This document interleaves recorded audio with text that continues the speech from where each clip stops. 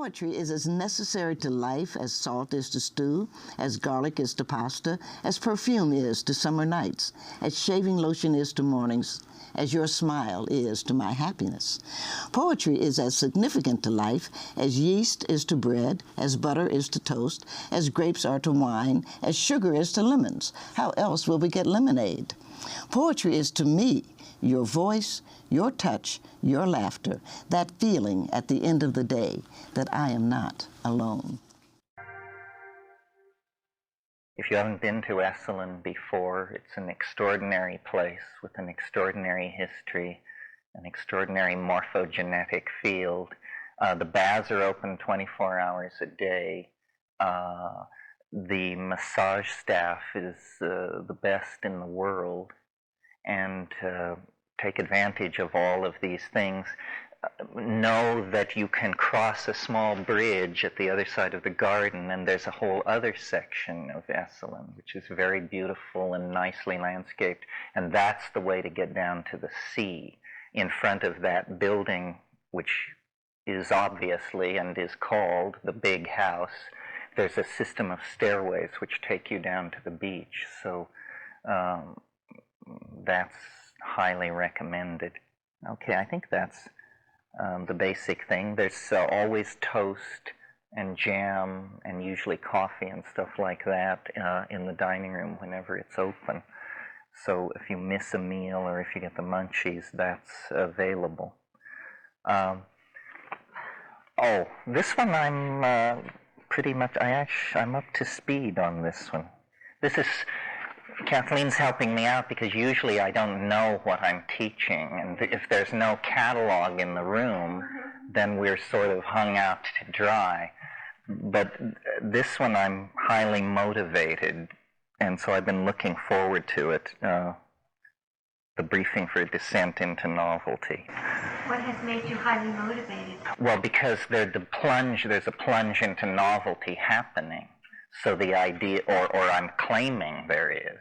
So then we actually have something to look at and measure all this baffle garb against rather than the usual vapor, you know.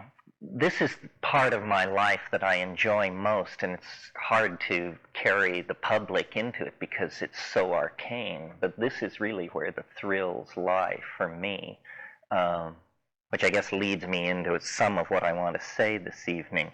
Let me lay out for you how I see this briefing for a Descent into Novelty and what that really means, because it's deliberately ambiguous because it refers to several things simultaneously.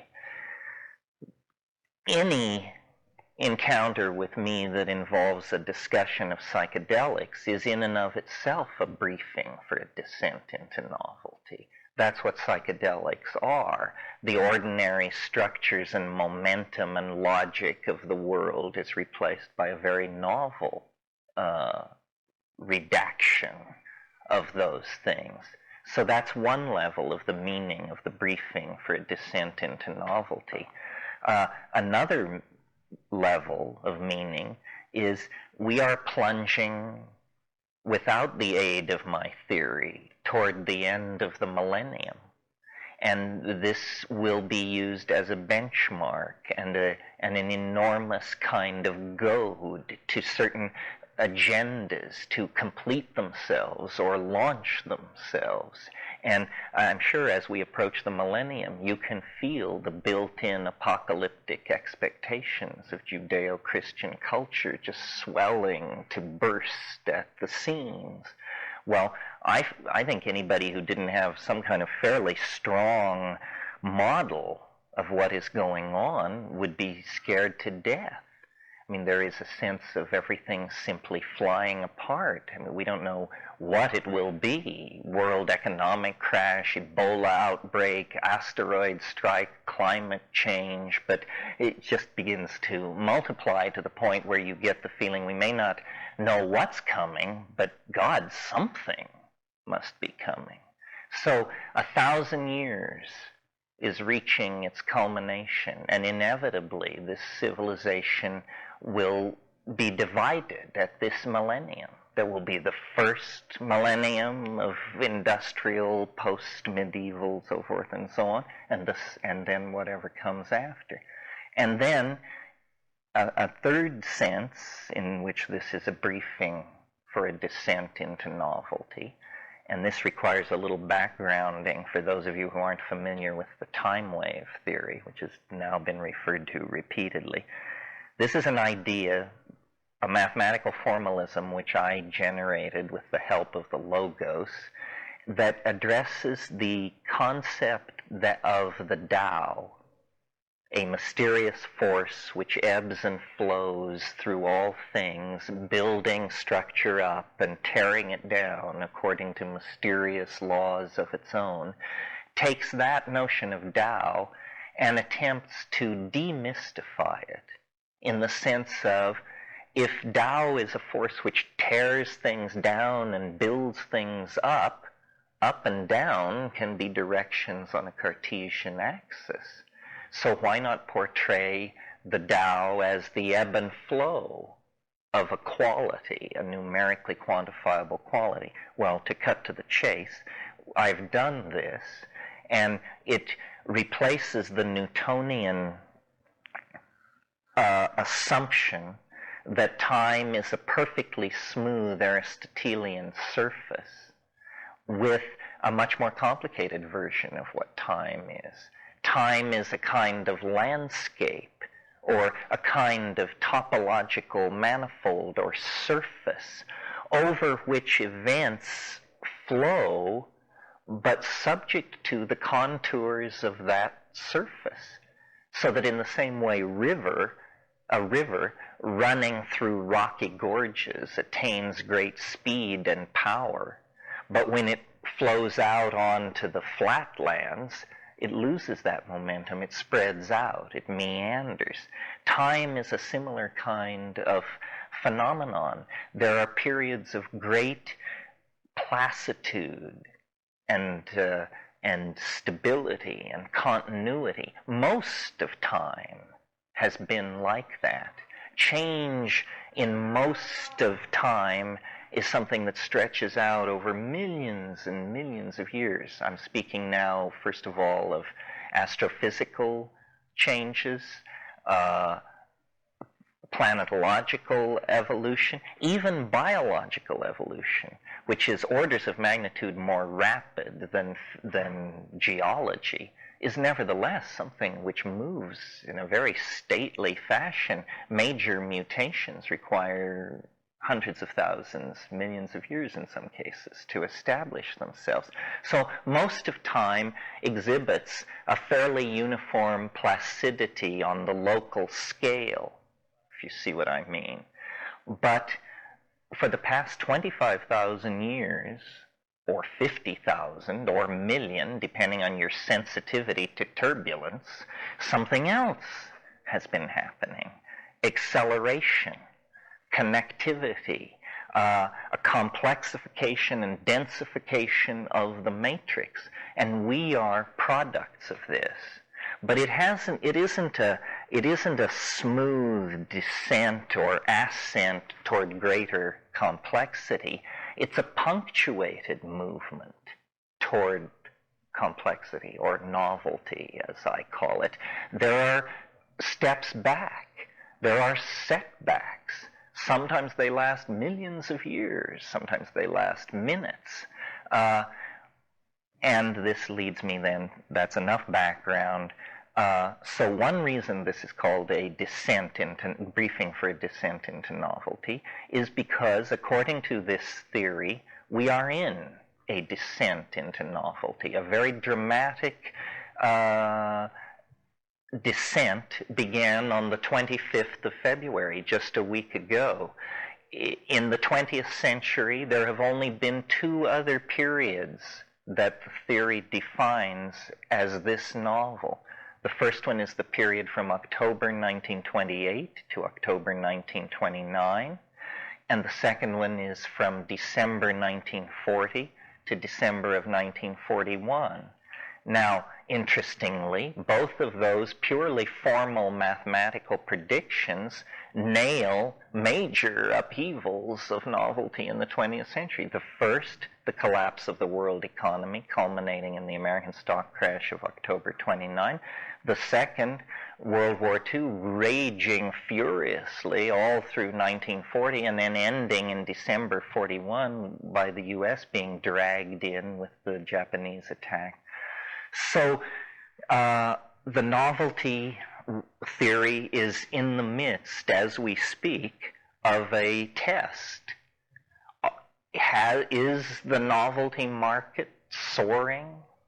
Is novelty pouring into the system at a very fast rate? Now, some people thought that, the dead would rise on the 25th of February. That isn't how it works. Throughout the past couple of years, and I'm sure you are aware of it, we have been in a recidivist period in American politics and life, meaning a conservative era. And that has gotten more and more constipated and more self-congratulatory and more certain of itself, and hence odious. And I believe we've crossed over the cusp, and now that all is in a state of complete chaos and collapse. There are many things on the agenda for the next few months that could usher in enormous novelty, although novelty usually arrives in the form of the unexpected. In other words, the source of the novelty might be a return of communism to power in Russia, or it might be what else is scheduled? An American election is scheduled. An Israeli election is scheduled.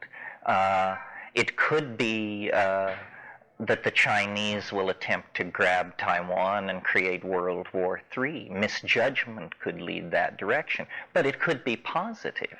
Novelty has no morality. An AIDS cure, what else can I think of along those? Well, some enormous technological breakthrough, starflight or cold fusion or something like that. I mean, these things lurk as possibilities, leaning into the continuum of space-time, always willing to be sucked into actualization if you can get the mojo right. So part of the briefing of a descent into novelty here is to ask and discuss the question, does it feel like we've come over a cusp? Does it feel like we're in a situation of increasing novelty day by day by day? This will last on into early June. And then if not, if we all get together in midsummer and agree it was kind of a dud, didn't really live up to expectations, well, then that's real data for looking at the time wave. People are confused sometimes by exactly who and what I am, and that's because in my personality, which is a humbler word than method, two things are united which are usually not found co-present. My techniques are all shamanic and involve perturbing the senses and dissolving ordinary states of mind through psychedelics. So my techniques are shamanic, but my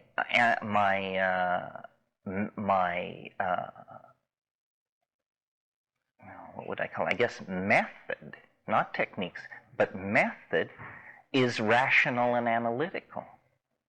So I use shamanic techniques to go into shamanic places and then attempt to study them scientifically using reason. Say, what is this? How does it work? What is it made of? How do its parts relate to each other? And what is its inner dynamic?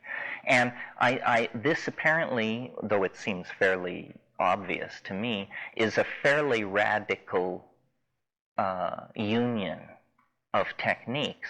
Scientists don't explore psychedelics because somehow the scientific mind must not be besmirched by contact and contamination with the thing studied. But how the hell can you study psychedelics without taking them? Rats are not very satisfying, and graduate students still less so. So eventually, you're going to have to get your feet wet. Well, then they say, well, but that destroys your scientific objectivity. Well, not if it's the only path to contacting the phenomenon that you're attempting to study. So that has worked for me. I am not part of the New Age in my own mind. To me, the New Age is typified by an incredible credulity and an utter immunity to cognitive dissonance. I mean, you can believe that the world is ruled from the Pleiades, and you can believe that L. Ron Hubbard is God. There seems to be no end to the number of contradictions that the New Age can simultaneously entertain. But what I have done is I probe weirdness, but rationally. Most people who are attracted to weirdness want to convert and believe it and take it in and exalt it. I don't. I don't want to believe anything. I hate ideology, all ideology. That's why I'm so casual about the possible crushing of my own, because ideologies are a lesser resolution of our dilemma than we are capable of. The higher resolution lies in real feeling and real community and affection. Ideology has poisoned the last 1,000 years. All of these ideologies have ultimately done more good and done more bad than good. Marxism, Christianity, even, at the risk of setting off a riot, Freudianism, on and on and on. The correct method, I think, is simply the phenomenological approach. Catalog data, seek patterns, draw conclusions, test them back against the original data. Now, most people who advocate that kind of an approach somehow come down. It brings them down. They say, well, this method then shows you that being is only this, and thought is only that, and love is merely this, and so forth. In other words, it reduces everything. It insults everything. I haven't found that to be the case. I've found real weirdness. The world is strange. Very, very, very strange. Not only, far stranger than I suppose, and orders of magnitude more strange than these cheerful workbench scientists and keepers of the faith of our culture suppose. There are doorways, there are edges, there are passageways. But for every real one, there are 10,000 dead ends, cul-de-sacs, and cheap scams of one sort. So to go out as an ingenue into the world seeking to invest your belief in something, you will be instantly sucked into some screwy thing and your life force pulled from you, and you will be used and abused, as ingenues and naives always are. A much better approach is, be tough. The truth does not require your participation in order to exist. Bullshit does. But the truth is fine, thank you, whether you believe in it or not. So what is gained by the truth if you believe in it?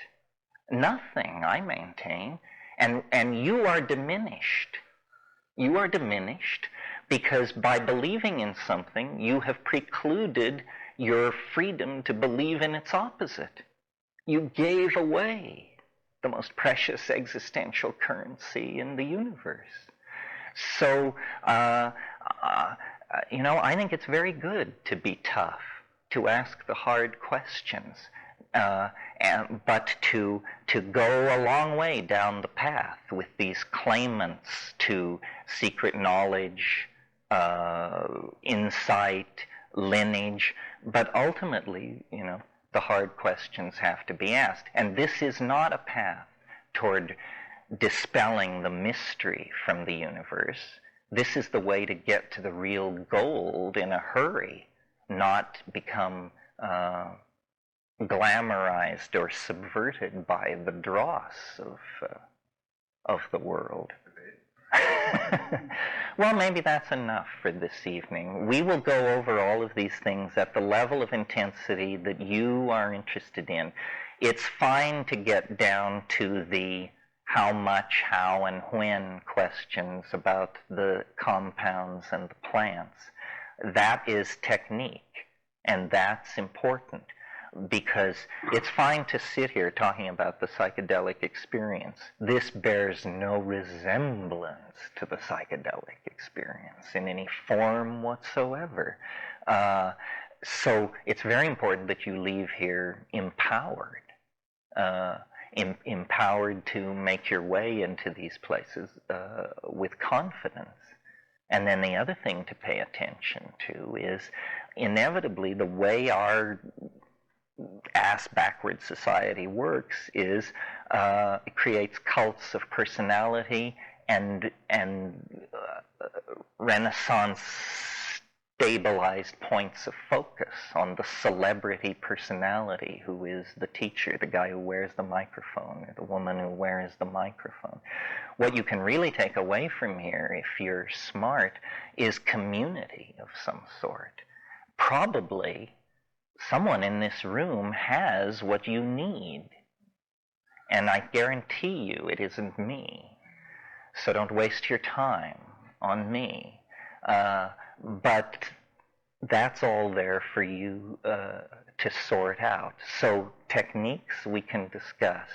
The formation of community and association is your own business. And then as much time as you want to spend on the what does it all mean, Mr. Natural, side of the question. And we'll dig into all of this at 10 o'clock tomorrow morning. Thank you very much. Get some sleep or go to the baths or do both. Or go to the rave. Okay, well, before I get into my spiel, does anybody have anything they want to say this morning which can range from have snorers in your room to some profound objection or illumination of what went on last night? Yeah. Just a semantic question as to why descent into novelty rather than ascent into novelty. There seems to be a pejorative implied. This question comes up. There are several reasons originally, and then I've invented new ones since. The time thing quantifies novelty, but it quantifies it, you could almost say it quantifies it negatively, because the maximum of novelty has a numerical value of 0. So how I pictured this was I actually picture the space-time continuum like a landscape, a topology. Well, then I think of time as a fluid medium of some sort. Well, naturally, a fluid medium finds its equilibrium at the lowest energy point in the system. So the river flows toward the sea. This question of energy flows and what is pejorative and what is not, I've learned, is a completely culture-based value. There are tribes in the Amazon for whom rivers begin where they meet another river, obviously, and they end where they peter out among some springs and swamps up in the mountain. To them, this is perfectly obvious that that's how rivers work. To us, it's inconceivable. The thing goes the other way. If I had turned the wave on its upside down, then instead of having maximum novelty quantify at 0, it would have simply quantified at some arbitrarily large integer in the 700,000 range. So it lacked elegance. So for all of those reasons, I chose to have novelty be a descent rather than an ascent. And then later I incorporated things like dynamics and chaos theory and that sort of thing into the model. Well, then what you get is sort of the idea that the 0 point in time is like a dwell point or an attractor. And so all the processes in the epigenetic landscape are being channeled, is one way to think of it, or pulled is another way to think of it, or pushed is another way to think of it, toward this certain point in the system. If that seems complicated, all I'm saying is if you release a marble up near the rim of a bowl, it's easy to predict where it's going to come to rest when it's still. It's going to come to rest at the bottom of the bowl. That's the place where the minimum energy of the system is fulfilled. Yeah. Okay, anything else out of last night? It's still possible to raise the issue of snoring. Don't feel we're so far from the dock that you can't jump back. Yes. I have a friend who's been diagnosed with Parkinson's, and when Richard was here this week, he told me that ayahuasca is being found to be very good for Parkinson's. And if you know anything about that, I'd like you to talk about it. I don't know anything about it except that I know who to ask, which would be my brother Dennis. But I've heard that this is true, that they're getting a remarkable remission of the symptoms with it. It's really part of a whole frontier, that Prozac has to do with, and I just a month ago went through a horrific series of migraines, and so now I know all about sumatriptan, which is a magic bullet for migraine, but a DMT-related drug that also, like Prozac and like ayahuasca, all of these things target these serotonergic systems, different 5-hydroxytryptamine receptors in the brain, and it seems like a whole new and much friendlier family of drugs are going to emerge out of this, and some of them are going to have application to psychological situations, and some are going to definitely impact stuff like migraine and Parkinson's. I don't know why it took them so long to look at the 5-HT family of receptors, because it's been pretty obvious to psychedelic heads for 30 years that of the major neurotransmitter systems in the brain, that seemed to be the one whose affects lie closest to observable consciousness. After I got out of here last night, I was reviewing my performance, and I realized that of the many descents into novelty that were indicated, the one which was left out, which is sort of the overarching architecture of the whole thing, is that life itself is a descent into novelty toward a complete singularity that defies all anticipation or is very difficult to come to terms with. People find it quirky that I would propose the end of the world, and they find it highly improbable and feel very good about being able to reject it as improbable. But have you noticed how abstract all that is in relationship to the inevitable fact of your own death? I mean, there is an end of the world built into your cosmology, the end of your world, which is, after all, the only world you know.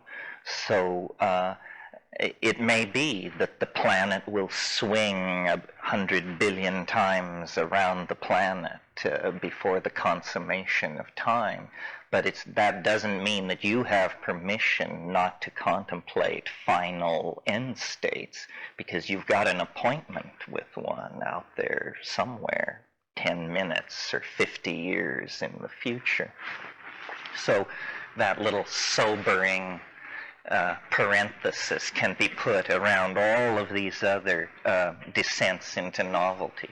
The historical descent, the analogy to the historical descent produced by the psychedelic experience. And that's what I wanted to talk a little bit about this morning, is maybe it isn't clear in everyone's mind what this historical acceleration and descent into complexity, what that might conceivably have to do with one's personal relationship to psychedelics. Well, it's hard to see the connection, I think, if you have a psychological model of what the psychedelic experience is. And by that I mean one school of thought about psychedelics is that it basically takes up the vocabulary of Freudianism and Jungianism and says there is a part of our mind which we are ordinarily not in contact with, which is composed of thwarted desires, unexamined memories, so forth and so on. And when we take psychedelics, somehow all boundaries are dissolved and we confront this material. And if it's traumatic, then the ordinary dynamics of psychotherapeutic curing cut in. And so this becomes a kind of catalyst for psychoanalysis of some form. So that's one model. And then another model is that this is a parallel world of some sort that we encountered. That's closer to what I'm proposing, but what I've come to rest with in this is a kind of mathematical model that consciousness, like certain chemical systems, has two states of crystallization. There is the mundane mind, which basically has evolved in a carnivorous hunting monkey as a threat detection device, and it is extraordinarily focused on nearby three-dimensional space and time, because it's from there that some threat, an enemy, a saber-toothed tiger, something. And so the mind has evolved as an aura of threat detection around the body. But that is a kind of utilitarian application of it. It, in the same way that water takes the shape of any vessel that it's poured into, mind, too, is a kind of fluid and takes the shape of any vessel it's poured into. So in the ordinary circumstance of consciousness in three-dimensional space, consciousness fills the three-dimensional space-time continuum and returns a description of it to the animal body. But if you will still the body and remove the threat by posting guards at the front of the cave and moving back to where the furs, the women, and the children are, in other words, if you will raise your comfort level considerably and then take these chaotic substances, in other words, things which produce a perturbation in ordinary brain states, then the perturbation becomes a kind of energy that dissolves this threat detection architecture of consciousness. And within all that, there is the phoenix of hyperspace, which is what's called shamanic consciousness. And shamanic consciousness is not bounded by three-dimensional space and time and can move through the many levels of the universe at the speed of thought. And it is not a body-centered consciousness. Usually these states occur when, for all practical purposes, the body appears deeply asleep or dead. I mean, it's in trance. You're traveling.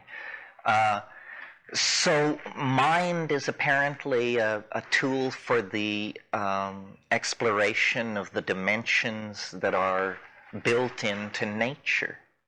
And what shamanism is, if you analyze it from this point of view, it becomes much more rationally apprehendable. Think about the classic characteristics of shamanism. Shamans are weather prophets. This is very important, to be able to predict the weather. Shamans can predict the movement of game, and so they are directly linked into the nutrition, acquisition, survival equation of the human group that they represent.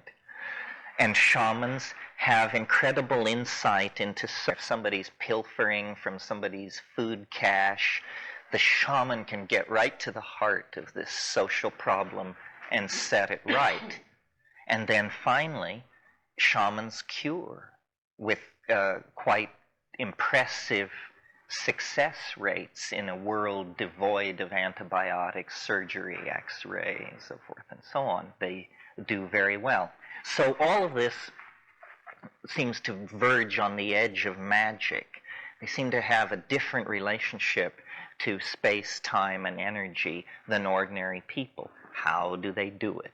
Well, if you imagine that the mind can unfold in a higher spatial dimension, then yesterday and tomorrow are no more distant than today. And all locked boxes have an open door in them. And all the end state of all processes in time can easily be discerned. So really what a shaman is someone with four-dimensional perception who carefully chooses their patients for recovery. And doctors will tell you part of being a good doctor is to know what patients to treat, because there is an empathy there, and there has to be a certain kind of linkage. So I don't think in principle there is a violation of physics involved. There is simply a violation or a broadening of the definition of what perception is. Well, then the question becomes how to reach these states. Yeah, Sharon. Well, this is a track that I think of often, like the mind assuming the shape of the vessel that it's put in. Because I deal a lot with people who are in the process of dying, who have lost the person that they love most in the world. So I deal with people that are really pushed up against the edge of the most traumatic experiences in their life. And what I find to be so rewarding and valuable about working with people in that state is that all the facades drop away, all the bullshit, all the defenses, and what's left is just this raw, core, pure essence of genuine being. And it makes me realize how unfortunately rare it is to encounter that. And you talked about getting safe from the tigers. I mean, we don't have tigers that we have to protect ourselves from, but dear God Almighty, we have so many other things that we're so involved in protecting ourselves from, that we've got these layers and layers and layers and layers of defense that keep us from being in touch with. I think those shamanic ways of being are our natural human resource that we all have. And the great sadness and the heartbreak for me is that we're so out of touch with it that we're wasting the greatest asset in being alive. And instead, we fill our minds with this absolute, dear God, dribble. I mean, don't we? I mean, what are the things that we think about most of the time? It's dribble. And, I mean, we're very lucky here. It's very pretty and everything's very nice and we can have pleasant conversation. But to really get to the core issues of what we're doing here and why we're here and what we could be using this experience for is such a contrast to me that I welcome this kind of conversation. Well, see, the problem is, I think, that culture is a flight from reality. Yes, it is. All culture is a flight from reality.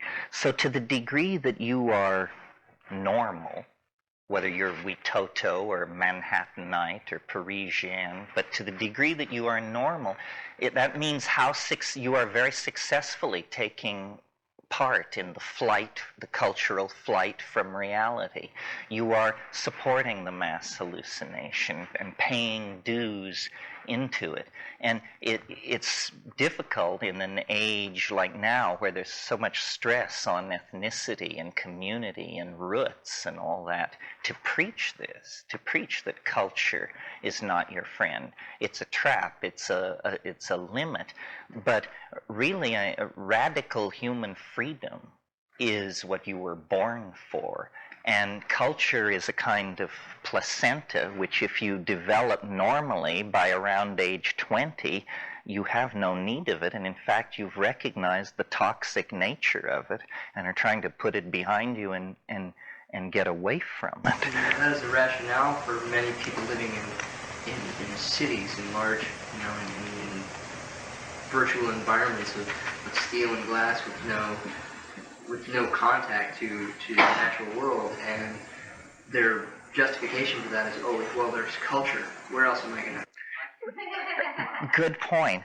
These are the same people who, when you suggest to them that their children watch too much TV, they say, but if they didn't watch TV, how would they learn about nature? These wonderful programs. It's really funny that you have that take on the urban experience, because I've since August been recently thrown into the American urban experience of Manhattan. And what's so interesting to me is how many people I meet that say, well, I'm in Manhattan because I don't have to participate in culture. I'm in Manhattan because I can do my own thing and nobody cares, nobody pays attention. I'm not violating the community that I grew up with. I'm not violating my parents. I can get away with... You can be lost. In a sense, it's a kind of jungle. That's interesting. Well, the word virtual was used here. Obviously, you're all aware there's a lot of ballyhoo now about virtual reality, and the critics of it say it will further artificialize and remove us from our roots. There is nothing new happening here except that we're going from stucco and steel and masonry to photons on a tube.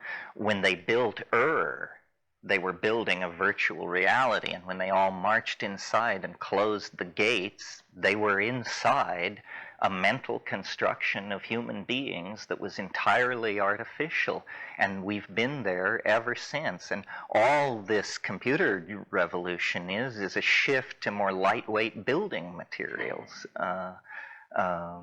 So the recovery of the natural state of human beings is, I think, somewhat chimerical. The only time you recover the natural state of human beings is in orgasm and in psychedelic apotheosis. And then, for fleeting moments, you recover it. And then you're dropped back down through levels and levels of culture, programming, obligation, matrix stuff, matrix. Anyway, what I wanted to get to is then how to do this, how to get out of culture, how to get out of three-dimensional space, how to get into this super space. Well, there are two main methods on the table, and one is through, no matter how you cut it, some manipulation of the body. Maybe breath control, maybe diet, maybe extreme postures, maybe some sexual technique, could be mantra, etc., etc. And strangely enough, often unaccompanied by substances, plants, or drugs, but almost always accompanied by enormous doses of fuzzy thought and ideology, usually known as religion. So that there is that path, and the claim that you can achieve somehow the paradox of being outside without ever leaving culture by using the cultural instrument of religion to make your way to the heart of the mystery. I reject this. I just think it's bunk. It was something.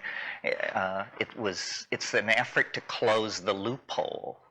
It's an effort to channel spiritual thirst in a direction that is still culturally affirming, But spiritual thirst can't be culturally affirming because it's a rejection of culture. Culture generates spiritual thirst. Okay, so then the other method on the table are psychedelics. Arthur Rimbaud, the French symbolist poet, his theory of poetry was that it could only be achieved by what he called a deliberate dislocation of the senses.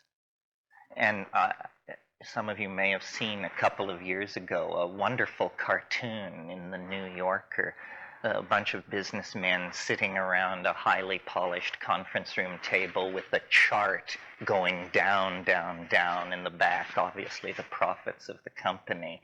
And the chairman of the board is saying to this little man who has obviously just said something, he's saying, "You're right, Higgins, that a deliberate disordering of the senses worked for Rimbaud, but would it work for us?" Probably not for Acme Corporation, but it will work for us. And the way it's achieved is by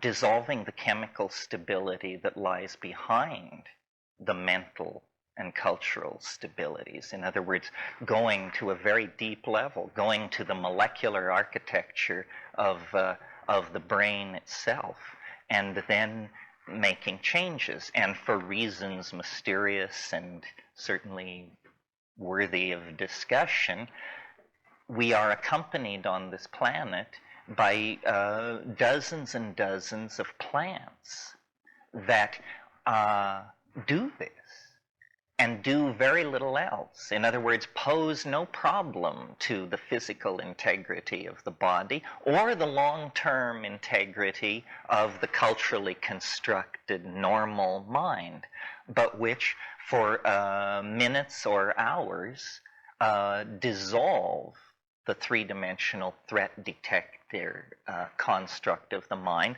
and replace it with something else. And then we can talk about what is the something else. William James said of the newborn infant, he said, "We are born into a blooming, buzzing confusion," which is a pretty good description of the first 30 seconds of a DMT flash. It's a blooming, buzzing confusion. Well, then is it simply that all reality is psychedelic, but if you spend enough time in any reality, it tends to mundanize? Is that it? And if you could be high on DMT for 4 years, at the end of it, you would navigate it the way a 4-year-old child navigates this world? Perhaps. Probably so, although possibly not. There might... You come in with that kind of chaotic... Yeah, we do. But when you burst into the DMT space, you don't arrive as the tabula rasa of the newborn infant. You arrive with your Husserl and your Pythagoras and all the rest of it fully intact in your hip pocket if you need to use it. Well, so long before written culture, long before cities, so forth and so on, this potential for the dissolving and recrystallizing of the mind through the use of plants had been discovered. It may have been one of the very earliest discoveries of human beings. And I believe, and argued in my book, Food of the Gods, that these things actually synergize high states of information processing and transfer, that spoken language itself is a kind of overflowing of the cup of thought into the verbal circuitry that is occasioned by pushing the human envelope with the presence of psychedelic compounds. And the way this works in a shamanistic society is most Aboriginal societies have located in their environment plants that are effective in causing this sort of state to occur. And these will be inevitably, with very few exceptions, indole containing plants. All of the interesting psychedelics, with the exception of mescaline, which is an amphetamine, and alpha-salvinorin, which is, I believe, an isoquinoline, everything is an indole. LSD, DMT, psilocybin, ibogaine, and it's quite a small family. They are all serotonin antagonists, and they are all structural competitors for the bond site, the receptor site in the nervous system where all of this stuff goes on. I suppose we should talk, or at least mention, the fact that the use of these things is illegal in most societies, and furiously suppressed in some societies. I don't find this very interesting. I just think it has to do with the suppression of most effective means for getting out of culture. Sex itself would be illegal if they could find a way to make it so. It obviously seems to threaten the social order as much as psychedelics. Well, so then if you're interested in these things beyond the mere abstract acquisition of data, then there's a lot of detail work ahead of you. You have to learn a lot about plants, a lot about Aboriginal cultures, a lot about chemistry, and a lot about yourself. And then you bring all this together and search for a tool that works for you. And, you know, human beings are highly variable. I took a course years ago from Sasha, and there were about 500 people in this class. It was a class in forensic chemistry, of all things. And at one point he brought in a test tube a little compound that was passed around and sniffed. And out of 500 people, 2 had a violent physical reaction to this stuff. And then he told us the range of sensitivity in human beings to this compound is over 3 orders of magnitude. And yet, so the person sitting next to you could be 10,000 times more sensitive to this chemical than you are. So you sort of have to learn the landscape of your own nervous system. Some people, there are powerful shamanic systems, for example, built on daturas, tropanes, the things that occur in Jimson weed, and these arborescent daturas that you see used in landscaping with the beautiful pendulous, fragrant flowers. Those contain powerful mind-altering substances. I can't take those things because I become delirious. It's a useless state to me. I become confused. And many people, that's their reaction. But maybe 1 in 50 has a different set of receptors for this and can hold presence and work through it.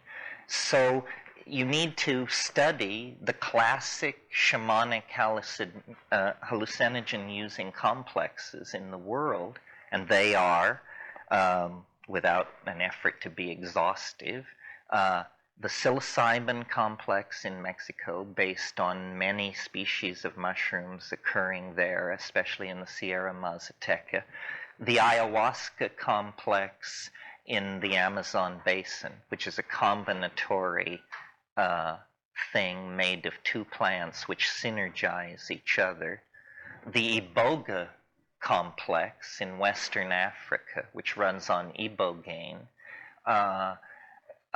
which is derivative of Tabernanthe iboga, the peyote complex of the American Southwest, and then arguably not a psychedelic, but since arguably we'll include it, the worldwide presence of the cannabis complex in different manifestations. So, and then of course the entire issue of synthetic chemistry. It's often been thought that I am some kind of monotheist about plants and denounce all synthetic chemistry. It isn't from some kind of absolute. It's simply that with synthetic chemistry, you don't have the kind of database you have with a plant. Take a plant. ayahuasca, probably been used 5,000 or 6,000 years. So we have our human data sample. We know that this doesn't cause blindness, miscarriage, birth defects, madness, so forth and so on. A drug fresh out of the laboratory that you've had a good response from 12 people with is by no means suddenly safe. I mean, tens of thousands of people have to take this drug for many years before you can absolutely certify. And the other thing to remember is no drug is safe. You can kill yourself with water if you drink enough of it. Drugs are poisons. This is what they are. And the question is, the judicious use of poisons elicits certain responses, but you definitely want to have this understanding. Well, so then there's a vast literature about all this, an anthropological literature, a chemical literature, and to some degree a philosophical and analytical literature. Reading all these descriptions, you eventually, something attracts you. And then the question is how to do it. And the way to do it, I think, especially in the beginning, is in silent darkness, on an empty stomach. You don't want to see the culture psychedelically put through a psychedelic filter. You want to see the ding on siche of it, the thing in itself. So you just want to put a black and silent screen behind it. And people say, well, but won't it be boring? Having obviously meditated. No, it's not like that. People who are honest meditators will tell you that it's the most boring undertaking in the world, that somehow it's a metaphysic of boredom is what it is. But the way you do psychedelics is you sit and you close your eyes, but notice that when most people sit and close their eyes, they fall inward. They have closed their eyes, so why should they continue to look outward? But I think it's very important in the state of anticipation of the psychedelic, meaning before it comes on and as it comes on, to sit with eyes closed but looking. Simply imagine that there is a surface, a black surface, a foot in front of your face, and just watch it. And somehow this expectation of seeing is a permission to structures in the brain to begin to present.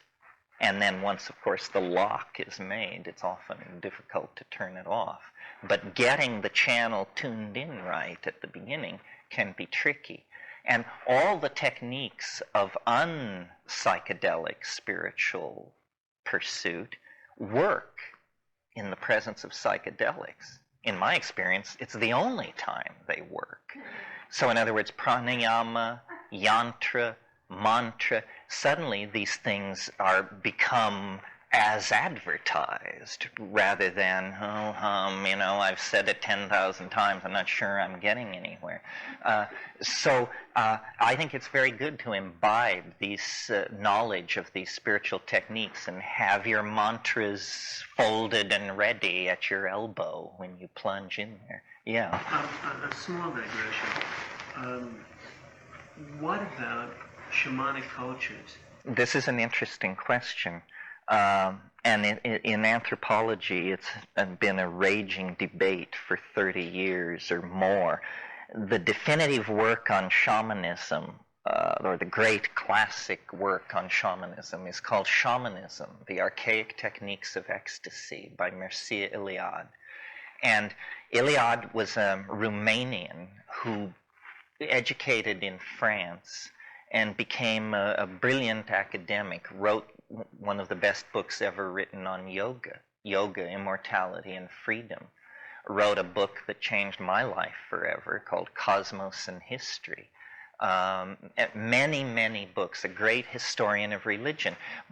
But when Eliade came to the phenomenon of intoxication in shamanism, he completely reverted to his European constipated male dominator French structuralist roots, and he said narcotic.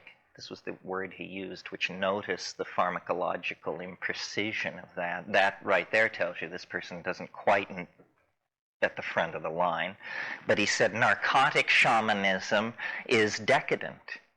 Resort to drugs is decadent.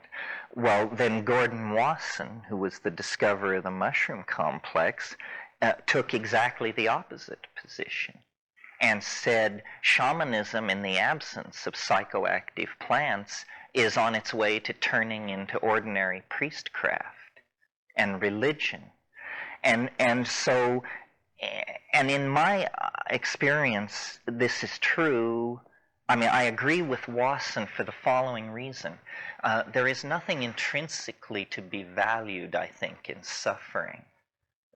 I'm Buddhist enough to believe that there's enough suffering without inviting or creating it. So when you lay the psychedelic path next to the non-psychedelic but effective path, it's an ordeal. That's how it's done. You starve yourself, you go into the wilderness, you pierce yourself. You may, in fact, take plants that are not psychedelic, but that induce severe cramping or diarrhea or something like that. You may be flagellated. You may be covered with red ants. You may be hung upside down. You may be beaten senseless. I mean, clearly, to my mind, what this evinces is a kind of desperation to attain these states. Almost no price is too great. And, you start shedding blood in a tropical environment and you're up for grabs for severe septicemia and all sorts of things. So it's a very heavy thing.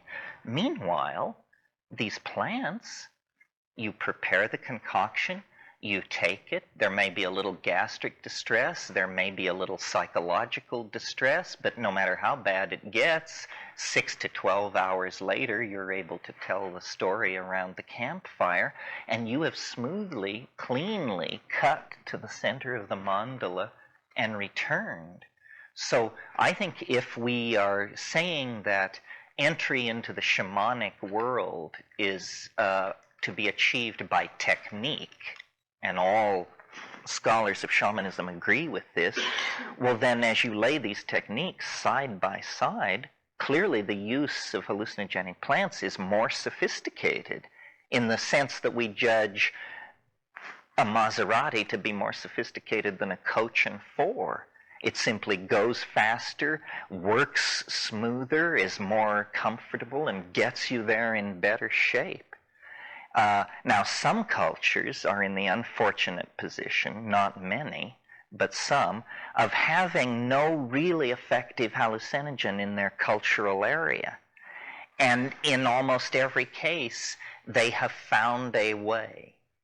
And people will go to great lengths. I'm sure, as you know, an example of both a poor, in my mind, a poor, although there are people who would rise up in holy wrath over this, but the Amanita muscaria cults of Western Siberia among the Tunguska and Kamchatka people.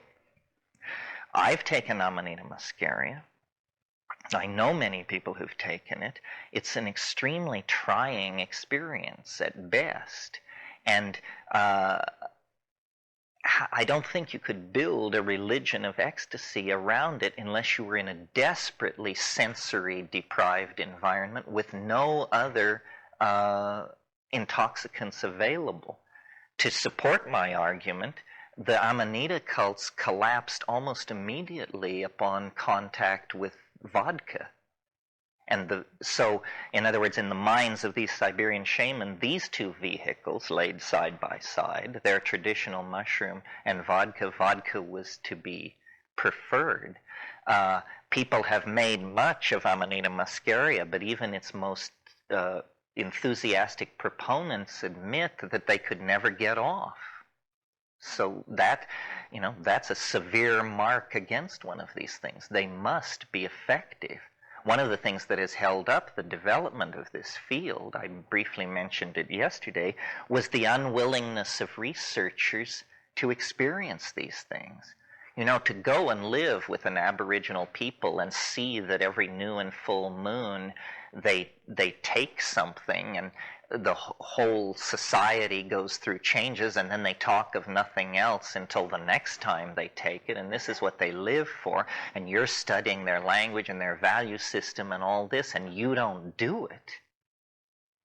It makes no sense at all. And yet, until very recently, if you were to do it, your colleagues back at Miss Atomic University would whip their knives out and denounce you as unprofessional, going back to the bush, not good method, so forth and so on. So there's been an enormous phobia about contacting this by academics, and so it's been left to countercultures, to fringe people, to individual experimenters, to eccentrics of various types.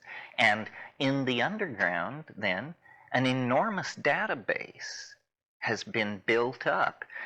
Nobody knows as much about psychedelics as people in the underground, because they're the people who've actually taken them, correlated the data, and kept track of it.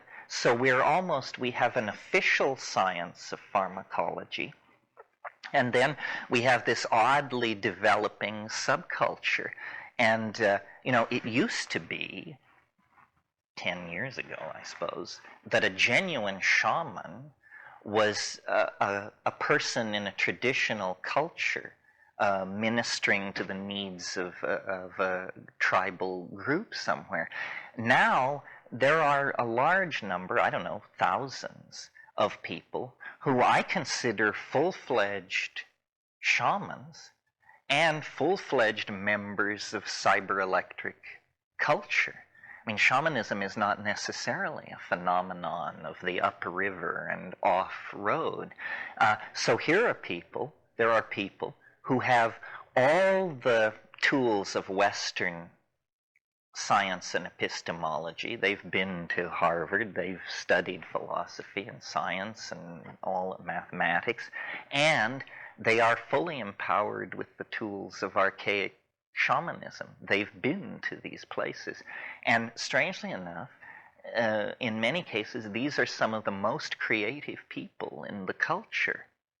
I mean, I don't think he would mind me mentioning him in this context. Somebody like Mark Pesce, who is, a full-on psychedelic techno-pagan and the genius who created VRML, which is going to let us all walk into cyberspace. High-tech and shamanic cultures are almost overlapping in this country. And I think it has to do with the fact that, and this is what I mentioned last night, talking about the toxicity of ideology, that we're moving into a post-ideological world. We're moving into a world where the bankruptcy of ideology is obvious. All ideologies are faiths. Even science can be demonstrated to be a faith that rests on certain revealed truths which are never questioned.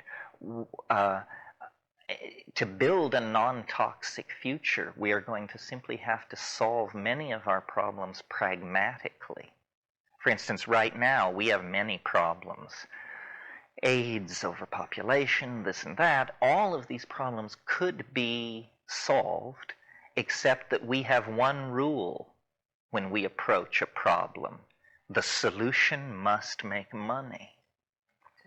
There are many problems where there is no solution that makes money.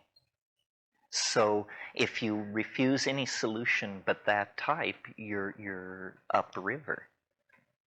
Well, anyway, that's a slight digression. Yeah, sure. Lead me back. However, I will say that there are a few on my bookshelf, and that's a horrible way to do it. And I agree with you. I really agree with you. But there are a few on my bookshelf. Franklin Merrill Wolff would be one. Gopi Krishna would be another. Yogananda, from people that I've met that spent time with him, might be a third. I feel better about the first two. There are people in history that really seem to be beatific. Well, you know, Aldous Huxley said a very interesting thing about psychedelics, and I think it addresses this. He said of psychedelics, he said, it is a gratuitous grace. Now, what does this mean? It means it is neither necessary nor sufficient for salvation. It is neither necessary nor sufficient for salvation, but it certainly helps. It's so taking psychedelics doesn't make you a superior person. This interests me very much because I've now been at this for 30 years. And your original question, are we better people, fascinates me. Because if we are not better people for doing this, then we're just another cult. We're like the Mormons or Shoko Asahara, or it's just we have this closed system of belief. We do this thing. We say it makes you better. It's no different from Latihan or Mantrayana or some other practice. It's just our practice is fairly radical, and we claim it makes us better people. Well, yeah, and what I'm saying is, rather than take the thing in itself and say, does this make us better or not? What is the set of to-dos that does make us better? What is that set? How do we do that? What's the manual look like? Well, my argument in favor of that it does make us better, and here's how, is that love is obviously the highest human ideal. I mean, that's like a cliche to say that, but love is the highest human ideal. Well, love consists, it seems to me, largely of boundary dissolution. That we merge with the thing loved. We soften our boundaries, and of course male primate sexuality has to do with penetration and all sexuality except some fish. Usually there's some sharing of space and so forth. Well, these psychedelics in that sense then are inherently amorous or inherently sexy, because that's what they do. They dissolve boundaries between you and other people and other things. And as a primate, when the boundary is dissolved, what you feel is love. Or if you're traumatized by bad upbringing and childhood abuse and who knows what, when the boundaries dissolve, what you feel is fear. But if you are not damaged, the proper response is love. And I think through the psychedelics, if you have fear, and we all do, believe me, because it's terrifying to shed the old carapace. But beyond the fear lies the love, if you can persist through it. And so really the demand that psychedelics make on us, and this may be another reason why perhaps we tend to be better people, that's all I would say, is psychedelics demand of us courage.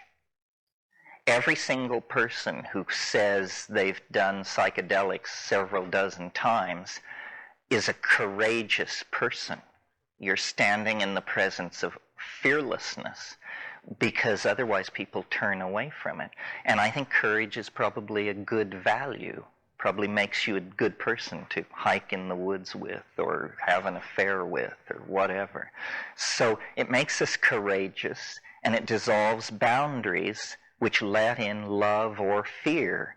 And the fear that they let in can be transformed in the psychedelic state through an inner alchemy into love.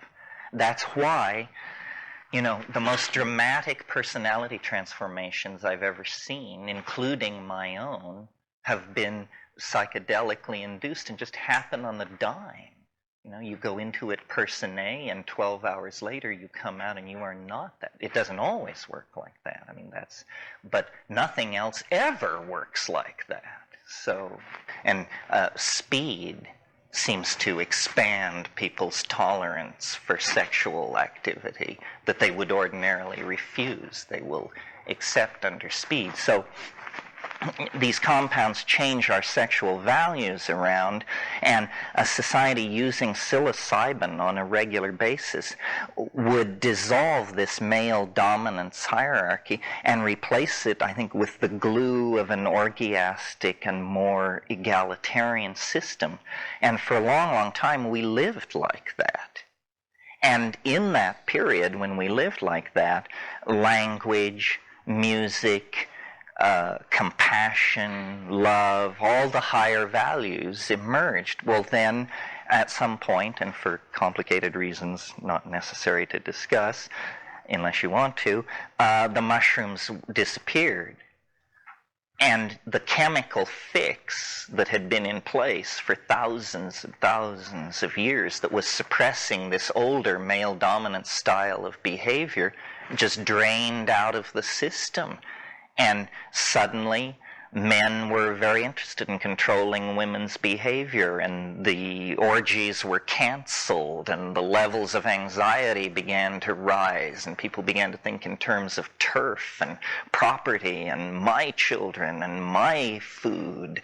And in short, the hideous union of the animal and the spiritual that we meet in ourselves came into being. We are like the inheritors of a dysfunctional childhood or something. Something terrible happened to all of us in our past.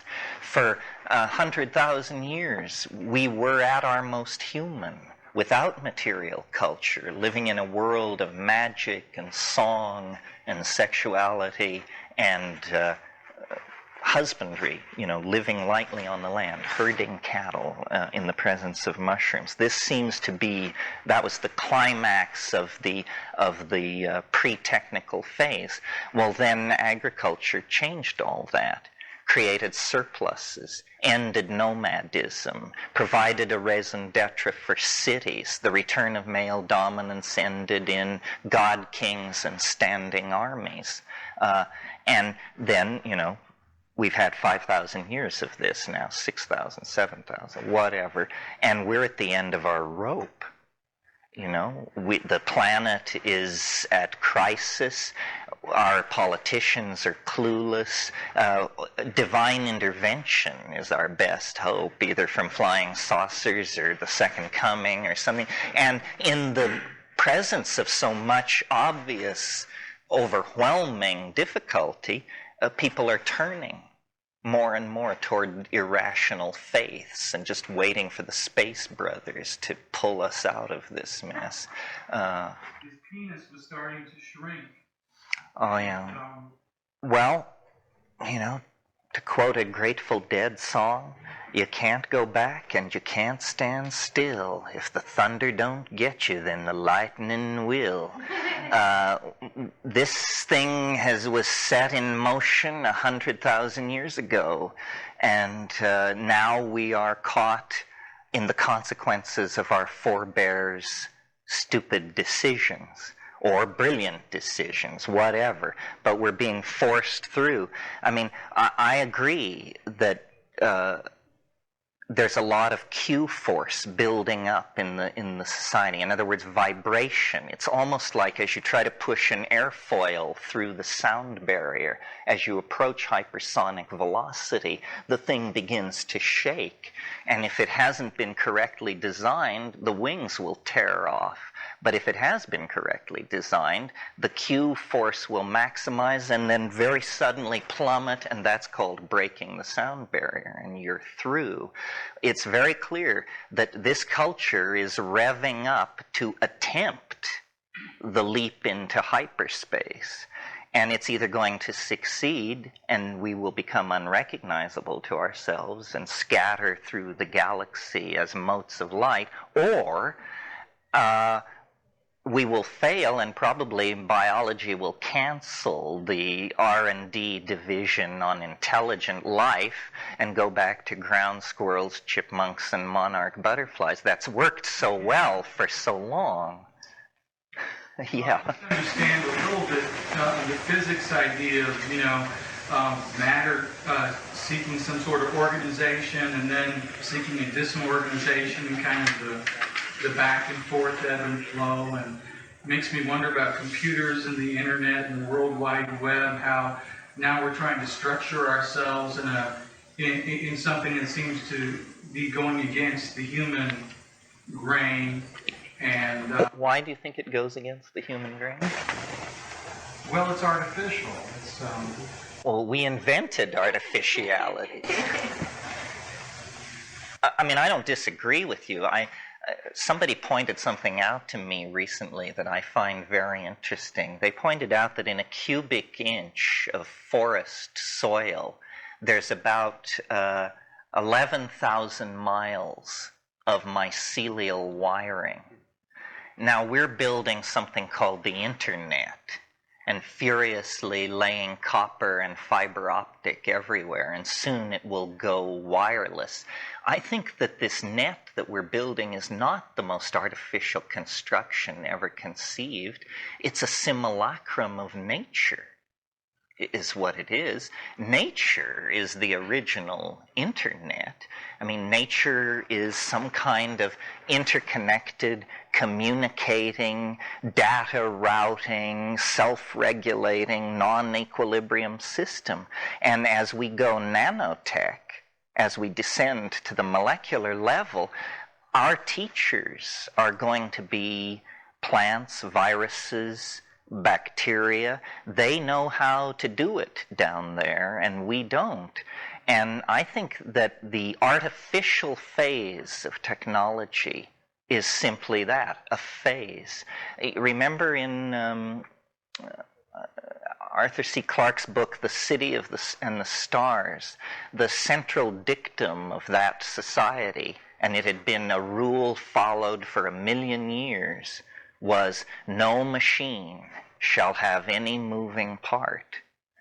And that's coming. And those are machines we can barely imagine. And they will be, smaller than a gnat's eyelash.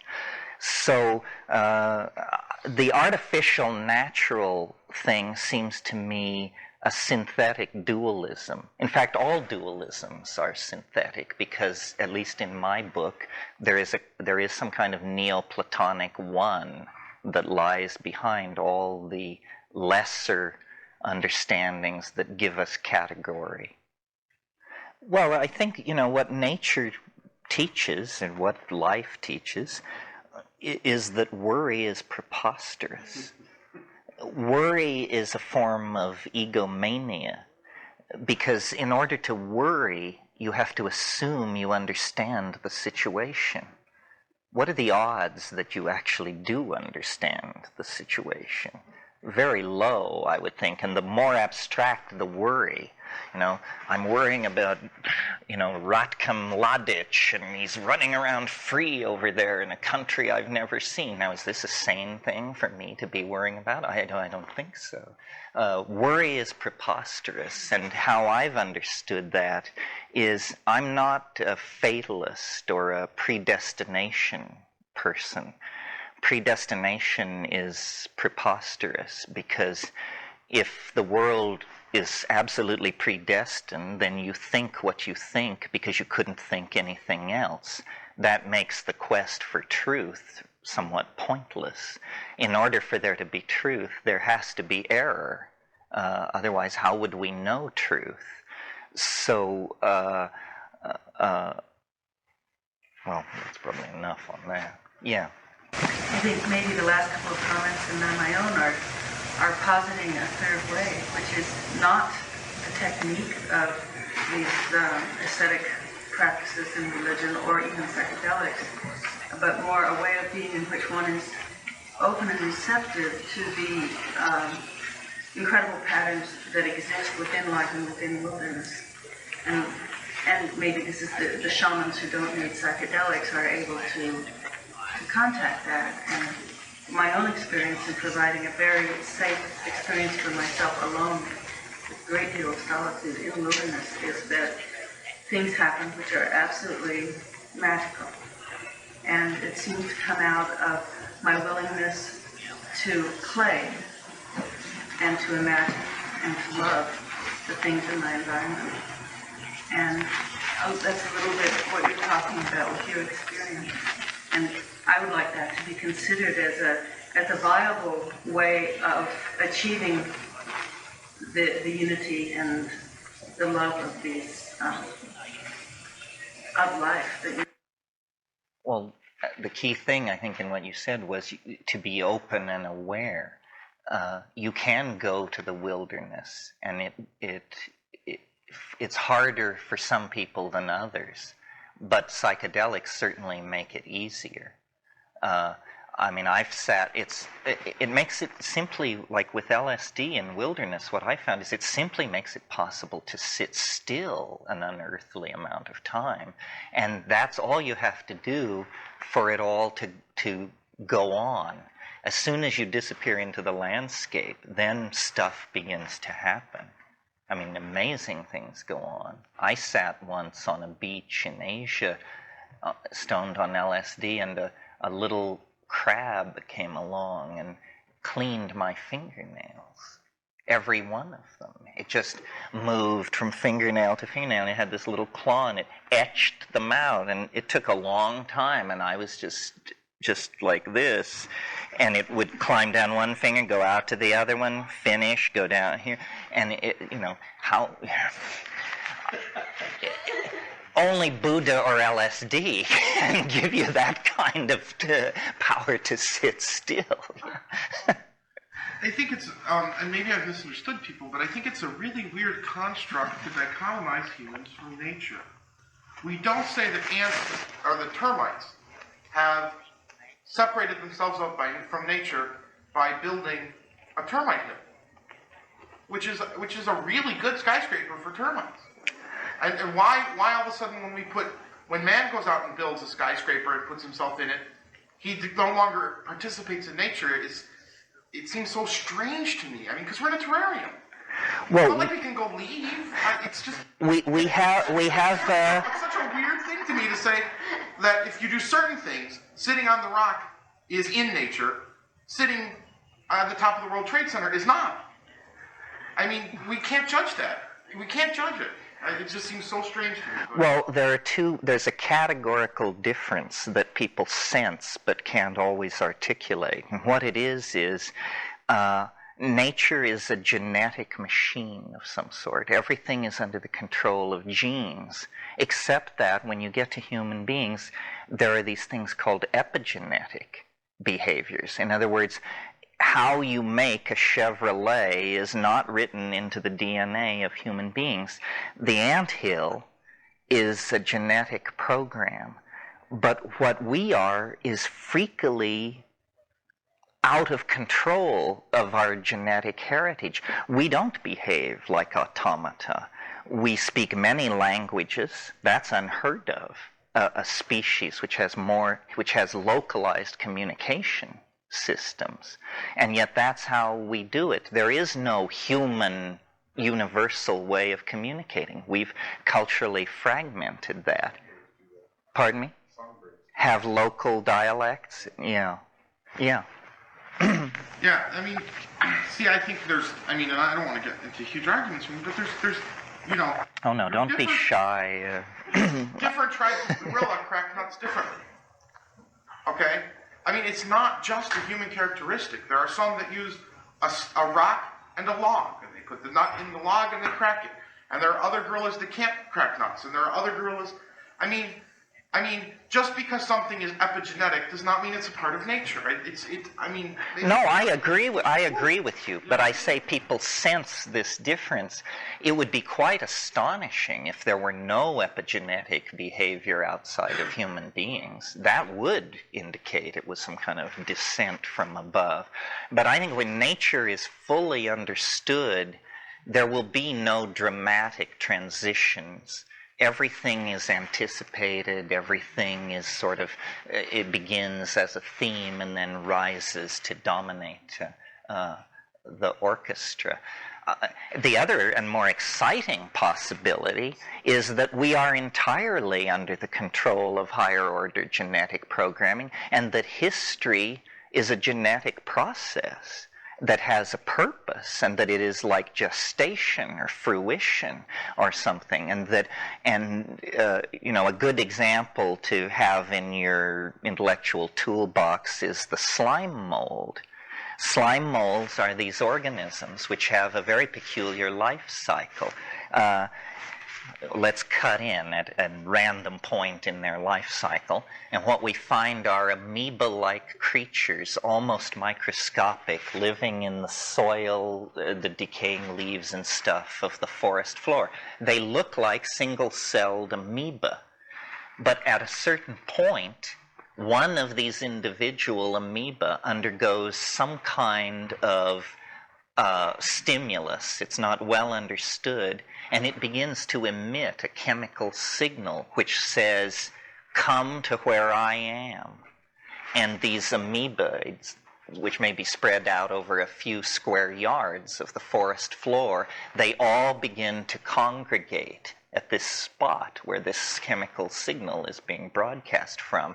And as they arrive by the millions, the original cell and the first arrivals on the scene are literally lifted into the air by the arrival of millions and millions of individuals, and this thing forms, which is a couple of inches long and has a pointed stalk on it. And now we're looking at a macrophysical organism with a weight in grams, and it then sporulates and bursts, and these spores spread out through the air and descend to the forest floor and become these free-living amoeboid things, and the whole cycle starts over again.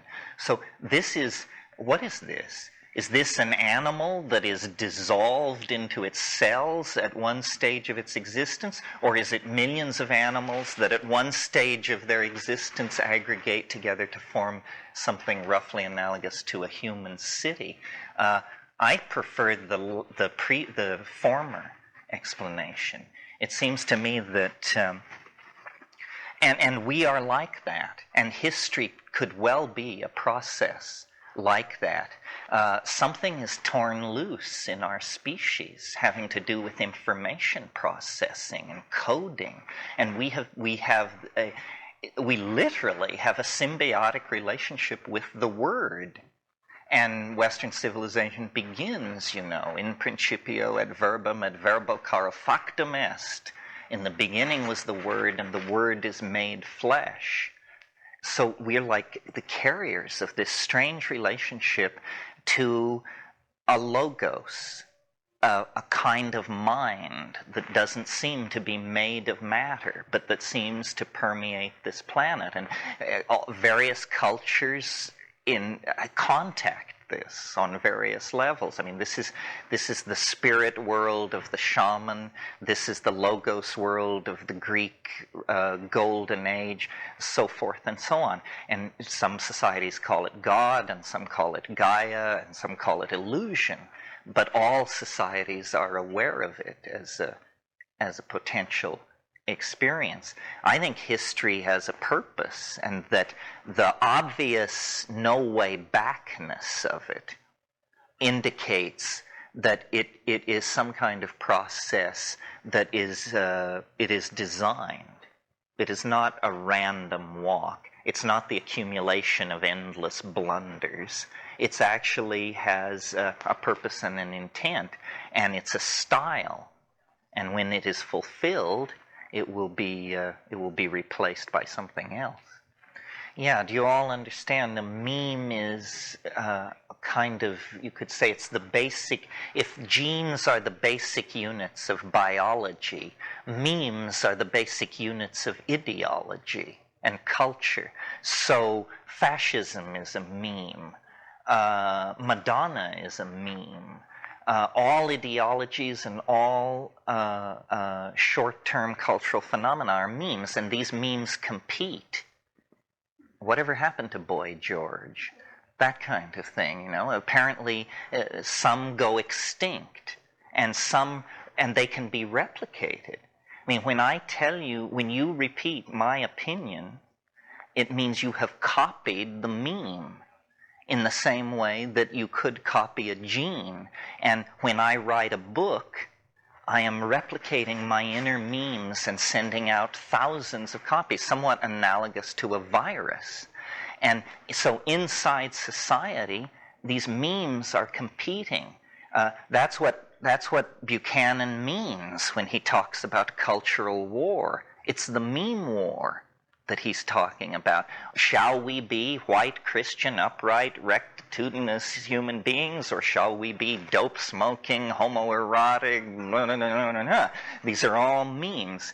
And as you said very well, they compete. And the human world is an environment in which these memes compete. And hopefully over time there is some kind of maximization of something. I don't want to say progress, although casually people speak of progress, like we're supposed to believe that Heidegger has a deeper insight into reality than, I don't know, I wouldn't say Plato. That I don't think there's been progress there. But who? What? No, I said please don't. Was a bad example. The psychedelic meme is a perfect example. I mean, that's a very strong, coherent, definable meme. It's been furiously suppressed, but continues to survive. It's a healthy meme. It's able to infect rapidly and spread through populations, and somehow they accrue some benefit to it, and so it's preserved. I don't know how we got off on this. Anybody else? Anything else? We still haven't really gotten to what I planned to talk about this morning, and we're almost done. That's a good sign. Well, it was basically just to make sure you're fully up to speed on the psychedelic options available. No pun intended.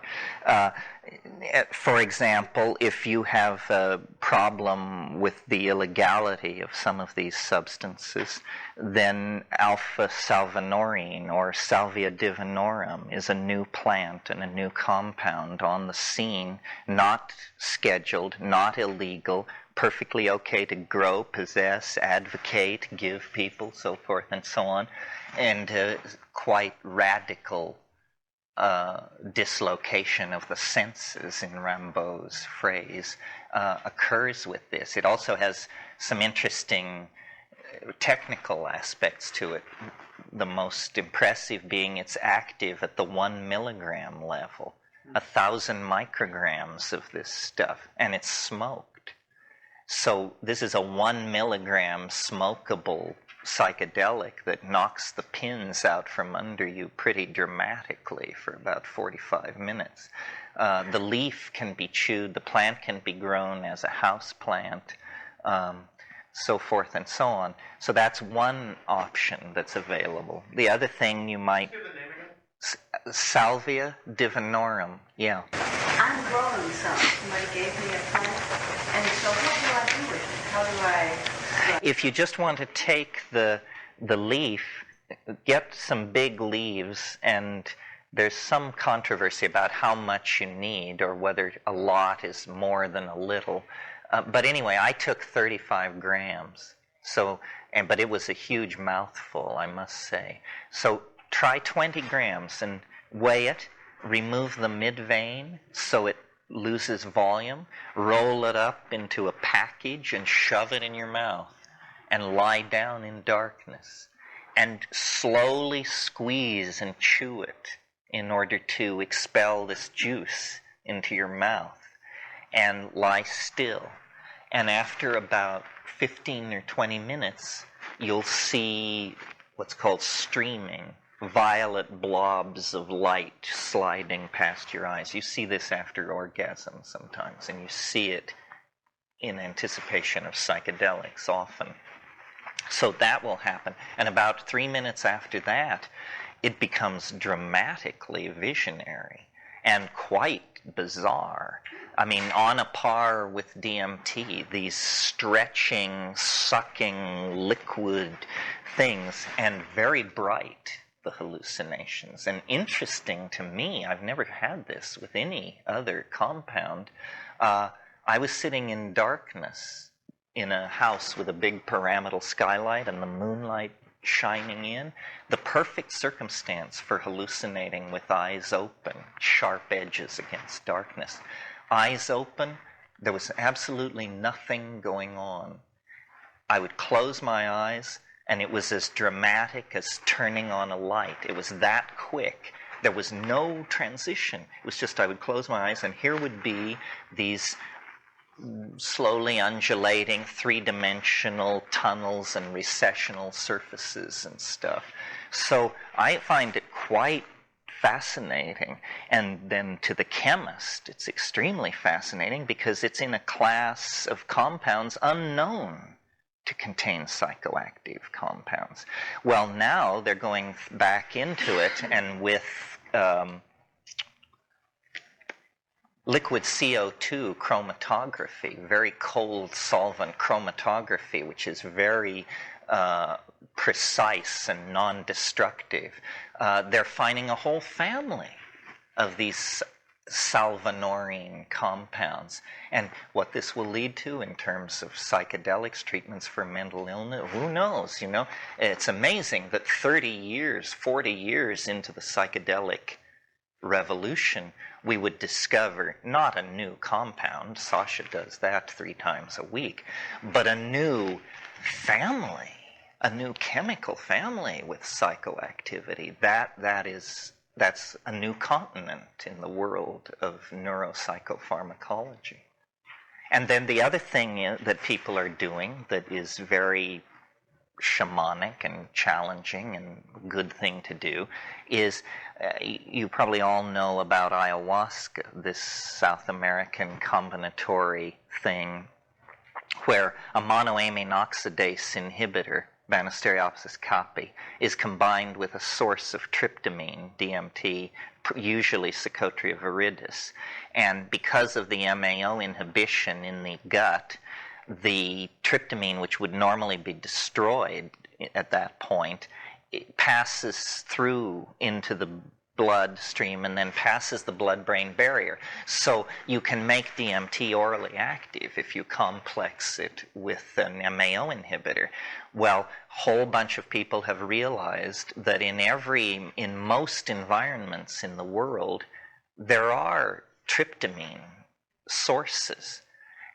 And so if you could combine them with an MAO inhibitor, you could create local variants on Amazonian ayahuasca.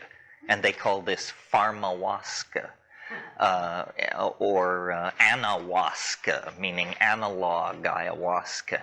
And what people are doing is they're using Pagamen harmala as the MAO inhibitor, the seeds of Pagamen harmala. These are little black seeds, and you can get them from seed companies, or you can get them at Iranian markets, and they call it hurmal, and it's sold in Iranian markets to be thrown on hot charcoal to fumigate rooms. I mean, this is just a traditional use of it. It kills fleas. It's a very nice smelling thing and a kind of an incense. Well, if you take 2 grams of these little black seeds and grind them down, that will inhibit your MAO very effectively.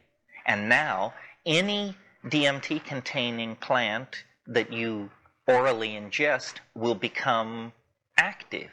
And it turns out that DMT is very, very common in nature. It's the commonest of all hallucinogens in nature. It occurs in numerous grasses, in leguminous trees. It occurs in the Rubiaceae. It occurs in the Myristicaceae. On and on, huge families implicated in this. It even occurs in certain species of fish. It occurs in human metabolism.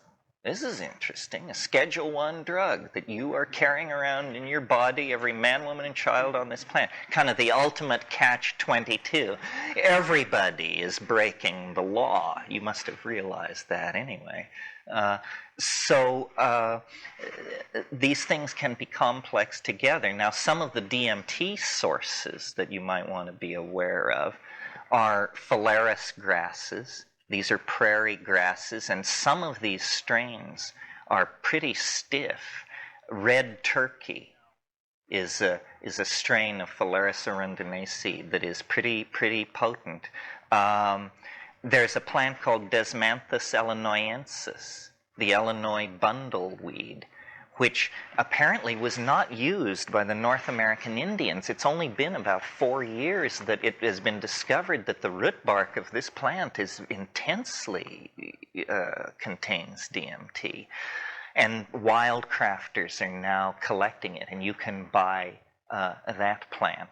If you go to Mexico, there's a material sold in Mexican pharmacies called tepescohuite, which is the root bark of Mimosa hostiles, the same plant implicated in Brazil in a cult of a drug called vino de jarema.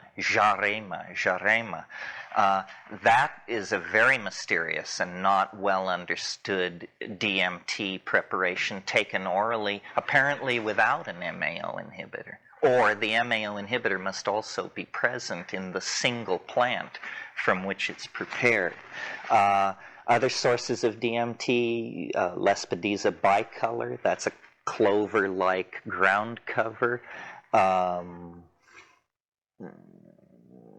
Those are probably the main ones. So people are experimenting with these things and making pharmawaska, and in some cases getting off. I mean, there's a lot of clenched guts and hanging over the porcelain bowl in this line of research, but if you hit it right, you'll be very gratified. Yeah, well, that's the great thing about having an underground. You get human data that you could never get in a situation of government licensing because people are willing to take chances. I had a real bummer one time. I took half a dose of mushrooms and half a dose of ayahuasca, and it had me praying for mercy. It was not like anything I've seen some weird territory. But what this was apparent, as I analyzed it later, what must have been happening was short-term memory simply was not transcripting. And so I was sitting there, stoned out of my mind, and then this thought would come. Something's wrong. Something's wrong. So then I would search through pulse, heartbeat. Nothing's wrong. You say, oh, nothing's wrong. Okay. And go back to the trip. 15 seconds later, something's wrong. You say, nothing's wrong. And it got loopier and loopier. And I remember that amazing scene in 2001 where the guy is outside the ship and he says, open the pod door, Hal. And he says, I can't do that, Dave. And I had this image of the molecular machinery jammed. I could almost see it. I could see the molecule locked in the synaptic receptor cleft, and it was like, and it was building toward panic. And I somehow got hold of myself. And I had a picture, which I'm sure you've all had this picture, of myself in a locked ward somewhere. They check in once every 36 hours and wash down the walls. And I just said, I'm just going to sit here until it leaves. And I did. And after about an hour of real hell, you could just almost feel it click and begin to drift out of the receptor, and then the pharmacokinetic dynamics of the thing cutting. Said, oh, we're going to live to tell the tale, apparently. Yeah. There's a wildflower that grows in the spring in the fields in California that I don't know the name of it. There's little purple flowers, and if the plant's allowed to continue to grow, it becomes a woody stemmed green leaf, sort of a sage green, with a stem of little purple flowers. I'm sure some of you must know what it is. They also come occasionally in yellow. When I walk through a field of those, I smell DMT. I know that DMT is there somewhere, but I have no idea. I'm sure you're right. I mean, there's a yellow flowering tropical bahania in a bot garden near where I live in Hawaii, and the smell it just rivets you when you walk by. And many times I've been in the Amazon, like walking along a trail in the late afternoon, and suddenly it will just hit you. It's just, and strangely enough, smell is an incredibly imprecise sense. Standing in a jungle, smelling a strange smell and asking the question, what makes this smell? There are thousands of sources, you look around, you have no idea. But yeah, I think it occurs in as a volatile in flowers, as some kind of an attractant. It has a sweet, sharp, indolic smell that's very piercing. Yeah. Syrian rue is Pagamen harmala. That plant I mentioned as the source of an MAO inhibitor. If you're interested in doing experiments, becoming a shaman/alchemist and experimenting with making your own pharmawaska, get Jonathan Ott's book called Ayahuasca Analogs. I think they have some copies here. And he describes his self-experiments, and it's a little book, very useful. It's very satisfying, I might say, to make your own stuff. I mean, I wrote a book with my brother years ago called Psilocybin, the Magic Mushroom Grower's Guide.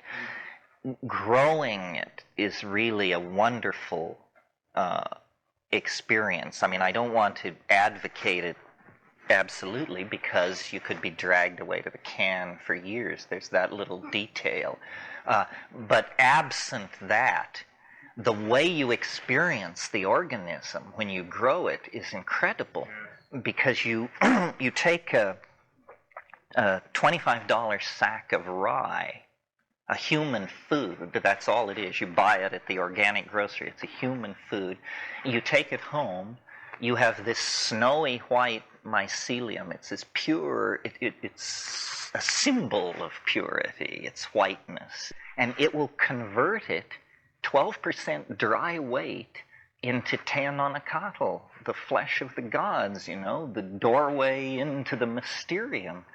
And so it gets you out of the cycle of criminal syndicalism that inevitably accrues to fancy dope dealing.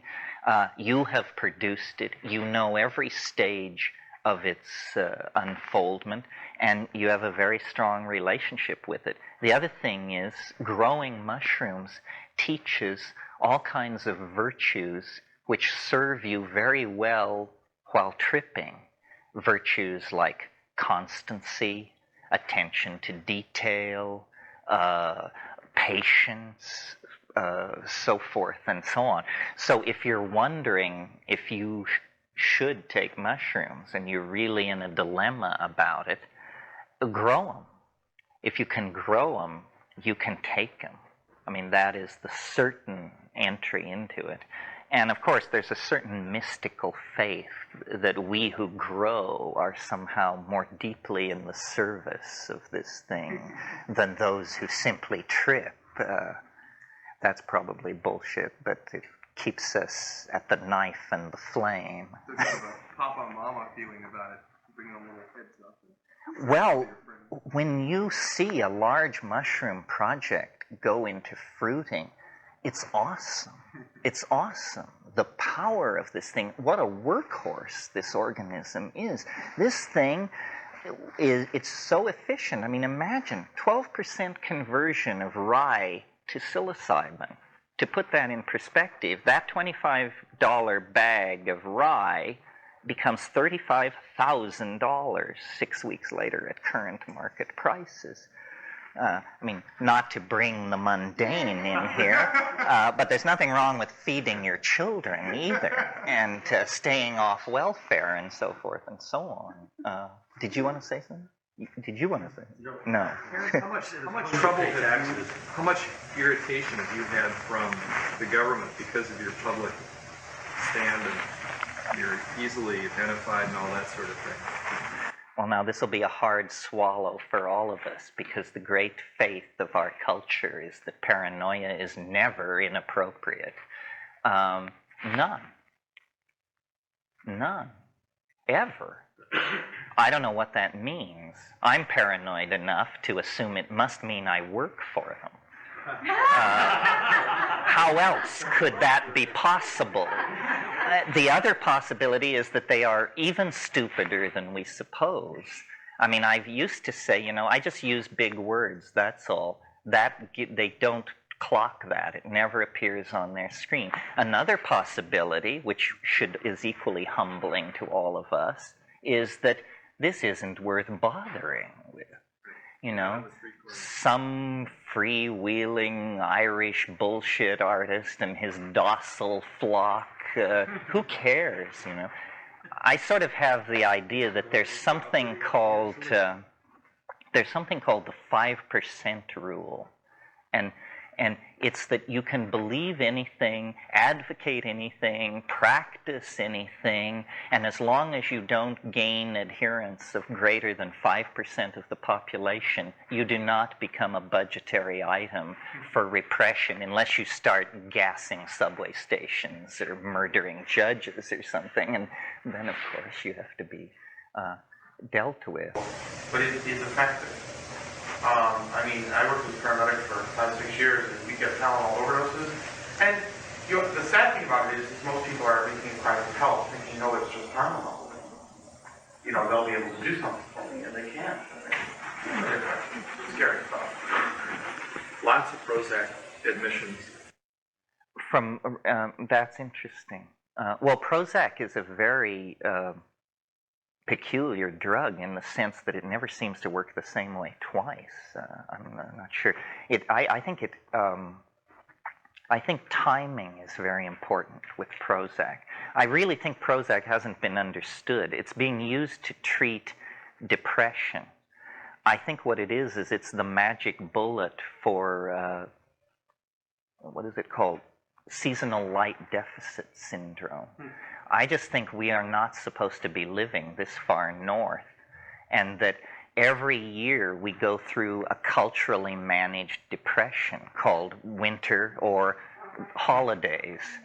And people say, why do I feel like shit? And there are a million reasons, but the real reason is because you're not in the tropics, dude.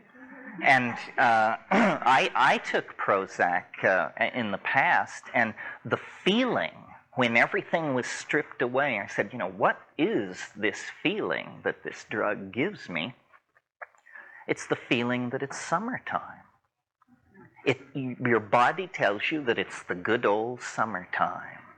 And, your body likes being told that. I think it's terrible. I live in Hawaii, and so I'm very aware every September, the media, of course, has a totally mainland cast.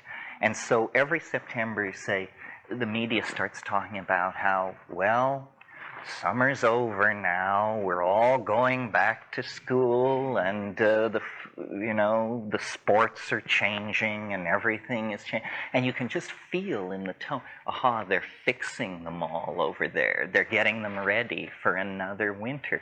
And I just channel surf. We don't need to be hyped about how, it's another winter coming. So I think a lot of people are depressed in the wintertime, and Prozac, and of course it's targeting serotonin reuptake. And serotonin, this is not air. Serotonin has a complex light-mediated chemistry in the pineal. This is all about light, strangely enough. This serotonin deep pineal hydroxytryptamine chemistry. Melanin, which gives you your suntan, is a further breakdown product of melatonin, which is a conversion from serotonin to melatonin that goes on in the pineal, mediated by a harmine-like enzyme called adenoroglumerotropane by the physiologists, but called by the chemists 6-methoxy-tetrahydroharmalan. And there is actually a part of the optic pathway that breaks off and carries physical light into the center of your brain in order to drive this pineal chemistry. That's why light and depression are so dramatically linked. I mean, there's actually a lot, light actually gets into your pineal gland and there mediates certain chemical processes. Well, the morning has fled, as they always do. Enjoy your afternoon. We'll be back here at 4, and if you don't like the way this is going, come armed with questions and agendas. Thank you. If anybody wants to talk about the... So I hope you're enjoying Esalen and making good use of your time one way or another. This evening we'll talk about the time wave. I see the computer is in the room, so assuming we can get it up and running, we'll talk about that. Before I get started this afternoon, I want to give you my URL so that you can find the website. The website is really my substitute for myself, and I'm trying to make it more interesting than I am by far. And I've only been at it a year, but it's already up over 15 megabytes and growing. And the idea is that if I have some enthusiasm, I put it on the website, and then even though my interests may wander elsewhere and I no longer care about reform in the Seychelles or something else, it's there in its pristine form, spell-checked, illustrated, hair-combed. That's the way we want to be seen. So, and there are many, many pointers to everything from developments in AI to pharmacology to nasty pictures, because it's a huge website. So if some part of what is touched on here, physics, mathematics, chemistry, sociology, you want to follow up, go to the website, and there will be a button there for you. So just to take one of these and hand them around, and that'll probably do it for the whole group. Do you all understand what a URL is? A uniform resource locator? Exactly. Tell you much more. Well, but at least you know. It's the address, as it were, of the website on the internet, on the World Wide Web.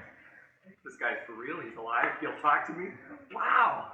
You mean because you imagine people who write books reside in some seventh heaven, unaccessible by normal human beings? Well, or just inundated with too much stuff to bother with, with a question about your writing. It was great. It's great stuff. Yeah, well, it's nice to get questions. To put the greatness of writers in perspective, I'll tell you a story about the last time I dealt with my publisher at Bantam in New York. Sitting across from those people above the 50th floor, how I come off to them is, well, now let's see, Mr. McKenna, we have current sales figures in front of us. You're kind of a 60,000 copy kind of guy, aren't you? And frankly, Mr. McKenna, around here that really butters no bread. We're interested in the million-plus seller. We can carry people like you, of course, given that we have substantial successes in other fields, but and on like that. To which I replied, so I guess you're not taking me to dinner at Elaine's, which was true. Not even tea. Well, is there anything out of this morning that anybody wants to take up? Yeah, I had a question when you were talking about growing psilocybin and then, or growing the mushrooms, and it just kind of sparked something in me. Do you have a connection with the Davic realms, the nature spirits? Is that something that comes up for you in this work? Well, I don't know. Is a self-transforming elf machine a deva? This is a phrase that has been associated with me for many, many years. I encounter self-transforming elf machines which are creatures, entities, perhaps, although they're not made out of matter. They're made out of, as nearly as I can figure it out, they're made out of syntax driving light. But if what your question addresses is the issue of entities on the other side, there are definitely entities on the other side for me, and there seem to be such for many, many other people. I'm not by any standard sensitive. So if I get entities, then they are substantial and capable of defending themselves. It's one of the most challenging parts of the whole psychedelic landscape, because most people can accept the idea of disordered sensory input, recovery of traumatic memory material, so forth and so on. But what are we to do with an elf? You know, that becomes a little harder to contextualize in psychoanalytic theory, although Jung did a good job when he said autonomous elements can escape from the psyche's control and present themselves as independent entities. I'm not sure he's ever seen a self-transforming elf machine. Are those Davic entities, do you think? Yeah, I don't have any hallucinogenic experience. Myself, I'm more familiar with connections in nature and other experiences that people have had in Horn Group or being in the Himalayas, that kind of thing. So what you're saying is through your experiences with pharmaceuticals, you have that experience, even if you're not having it when you're not. Oh, it's the defining characteristic of the true DMT flash. I mean, it is not subtle. It's these things mob you like badly trained Rottweilers. They come bounding forward by the dozens, by the hundreds. They jump into your body. They jump out of your body. And I've thought, I mean, it maps to some degree over the archetype of the little people, the leprechaun, the fae, and being Irish and being Jungian. I'm willing to entertain, maybe I have a special relationship to this stuff. But then in the Amazon, the people using DMT that I studied in the early 70s, the reason they did it, they said, was to speak with the little people. What puzzles me about my contacts with these beings is it conforms to, let's say, the Irish model. They are small. They live under hills, or when you're with them, you have a sense that you are somehow underground. They are full of merriment, almost to a manic and frightening level. It's sort of like a Bugs Bunny cartoon gone berserk. They are friendly, but play rough. In other words, it's a land of explosions and falling anvils. It's like a Roadrunner cartoon or something.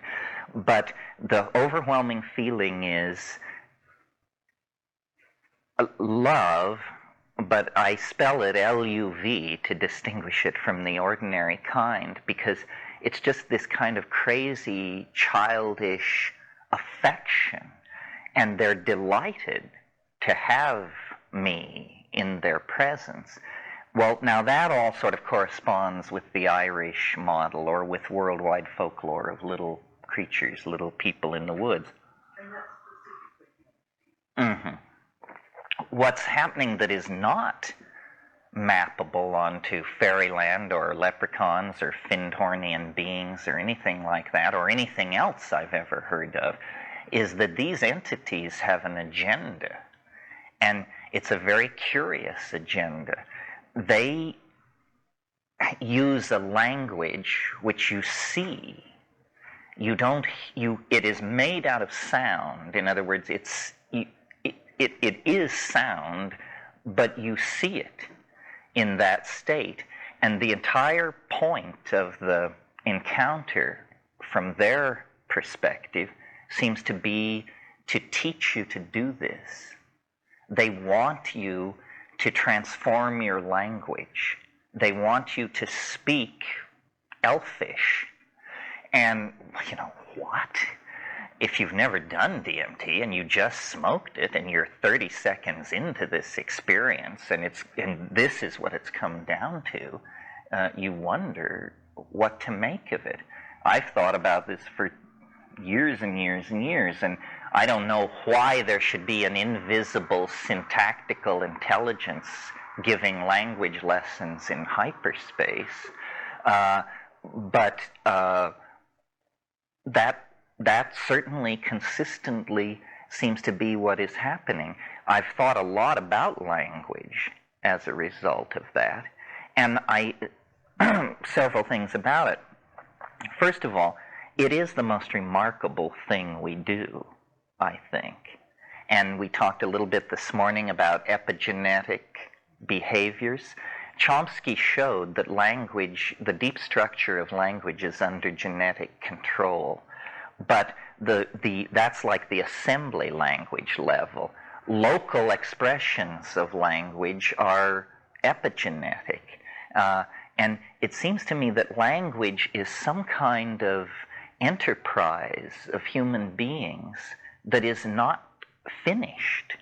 That we have now left the grunts and the digs of the elbow somewhat in the dust, but the most articulate, brilliantly pronounced and projected English or French or German or Chinese is still a poor carrier of our intent, a very limited bandwidth for the intense compression of data that we are trying to put across to each other. And it occurs to me from studying McLuhan and other people that the ratios of the senses, the ratio between the eye and the ear and so forth, this also is not genetically fixed. There are ear cultures and there are eye cultures, print cultures and electronic cultures. So it may be that our perfection and our completion lies in the perfection and completion of the word. Again, this curious theme of the word and its effort to concretize itself. A language that you can see is far less ambiguous than a language that you hear. If I read a paragraph of Proust, then we could spend the rest of the afternoon discussing what did he mean. But if we look at a piece of sculpture by Henry Moore, we can discuss what did he mean, but at a certain level there is a kind of shared bedrock that isn't in the Proust passage. We each stop at a different level with the textual passage. With the three-dimensional object, we all sort of start from the same place and then work out our interpretations. You know, is it a nude? Is it an animal?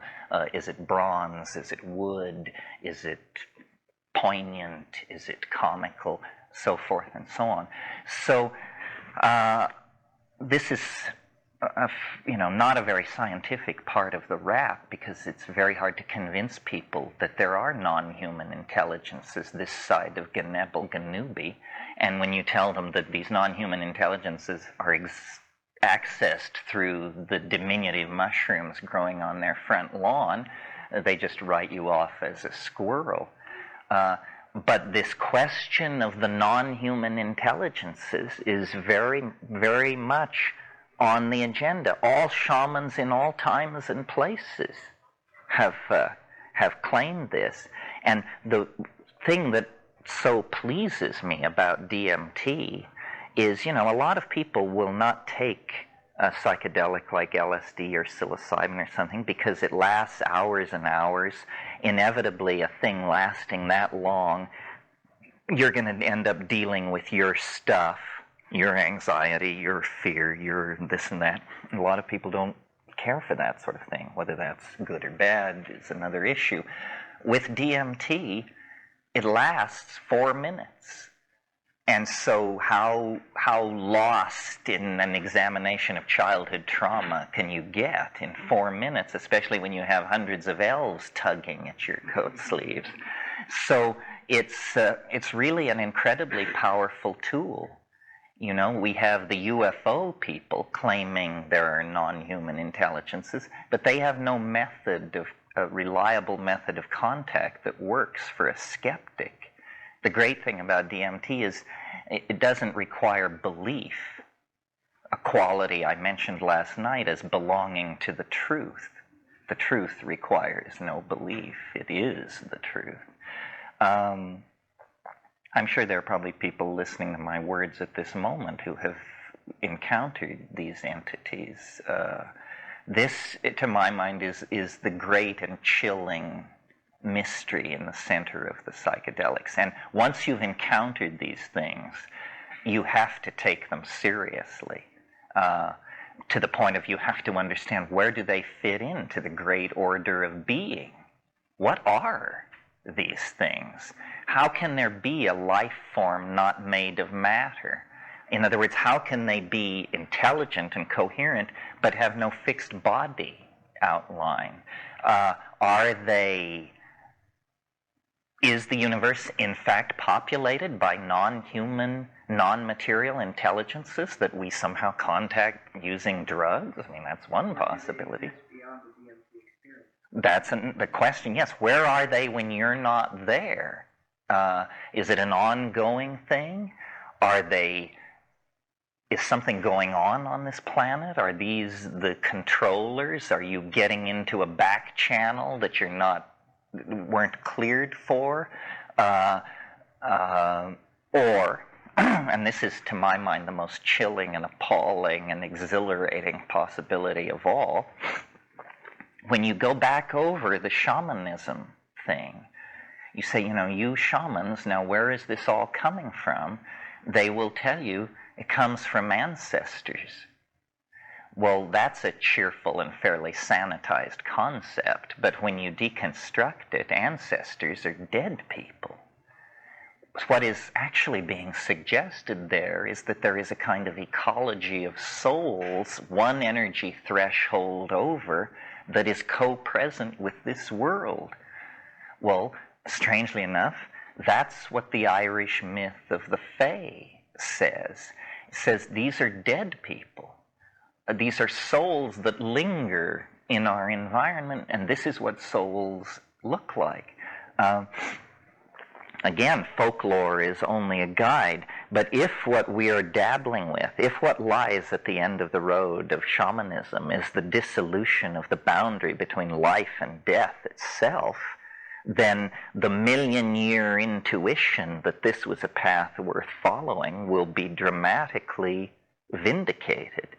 And one of the reasons I've preached DMT so furiously is I just want a larger body of people to take it so that we can compare data. We need to understand, how is this possible? It raises a whole host of questions. One is, not only how is this possible, but then given that it is possible, how has it been kept secret? How can millions of people go to the grave, raise children, hold jobs, so forth and so on, go to the grave, and the news of a doorway standing that agape hasn't penetrated? I mean, most people believe they're imprisoned in this world, and that the only hope is maybe 15 years at the ashram and hideous acts of self-abnegation and control and so forth and so on. And actually, the boundary between us and an unspeakably bizarre world, it's 30 seconds away at any time, as long as you have DMT available to smoke. That's appalling to me. I mean, it means we don't know nothing. Yeah. You talked about trying to map your experiences onto the myths. I wonder if it's possible that you could look at the myths for information of mastery. That is, we've no longer masters of this doorway. We're trying to rediscover a mastery that's been held for thousands of years. maybe there's something that we can find in the myths that tell us a behavior or a mode of being in that state that would be useful. For instance, catching the leprechaun and getting the pot of gold implies there's some kind of game we can play with them that yields some value. Yeah, well, the classical myth about leprechauns is that they want to keep you. If they catch you, or if you mess with them, they'll hold you. And then you have to bargain your way out. And the bargain is always the solution of a riddle. Notice that what's happening here is it's all about linguistic prowess. It's all about poetic skill. It's all about language ability. Only the eloquent, only the clever, only those who are masters of riddlery and pun are acceptable to these entities. Apparently that's what they value. Why? I guess because they're made of language. So, and they themselves have, when I try to describe to people what they are or what they look like, various things can be said. They're like self-dribbling jeweled basketballs. In other words, they don't have faces or anything, not the little yellow leather jerkins and the curve-pointed shoes, not that. Self-dribbling jeweled basketballs, and they use the language to make objects. That's what this language, how this language is different from ordinary English. English, we can make meaning. The DMT language makes objects. It's like a higher dimensional language. And so these things bound forward with the complete purpose of delighting you. And they reach into the air, into their bodies, into some nearby invisible dimension, and they pull out what I would call words, puns, objects, hallucinations, things which manage to be all those things simultaneously. And they say, look at this. And it's purely designed to dazzle and astound. And then a colleague will elbow the little guy aside and say, no, look at this. And they're all in front of you, chirping, clamoring. And these objects that they make begin themselves to speak and float away and reproduce. And you've arrived. 30 seconds ago, you were sitting in a room with your grubby friend somewhere pursuing spiritual understanding. Now this is going on. And it's very hard to not be horrified. I mean, the cognitive dissonance, the neck-snapping switch of dimensions, and then after about 3, 4, 5 minutes, it retracts. It loses its vitality, and it begins to pull away from you, almost like a boat pulling away from a dock. And in fact, I had one trip where, metaphorically, not having hands, they all turned and waved and said, "Déjà vu, déjà vu," which is, of course, absurd. Now, people can say all kinds of things. They can say, well, this is just the autonomous substructures of the psyche manifesting themselves. But sounds to me like a lawyer's explanation. Yeah. In light of that, allow me to extend the skeptical line just a bit further. Of your description of the event, is it common to everyone who has participated, to your knowledge? Does it represent 10%, 50%, 75%? Are they equal in description? Do they vary? Is this unique to your description? All good questions. It's hard to smoke DMT, especially if you're not a smoker. It's harsh. Some people don't get enough. I would say of the people who smoke as much as I think you should smoke, 75% probably report something like this. It's hard for people to report. I mean, I've had years and years of practice. What I've just told you about this is an incredibly crumpled, compressed, edited version. Because what is really happening in there is unspeakably bizarre.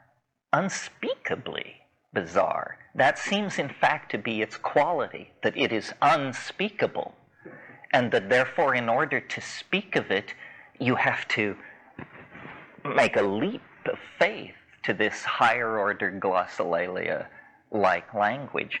Ayahuasca is a slow-release DMT if you deconstruct it pharmacologically, so that instead of it happening, instead of it happening in 4 minutes, it happens over 4 hours. Again, at very high dose ayahuasca and at very high dose psilocybin, these entities begin to emerge. When I take psilocybin, sometime in the second hour, I pass through a place which I've learned to recognize. It's a feeling, and I call it elf country. And there are no elves, but there's a feeling. And then I call them, and following the directions of a favorite episode of I Love Lucy, I call them by saying, "Come in, little green men, come in, little green men." It's simply a permitting. It's simply an invocation. And then they approach like a Newari band. From a distance, you can hear the brass and the drum, and as they get closer, and it begins as a sound. It's very interesting. It begins as a sound, and as it gets louder, there comes a point where imperceptibly it becomes visible. And then all I can say is it gets bigger, just like someone marching toward you through three-dimensional space. And so it goes from being a little phenomenon on the horizon of your awareness to you're there, you're with them, you're playing the tuba, you're marching along, it's happening. And then they sort of peel off and march away and leave you in the same way they came. The archetype of this phenomenon, as far as I can tell, is the archetype of the circus. DMT is somehow the cosmic circus. And if you analyze what the circus is, it's a closed environment of permitted outrageousness that roves the straight landscape, setting up in one town and then another and then another. And it's a thing of wonder and light. And carny people are loose. They're not like you and me. I remember in the little town I grew up in, every 4th of July, the carnival would come to town for Cherry Day. And we kids were told we couldn't stay out after 9 o'clock when the carnival was in town, because there was just this aura. More liquor was being consumed, more people were staying up late, so forth and so on. And if you analyze the circus, it has all the elements of the DMT thing. I mean, there's the center ring, the clowns. And Henry Munn, in a wonderful essay on psilocybin mushrooms called The Mushrooms of Language, describes them as self-performing acrobatic bits of grammar, is how he describes them. This is clearly the same thing.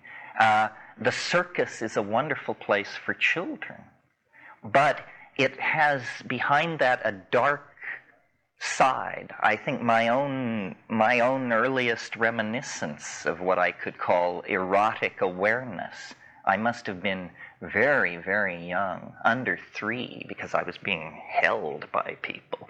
And I was taken to a circus, and there was a woman there in a tiny G-string costume, spinning, hanging by her teeth up near the center, and it was all there. Death and eros and risk and drama, and, I got it.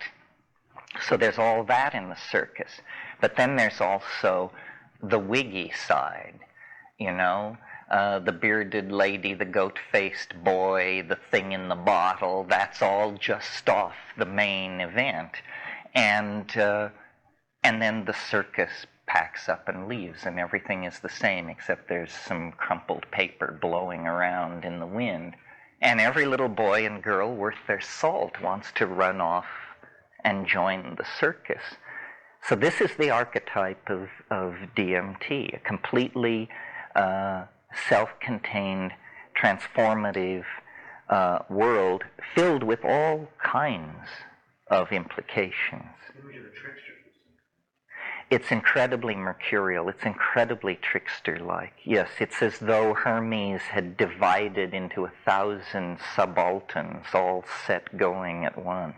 Well, the blooming and buzzing confusion which the infant experiences is the same world we're looking at right now, except that the infant has no language for it. Now, the interesting thing about the DMT thing is you have no language for it. That's interesting point number one. Interesting point number two, somebody arrives on the scene eager to provide language.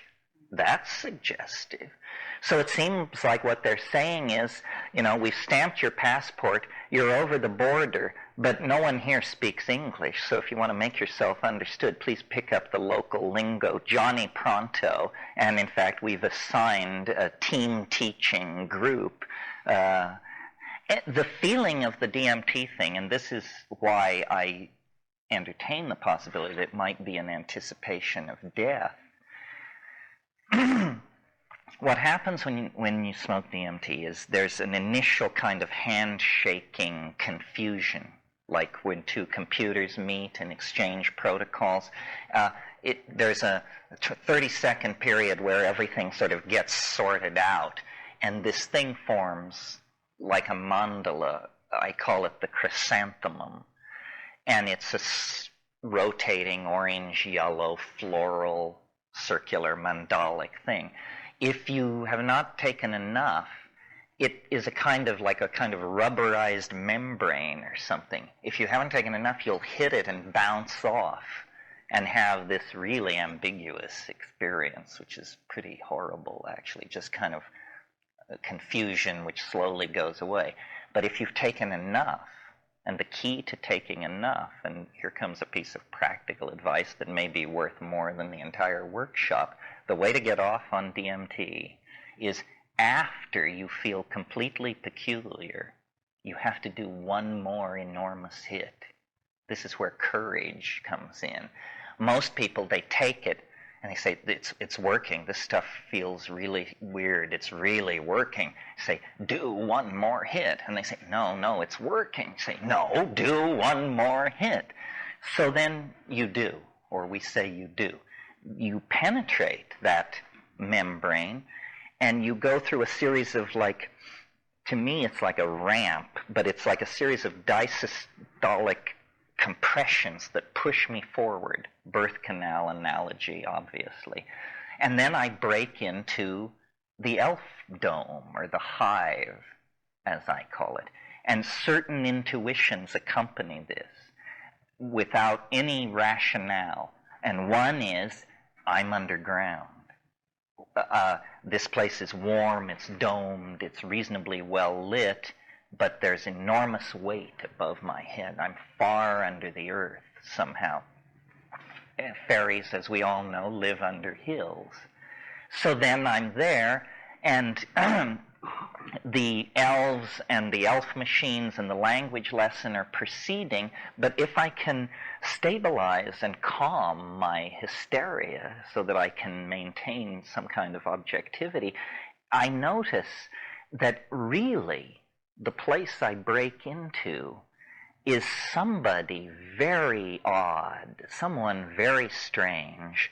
It's their idea of a reassuring environment for a human being. Somebody who doesn't know very much about human beings, but who's really trying hard, built this terrarium of arrival. And it has the aura of a maternity ward. And I've thought, these self-transforming elf machines, which I take so seriously and try to make the basis for a new ontology, they could be nothing more profound than those plastic shapes that we hang over a baby's bassinet to teach it to coordinate space and color. In other words, what those things are is they're educational toys. They aren't the main clam. They're not in charge of the hospital. They're just something dumped in your arrival playpen to keep you happy while the doctors make the observation. And the doctors never appear. And the whole thing is pervaded with a wonderful affection and zaniness. It's completely life-affirming. I have no patience with alien abduction and any of that. I think that's pathology. I think it's media-damaged people manipulated by incredibly unscrupulous New Age weirdos. There is no paranoia in this. It's entirely positive, although very, very weird. The main thing it is hard to understand. What's this all for, you know? Maybe you thought you were going to have an insight into your relationship or resolve your hatred of your father, and instead you're playing canasta with elves. Yeah. Is the experience progressive? Not very. It's always the same. The emphasis is on imitating the language. And so you don't sense that there's a breakthrough point beyond that? I mean, as you've mentioned, passing through the membrane, getting into this environment, now you're in this environment, the exchange is taking place, you're dealing with it on a rudimentary basis, but you don't have any perception that there's an increase. Well, the problem is the brevity. We very quickly figured this out back in the 60s. You only get 3 minutes. It's like, you know, visiting the American Museum of Natural History for 3 minutes. So what we really need was an extender.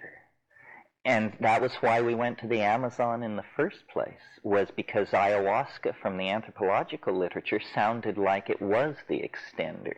And in fact, if you brew it stiff enough, it is, and you can get in there for quite a while. But it doesn't become particularly more rationally apprehendable.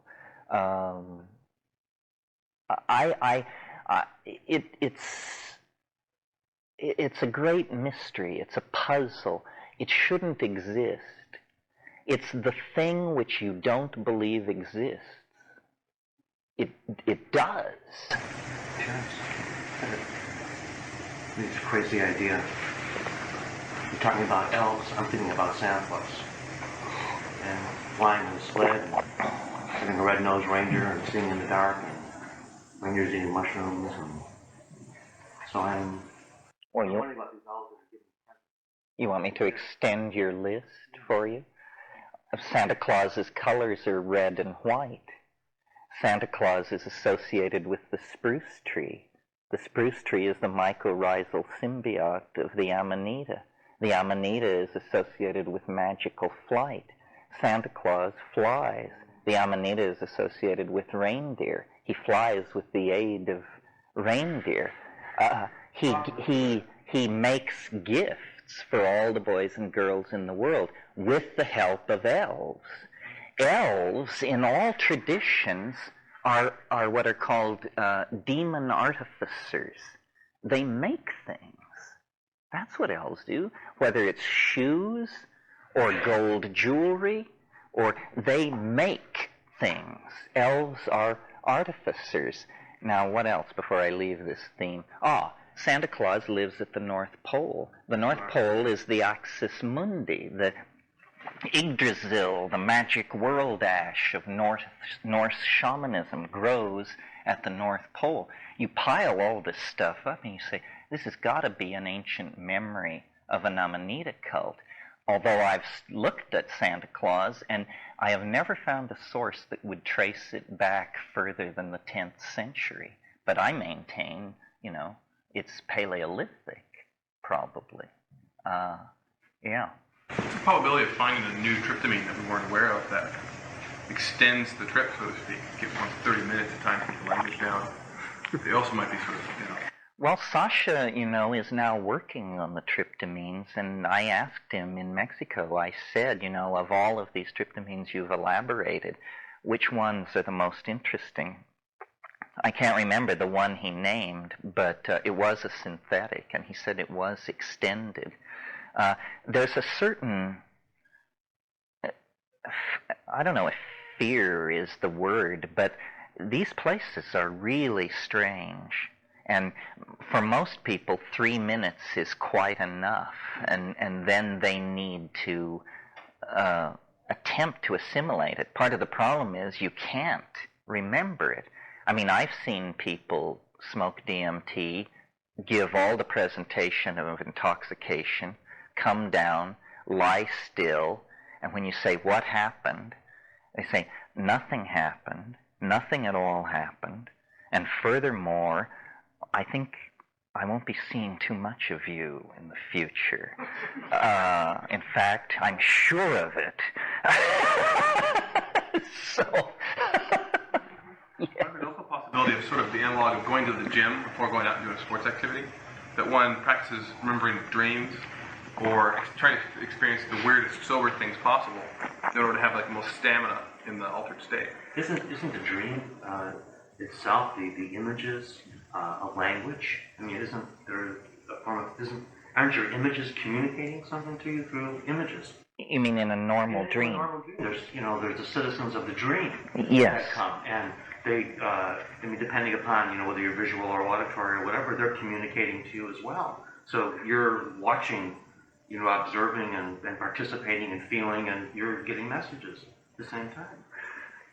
Well, and the dream world itself is very bizarre. I have recurrent dreams. A lot of my dreams are recurrent, and I had an experience recently. I was having a recurrent dream, and it was basically I was in a restaurant, and this guy was taking my order, and as I looked at him, I realized I had seen him before in a dream. And I said, I've seen you before, but it's been a long, long time. And he said, yeah, well, I went to Alaska and worked the salmon boats for a while, but now I'm back. It's like, So, well, shamans will report that because they're always interacting with the same power sources. That's what they say. They're getting new ones, but they're interacting with the power sources. That's right. Yeah. When you're talking about the images that you're describing, what happens to my understanding is it sounds like these are the keepers of the patterns of life, in a sense. They're the keepers of the DNA, or when something comes into life, a species or a species exits life, that there is a gathering up of the patterns, and that the life itself, we don't understand that realm or that form, but maybe in this altered state that we get to go into and see what it's like to gather up patterns and in a sense illustrate to us how the patterns, because it's kind of like it's a joyous thing, life in itself, and that the keepers would be something. Well, imagine how astonishing it would be if we could confirm that there was something beyond death, and that in fact it was not only there was something, but whatever this something was actually looking back at us. I was raised Catholic and took a lot of time to deconstruct this kind of stuff. It did not seem to me rationally supportable. But actually that's in the light of a fairly simple rationalism. Now I look at nature, and everywhere what I see is that nature conserves novelty. This is something you'll hear me say many times. In other words, once nature achieves some structure, she is very reluctant to let it go. Life is an example. Life was achieved more than 1 billion years ago. And through asteroid cataclysm and polar reverse and solar dynamic, it is tenaciously held on. So it may be that this thing which we call the personality, the self, is actually of interest to nature as a complex structure, and that it really does use the physical body as a kind of workbench upon which to build a higher dimensional vehicle of some sort. Otherwise, it's very hard to account for some of what's going on. And this is one of the most confounding ideas that you could put forth in this intellectual environment, because if there's one thing that science has definitely put some effort into, it's exercising spirit from nature. You know, nature is a soulless machine, according to science, without purpose, without intent, without will, without sentience. It's just happening. It's mutation grinding against natural selection, and that's all it is, according to them. Well, evidence from these shamanic dimensions seems to be quite the contrary. By the way, this is what I intended to talk about this afternoon. I was not led astray. My notion of this afternoon was that what we would talk about is the various characteristics of novelty. This morning we talked about the methods, then, you know, the various characteristics of novelty, and DMT represents a concrescence of novelty. It is the paradigmatic psychedelic, it's the paradigmatic dimension transiting experience.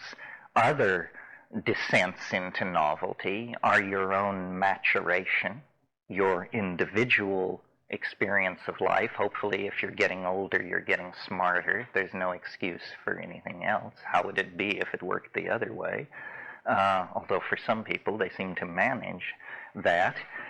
So life, your life, is a descent into novelty as well. Leading, all these novel paths lead to the same door, marked post-mortem. History is another descent into novelty, and now that descent is proceeding at such a pace that we can almost physically feel ourselves moving into the future. I mean, we require daily newspapers and hourly updates to stay on the moving crest of what we have set loose. So the individual journey through life toward death, the cultural journey toward transcendence, eschatology, apocalypse, whatever it is, depending on the cultural style, and then fractally embedded in these larger forms of novelty, the psychedelic experience, and, in the spirit of thoroughness, the sexual experience, which, against the background of ordinary life and activity, definitely represents a nexus of novelty and focus. So all of these things are descents into novelty, and then I maintain on a still more micro scale, this period of time we're experiencing between the end of February and midsummer, a similar thing, that these patterns repeat, and sometimes they're extremely dramatic. I suppose death itself being the most dramatic example, because basically that's the trip from which you do not return, and so forth. You're aware that Friday was the biggest single change in financial markets in the last 7 years? No, I flew Thursday. What happened Friday? Well, the stock market lost 180 points. The bond market had a disastrous, you know what bonds fell? Yeah, yield increase a quarter. The market fell how far? 180 points. On Friday. Well, they must be shitting white over the weekend. What's going to happen Monday morning? Right, Monday's a big day. Well, I win! Not that the stock market is the revelation of God's holy will for mankind, but notice that what is interesting about the stock market, even if you don't give a hoot about money or capitalism, is that it's an effort to mass average change. It's an effort to give you a very large-scale picture of many, many opinions brought into a final recension of some sort. So in a way, it is like the time wave. It is, and just to further your thought, a great article in The Economist from last week, International Magazine of Finance, that put a statistical correlation now on all of the world's markets becoming interlocked. All the big developed country markets are not acting independently of each other as they used to. The rubber band force is becoming much tighter. Well, see, if they would study dynamics, this wouldn't puzzle them at all. That's a well-known phenomenon in dynamics. It's called coupled oscillation. The simplest example being walk into a Swiss cuckoo shop, and all the cuckoo clocks hanging on the wall, the pendulums are swinging in unison. That's not because the guy spent hours setting the cuckoo clocks. It's because hanging them on the wall, they actually communicate their vibrations to each other through the wall, and after a few hours of running at all kinds of different speeds, everything falls into step. Coupled oscillation. Women in dormitories, their menstruation falls into phase. That's a coupled biological oscillator. And you get this in many, many systems. And the problem with it is, in something like a stock market situation, is it then tends to amplify small perturbations into very large perturbations. And the entire system then tends to destabilize. Well, that's very interesting. Next week could be major. The way the descent into novelty will work is there's no earth-shaking moment. For many months preceding the 25th of February, we'll look at this tonight, but for many months preceding the 25th of February, things have become more and more locked. Conservative, recidivist, whatever you want to call it, habitual, traditional, repetitious. Then the cusp was the 25th of February. Well, but you don't feel the earth move. The 26th is not greatly different from the 25th. The 27th is slightly more different. The 28th still slightly more. But over the next 2 months, every day will mark a greater descent into novelty. And as I say, a worldwide economic collapse would certainly precipitate all kinds of other changes. And there's plenty of instability in the system. The Chinese are playing with the idea of world war, or at least their military are, while the political people are busy dying. Once you get the internationalist rhetoric out of Marxism, what you have is National Socialism. So it isn't communists that are about to return to power in Russia. It's National Socialism that's about to take power in Russia. That's a terrifying possibility. And then, of course, as I said, the unexpected, which can be anything from asteroid strike to technical innovation to Ebola outbreak to political assassination. These things are, you can bet on the unexpected. It's the safest bet on the table. Yeah. The curious thing for me, again, going back to millenarianism, is in a sense the construct is an abstraction. We are not reaching the year 2000. In essence, means nothing. It is the energy that we bring to it that, in a sense, creates the atmosphere for the events to take place. Well, you mean that that the year 2000 is no different from any other year? Exactly. Well, except that if you look at the way society frames its values, one of the largest value frames that we have, perhaps arguably the largest, is the calendar. And so once you accept a calendar, then its rhythms become automatic.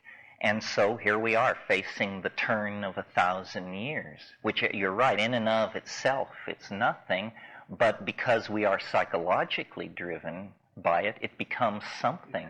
You can hear these politicians, if they have no rhetoric, they just use the calendar itself as a rhetorical launching pad and try to make that seem like progress.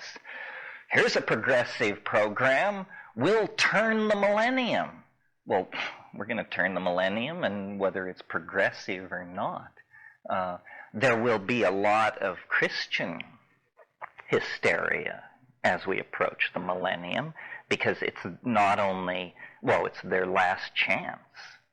I mean, I don't think anybody believes that in 3000, Christianity will be making a major push.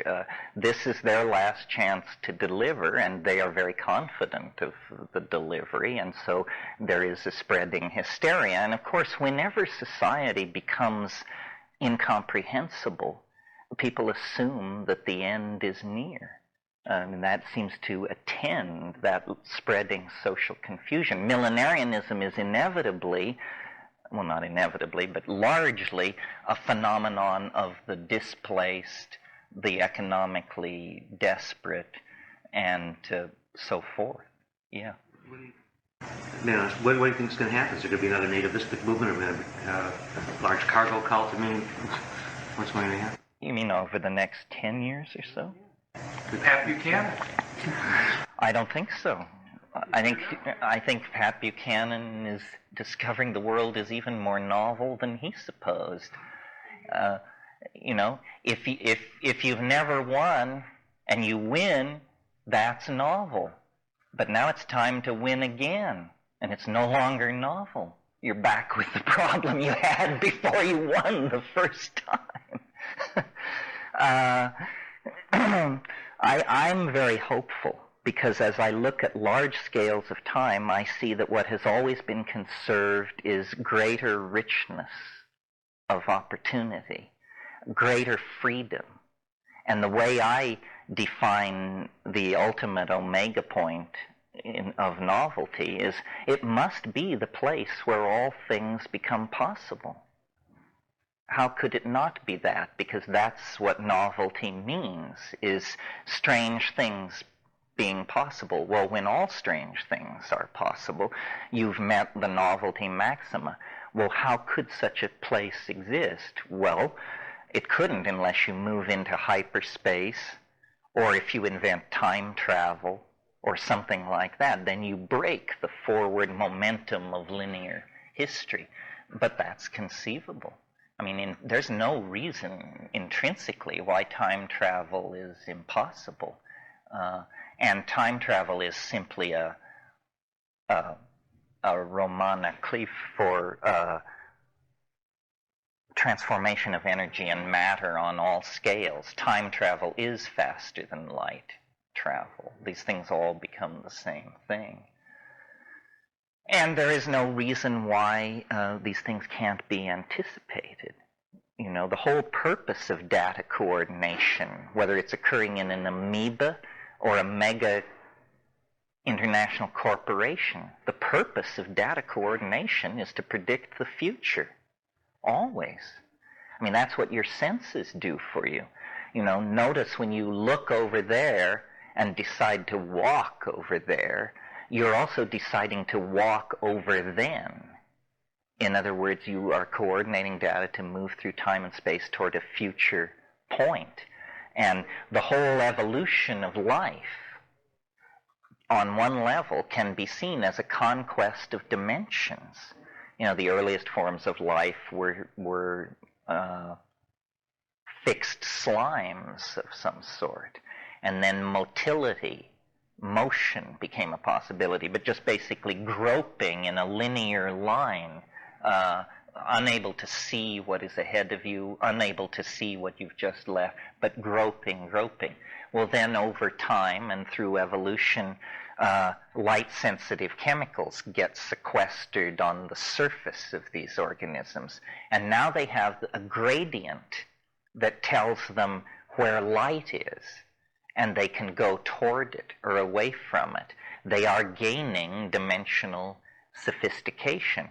Well, from that point to the evolution of human beings, it's basically evolution works on one theme: the developing of better bodies for the conquest of three-dimensional space.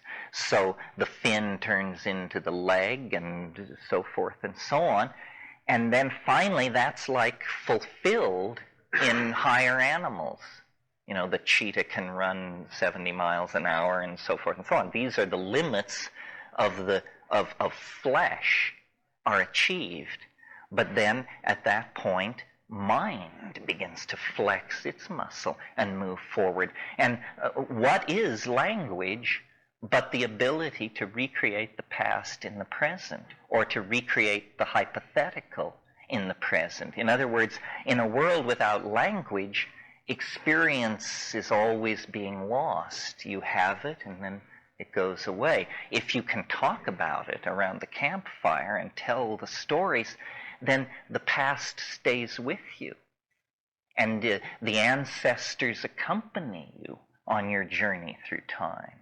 Well, then if you get still more sophisticated and begin to write, now not only the great myths, the enduring triumphs and tragedies of your group can be kept, but all the minutiae, the tax records, the tallies of crops bought and sold, the king lists, everything can be. And now, through the transformation of media electronically, we essentially, the past is a file in our world, and the file is more and more, once we have VR, much of the past will stay around as an adjunct to the present. On the other end of that equation, we have developed incredibly powerful mathematical tools for predicting and extending data into the future. It's terribly, terribly important. The stock market is a good example. I mean, we need to know how these markets operate in order to avoid social confusion and breakdown of social systems. Inventory theory is a place where, you need to know 6 weeks, 10 weeks out where you're going to be, because if you're warehousing a lot of stuff, you're losing money. If you can refine your predictive understanding of how your market operates, you can save a lot of money. You can save and make money by predicting the future. This has not been lost on anybody.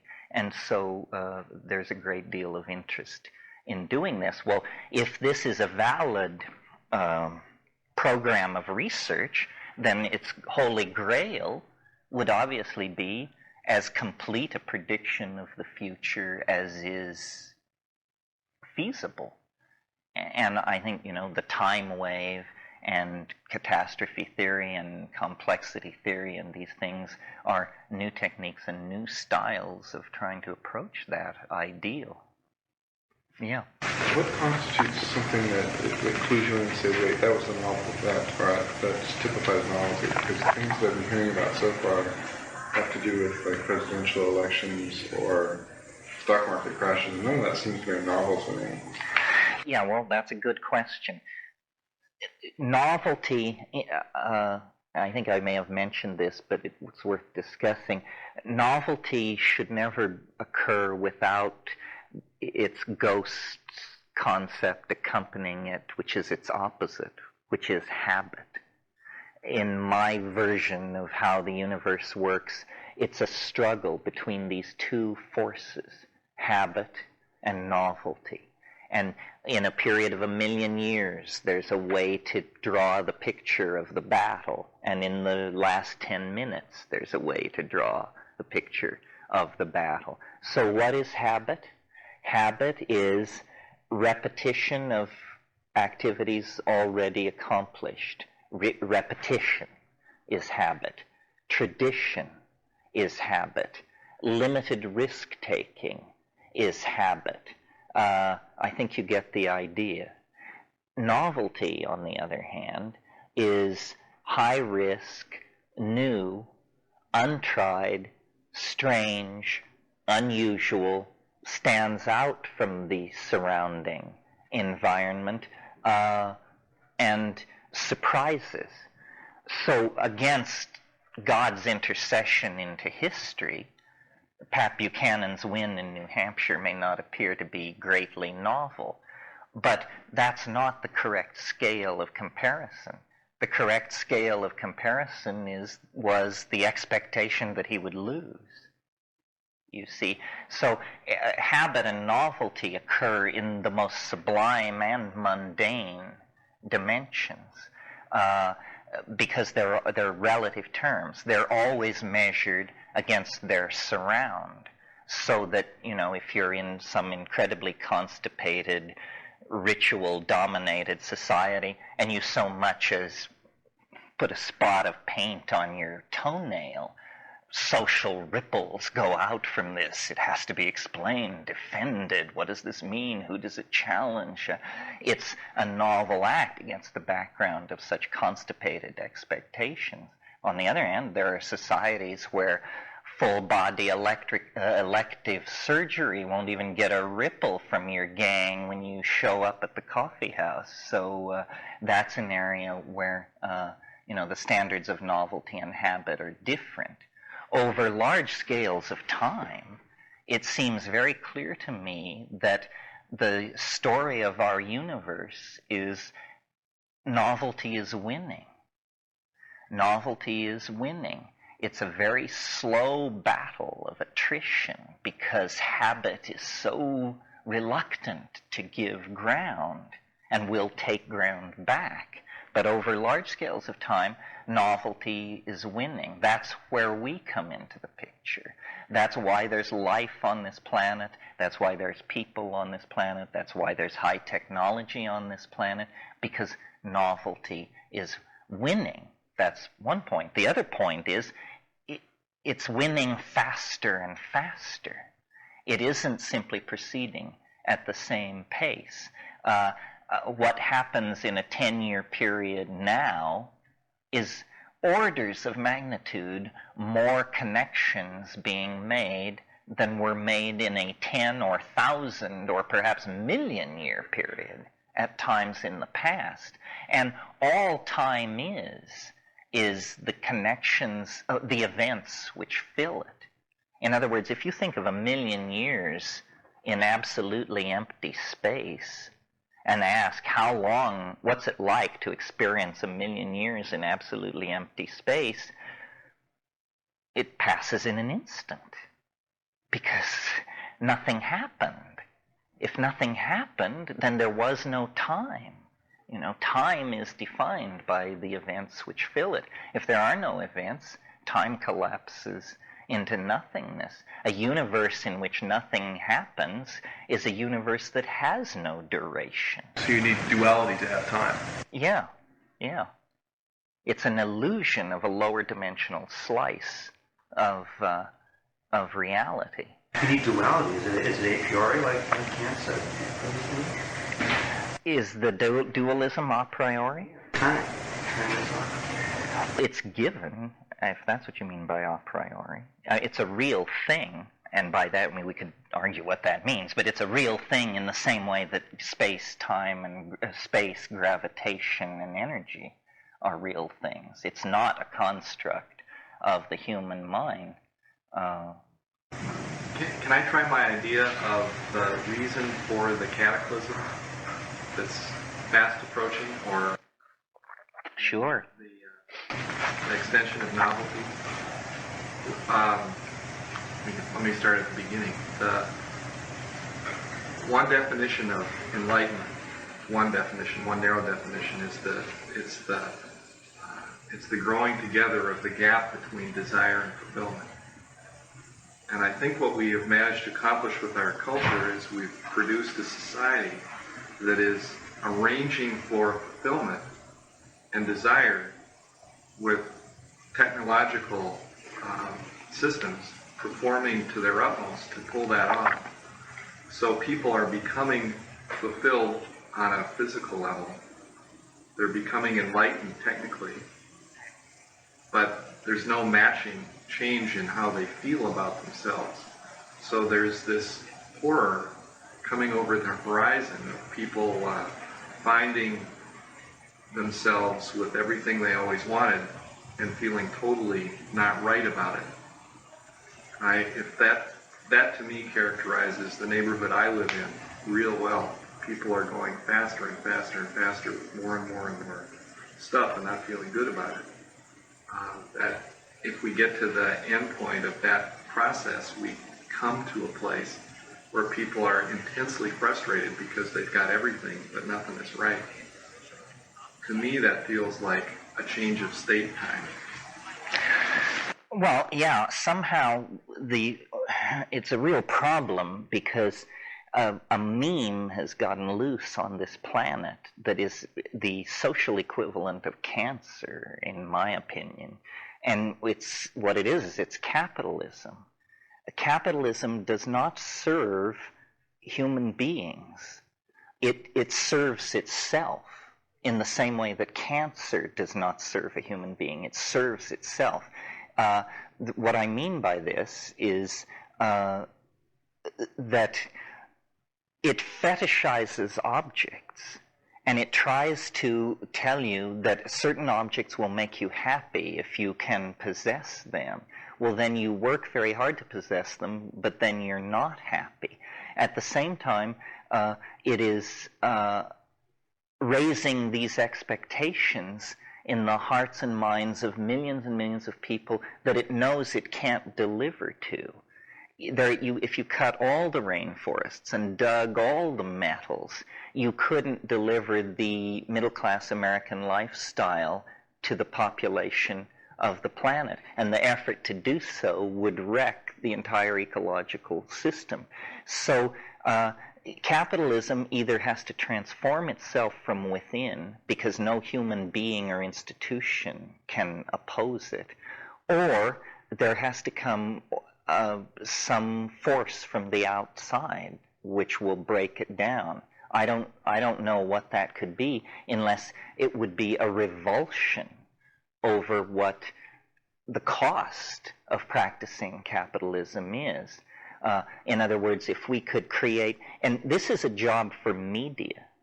The media has basically whored itself to the capitalist agenda and knows no way out. The media in the naive era, before all this stuff was figured out, was assumed to educate and inform the citizens so that rational decisions could be made. That's not what it's about now. Now it's to distort, manipulate, delude, and mislead. What is needed is a rediscovery of inner wealth. This is, again, the psychedelic thing. The reason people fetishize objects is because they have no accessible dimension of inner worth. They feel worthless without the Ferrari and the cuisine art and whatever this object is that they're into. Once you take psychedelics, you discover that you are shabby stuff compared to the inner wealth of your own imagination. But unless you know that, you will always want after that stuff. So my hope is, and it seems to accompany psychedelic use, I think, less interest in material possessions. Not that people dress in hair shirts and wander the byways, but I think people who take psychedelics make and lose money in a considerably more relaxed fashion than people who don't. Yeah. There are several sources of such an enlightenment, that is inner wealth versus external wealth. One of them is trauma. A lot of families who lose a son or daughter or nearly lose one rediscover what their values are. Right. Psychedelic one's a very common one, and since it's at a single moment, it's often recognized as the source. I think oftentimes people do have that kind of enlightenment, but the source is hard to find, or it happens gradually. Psychedelia, I mean, someone can come down from the first acid trip and go, wow, I see my values like I didn't see them before. I'm quitting my job. I've had it. What other experiences, I'm trying to broaden the category besides trauma and psychedelia and perhaps the forces of losing all that you're worth? Like people lose in the stock market and they jump out a window, or they go, hey, I've got choices I didn't see before. I don't have to defend my castle anymore. Well, the two other things are near-death experience. That forces you to figure out what you really give a hoot about. And the other, I think, a little pleasanter than the near-death experience, is travel. Go live in Benares for a year and then see how this looks to you. It's not for nothing that we call these psychedelic experiences trips. The only thing I know that changes people the way psychedelics do is travel. And I don't mean this sanitized bullshit first-class United Airlines 3-star hotel travel. I mean, the real thing, down and dirty. live like the people do if you can stand it. I mean, it's very, very difficult. I've lived with Amazon tribes, and you're there and you're having this experience, and you're thinking to yourself, everybody in my culture would wish to be with these people. These are the real, original people. Now, if they just stop throwing puppies in the fire, maybe we could sit down and enjoy their company. It's not easy. It tests your values. So how can you bring a Western mind into a third world nation where many are fully willing to trade what environmental treasures they have for the goods of capitalism? How can you say, well, psychedelics will put you in touch with values that you don't need Coca-Cola? I had an experience in Thailand, and actually probably up in Burma, where I stopped by the village hunter shack, and every manner of endangered beast was chained for sale, and I was astounded at all these beautiful parrots that he was selling for $1, and bought one of these parrots, helped this one set it free. He looks at me like I'm crazy and goes to the village store to buy cigarettes. How can we stop the bartering of the environment for capitalism? Can we bring psychedelics to that? Or any other experience? Yeah, well, I don't know. Yeah. Even another observation on exactly that point, and that is the absence of wealth is ruining the environment. The absence of wealth ruins the environment. For example, land in New Delhi and the door opens on an airplane, first thing you get overwhelmed with is the air is unbreathable because of smoke. Well, the reason that about 50% of that smoke exists is because what the people used to cook with. The rest of it is because of the cheap autos that they use. So, it's the absence of wealth that makes the air unbreathable. Yes, I'm not advocating poverty. I'm advocating something more like simplicity. Let me describe my lifestyle to you, which sort of then is a statement about what I'm trying to do. I live in Hawaii up a terrible road with no telephone in, but I have a wireless modem out, and I have an excellent Mac.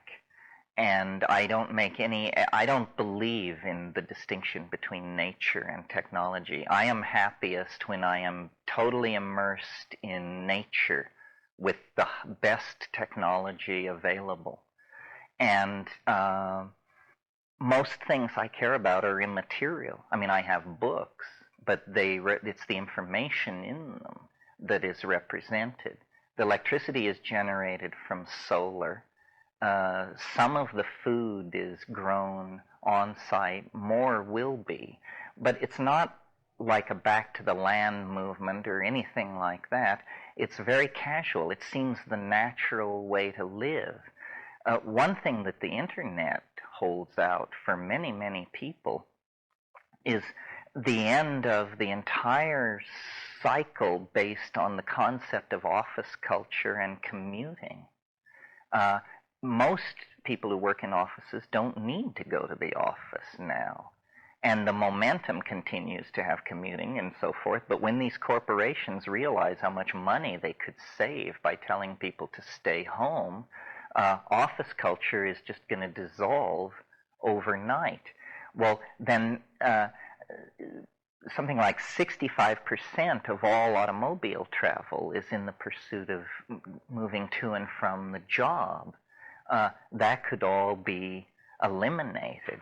I think the internet is the physical analog to the psychedelics. Until the internet arose, it was very hard for me to see how we were going to get from here to the omega point. Now I have no problem. It's all in place. The internet has to grow faster.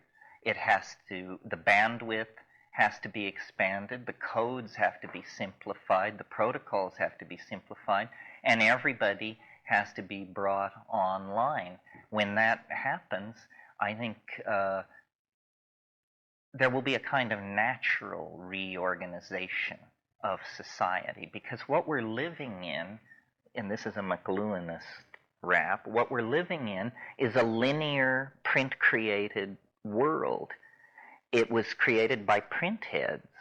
They couldn't help themselves. They thought they were normal human beings, but they were very, very dramatically distorted by their relationship to typography.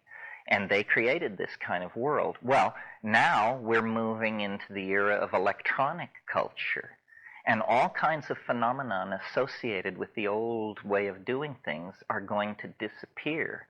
For example, a quality of print culture was the phenomenon called mass media. Mass media is finished. It doesn't make any sense anymore. Mass media is one-to-many communication. And what the internet offers is any-to-any communication. You know, we all have contempt, or I assume we do, or mild contempt, for the tabloid newspapers that we see when we check through the grocery store. Elf or dwarf rapes nun, flees in UFO, that kind of thing. Well, but now let's think about the New York Times for a moment. The New York Times is designed for what? To be read by millions of people. Who would want to read something designed to be read by millions of people? The very nature of the goal indicates that there will be very little there for you. Only to the degree that you share some interests with all these other millions of people. And many of these interests are artificially created by the media. So other notions that were put in place by print, I think, did I mention this last night about the interchangeability of type? How I didn't. Okay. Type, as you know, is interchangeable. Manuscript is not. That simple notion of the interchangeability of the subunits of a technology permit two incredible things in our world. The idea of the citizen, and the idea of the unique individual, and also modern industrial techniques of manufacture. The assembly line is essentially where you build things the way you print things. You assemble the parts, you assemble the small parts and create completed objects. So this notion that stresses uniformity, interchangeability, and co-equality of subunits creates the entire political and social ambiance of the post-Renaissance mind. Now, something entirely different is happening. The new media is non-linear. It doesn't require lockstep acquiescence in a model of behavior. That's why fringe elements, which were kept very much at the fringe through the reign of print, have in the 20th century broken out and managed to set the agenda of much of society. So things like surrealism, jazz, ethnic consciousness, homosexuality, different styles of dissent have in the 20th century all gained a great deal more prominence as the print culture gave way to the electronic culture. And in the future, I think these enormous structures which we're asked to participate in are just going to fade away like national governments. I think basically we're going to live in a world which has only two levels. The local level, basically your watershed, and the planetary level. And the systems of control that lie between those two levels will be very thin and invisible. A tremendous leveling of information takes place. The print game is a game of privilege. Information confers power, and if you have it, you hold it. The electronic game is a game where all information is equally accessible and shareable, and it creates a different and more egalitarian information field.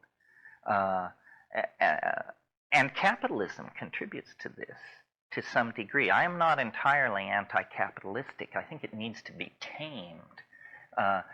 But capitalism contributes to this. For example, what I mean by that is, think of how governments deal with information. They classify everything top secret, and then they hold it. And, well, what is the effect of that? It slows invention. It slows novelty. Well, how does capitalism deal with new information, new technologies? You get it to market as fast as you possibly can in order to ace the competition. In the capitalist set of rules, if you have a proprietary technology, to keep it secret is insane. How will you make any money if you keep it secret? You must tell it. So capitalism itself has become a force for novelty. This is what, when people started coming out of the Soviet Union as it collapsed, this is what blew their minds completely about the West, was the diversity and abundance. I remember some Russians came to me once, I don't know, 5 years ago or so, when the Soviet Union was collapsing, and I was driving them around, showing them the scene, and I pointed to an A and P, and I said, you can get any food you want in there. And the guy said, oh, come on. And I said, name a food. You can get it in there. He said, tangerines, like it was a knockout punch. I said, no problem, they got tangerines stacked waist deep. And anything else you can imagine. So capitalism produces this enormous abundance, but without very much ethical concern for the process by which it's done, or the consequences for the users and the environment. In the business world, especially in the software world, I see large companies in the business of purchasing novelty and then producing novelty. That is, less and less companies have R&D institutions within them. They let the innovation happen at these little tiny companies, and they go back to little tiny companies. That's because they don't want those long-haired, dope-smoking weirdos actually inside their corporate structure. Yeah. You can hire them as consultants, because then you can can them at will. But for God's sake, don't get them on the medical plan. Yeah. There was an article in a magazine that had a fellow from IBM. He had a suit on and everything. And someone accused IBM of being weak in the multimedia market, where multimedia represents new and novel. He says, oh, we have some guys with earrings and Yes, well, one of the amusing things about the computer revolution and capitalism and all that is that technology has evolved so quickly that the people running capitalism from the top no longer understand the tools that are necessary for it. They have to pay guys with ponytails and piercings to turn on the machines every morning. And that must be very terrifying to them. Well, but it was always the case. They didn't dig the oil wells either. But the guys who dug the oil wells, I don't think carried an entirely different analysis of society. I mean, there were class differences, but these long-haired people are essentially, you're trading with the enemy if you're a corporation who uses these people. And every corporation must use them because they're the smart people. They will use it. And all I'm saying is that capital will move wherever it can exploit information. And if now the information resides there, that's where they'll go to exploit that information for the continuing process of the economic machine. So even though we may be looking at something novel, ultimately when that source is exhausted, they'll move on to whatever else they have to move on to maintain themselves. Well, no technology in history has ever been put in place with any clear understanding of what its implications would be. That's what we find out later. And I think the internet probably will turn out to be very toxic for capitalism. When objects can be made of light, when a Ferrari costs as much as a Buick, because they're both made out of the same material, all of this class structure based on fetishization of objects is going to disappear. It's interesting that both Pac-Bell and AT&T announced that they'd be getting the internet game. You know, a little late, but not too late. But they've been late on delivery because they can't get the staff to build what they want to build. Because they can't find any mason workers to put their highways together, and it's costing them billions. And I think AT&T actually even has to back down. Well, AT&T is going to set up a system of satellites that are going to give ISDN speed to every man, woman, and child on this planet by pointing straight up at the sky, avoiding all these mafias of these local phone companies. The curious thing, I think, in terms of the social implication of the electronic age is the possibility of almost a pure form of democracy, independent of bureaucratic structure. In other words, that there's the possibility that people can arrive at consensus unmanaged. This is what's called electronic tribalism, that we can remove all these interpretive filters and structures and methods, the representative, the parliament, the election, all of that can be done away with, and that we can actually, and they hate that. It was very interesting in the last presidential campaign. I don't know if you picked up on it, but only Perot spoke for this. You know, he has this idea of these electronic town meetings. Well, of course, Perot represents a not mainstream point of view from the point of view of the Republicans and the Democrats. They both just piled onto that. They hate that.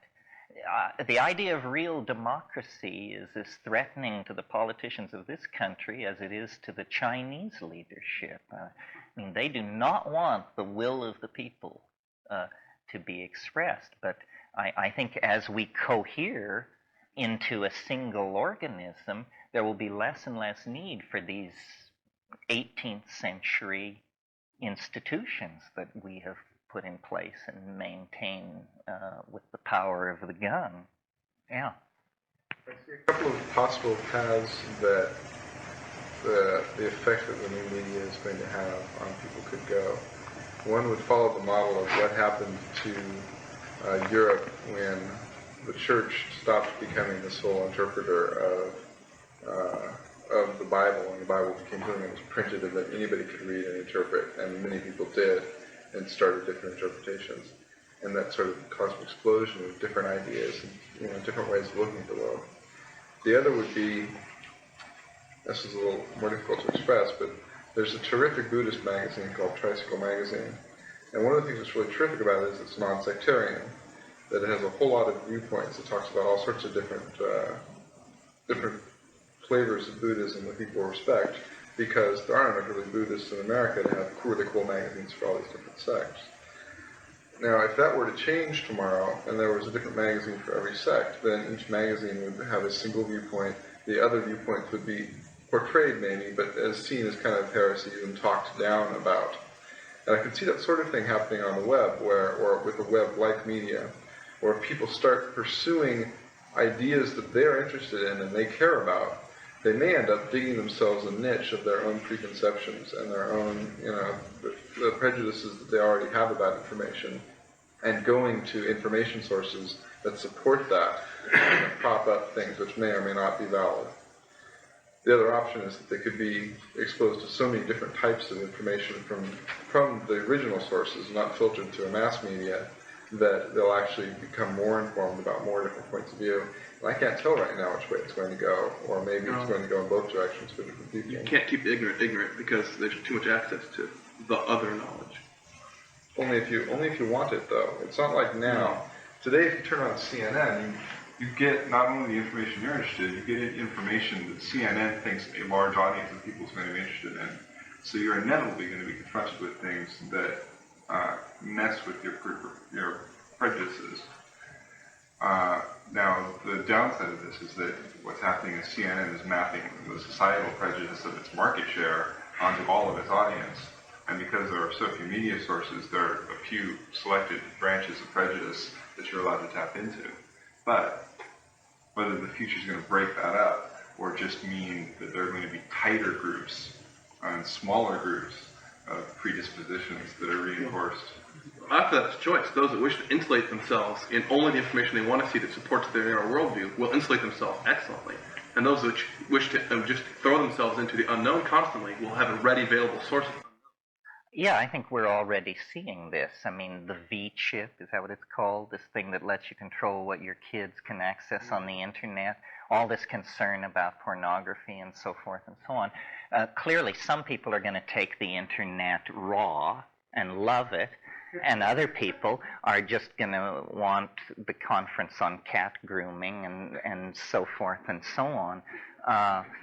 There's nothing we can do about that. I mean, this is not a new problem. Let me recall to you that hundreds of millions of people in the world lead larval, low-awareness lives.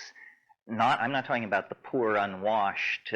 I'm talking about people who watch TV 6 and 7 hours a day. That's a drug. And those people have chosen to check out of the historical adventure and just live in this miasma of pop culture. And we can decry the loss to them of awareness and so forth and so on.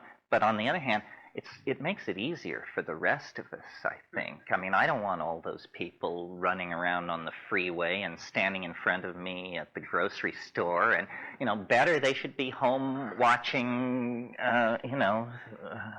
whatever it is these people watch. And people will make these kinds of choices. And, it will become more and more extreme. I mean, if you want 24-hour-a-day teledildonic pornography, who's to say you shouldn't have this? But how it will affect your performance as a citizen, I don't know. I mean, it's just like mainlining heroin or something else. People have to make choices. But the fact that they will sometimes make bad choices is no argument ever for limiting their choices. You have to come to political bedrock with this. Are you a control freak, or do you believe in the dignity of human nature? If you trust human nature, then your politics should be one of always removing control, because control suppresses human nature. If, on the other hand, you're freaked out about human nature and you think that if we don't have laws, everybody will turn to cannibalism, sodomy, and cocaine, then, of course, everybody has to be leaned on and so forth and so on. But if you don't have faith in human nature, that's a pretty existential situation to be in, because where do you put your faith then?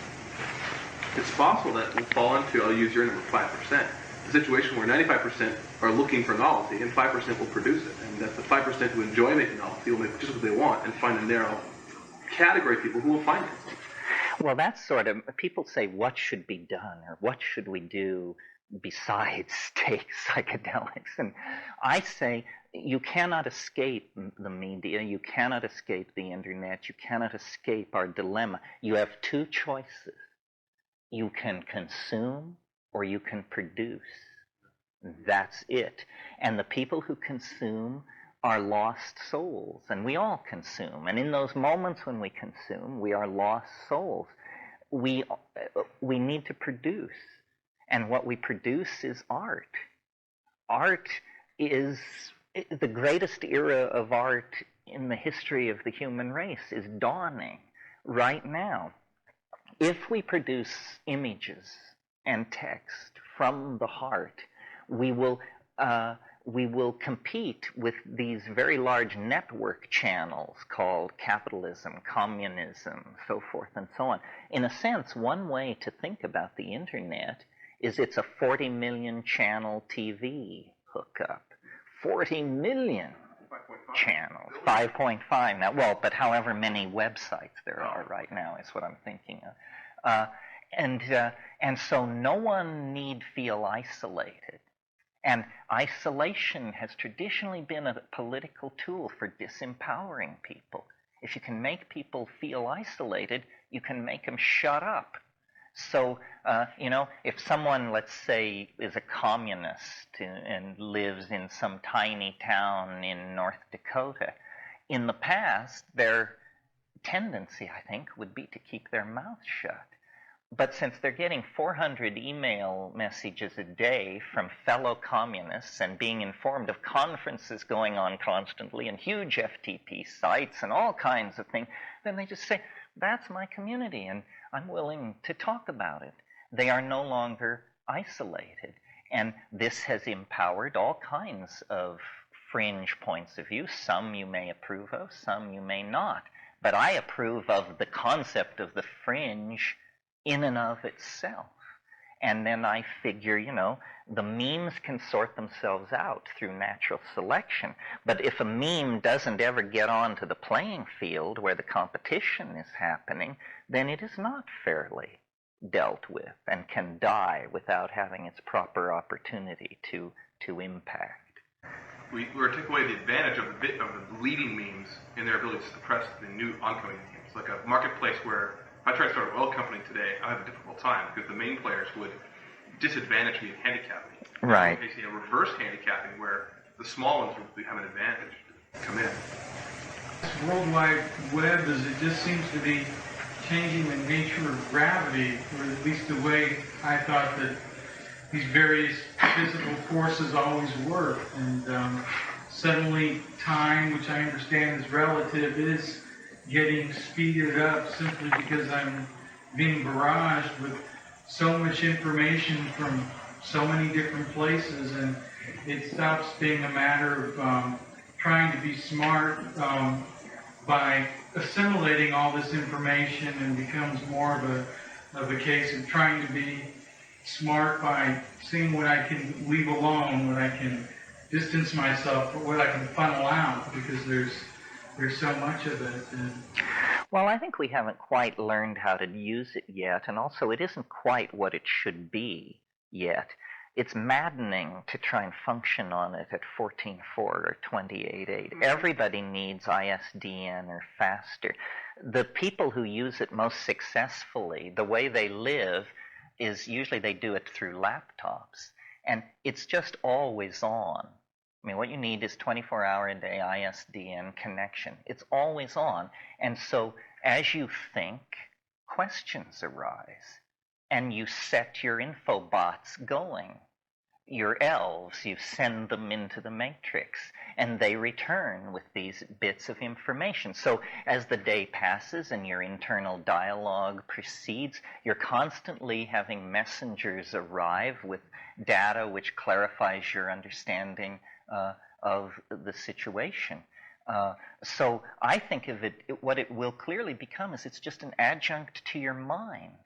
And when the laptop disappears and the whole thing becomes a subdermal implant or something, then you'll just say, gee, I wonder what the gross national product of Sri Lanka is this year. And then we'll say, the gross national product of Sri Lanka this year was, and you will be provided with this information. I mean, obviously there have to be filters and a certain level of sophistication, but never before in history have people been able to have a dialogue in real time with their own cultural database.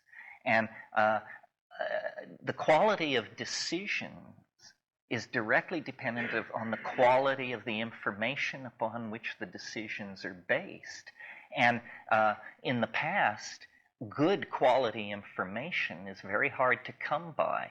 The mass media is for the peasants.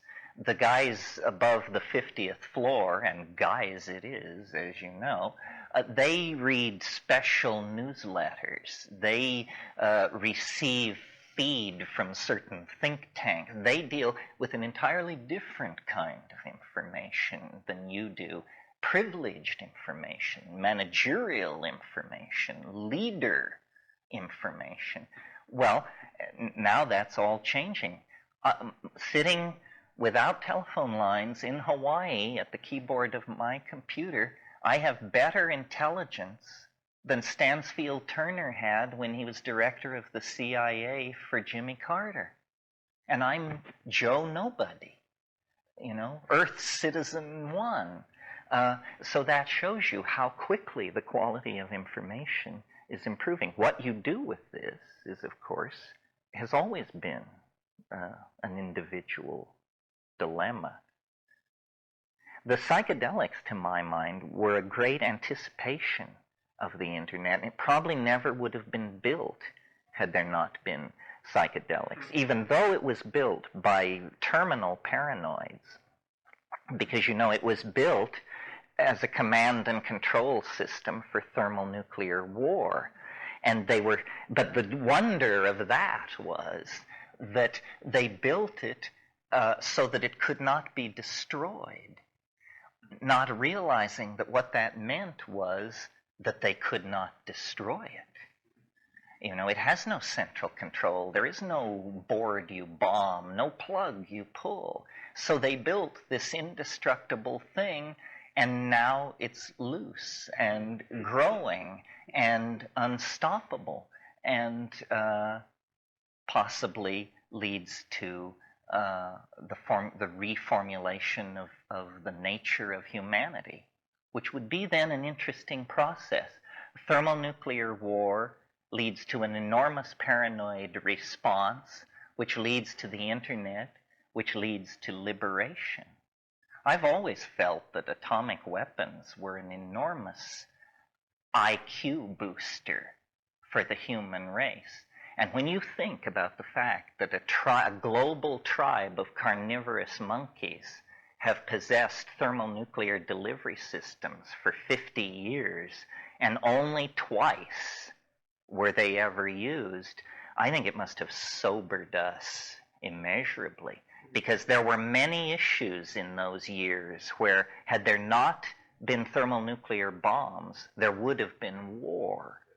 And so it became a kind of inoculation against war because it was so horrible, and it forced the human race, I wouldn't go so far as to say grow up, but it propelled us at least into adolescent awareness of our dilemma. Well, it's dinner time. Tonight we'll do the time wave. I doubt we'll revisit this particular area, so if you hated this, it's over. Thank you. We're going to take a sort of conceptual and categorical leap here. I assume you all have some familiarity with the I Ching. Is that a reasonable assumption? The I Ching is a Chinese divinatory system of great antiquity. It involves 64 ideograms called hexagrams that are composed of broken and unbroken lines. They are arranged in a traditional sequence called the King Wen sequence. The divination is carried out through a coin toss operation or a sortilege involving euro stocks. I assume I'm not making headlines with this news for anybody, okay? Good.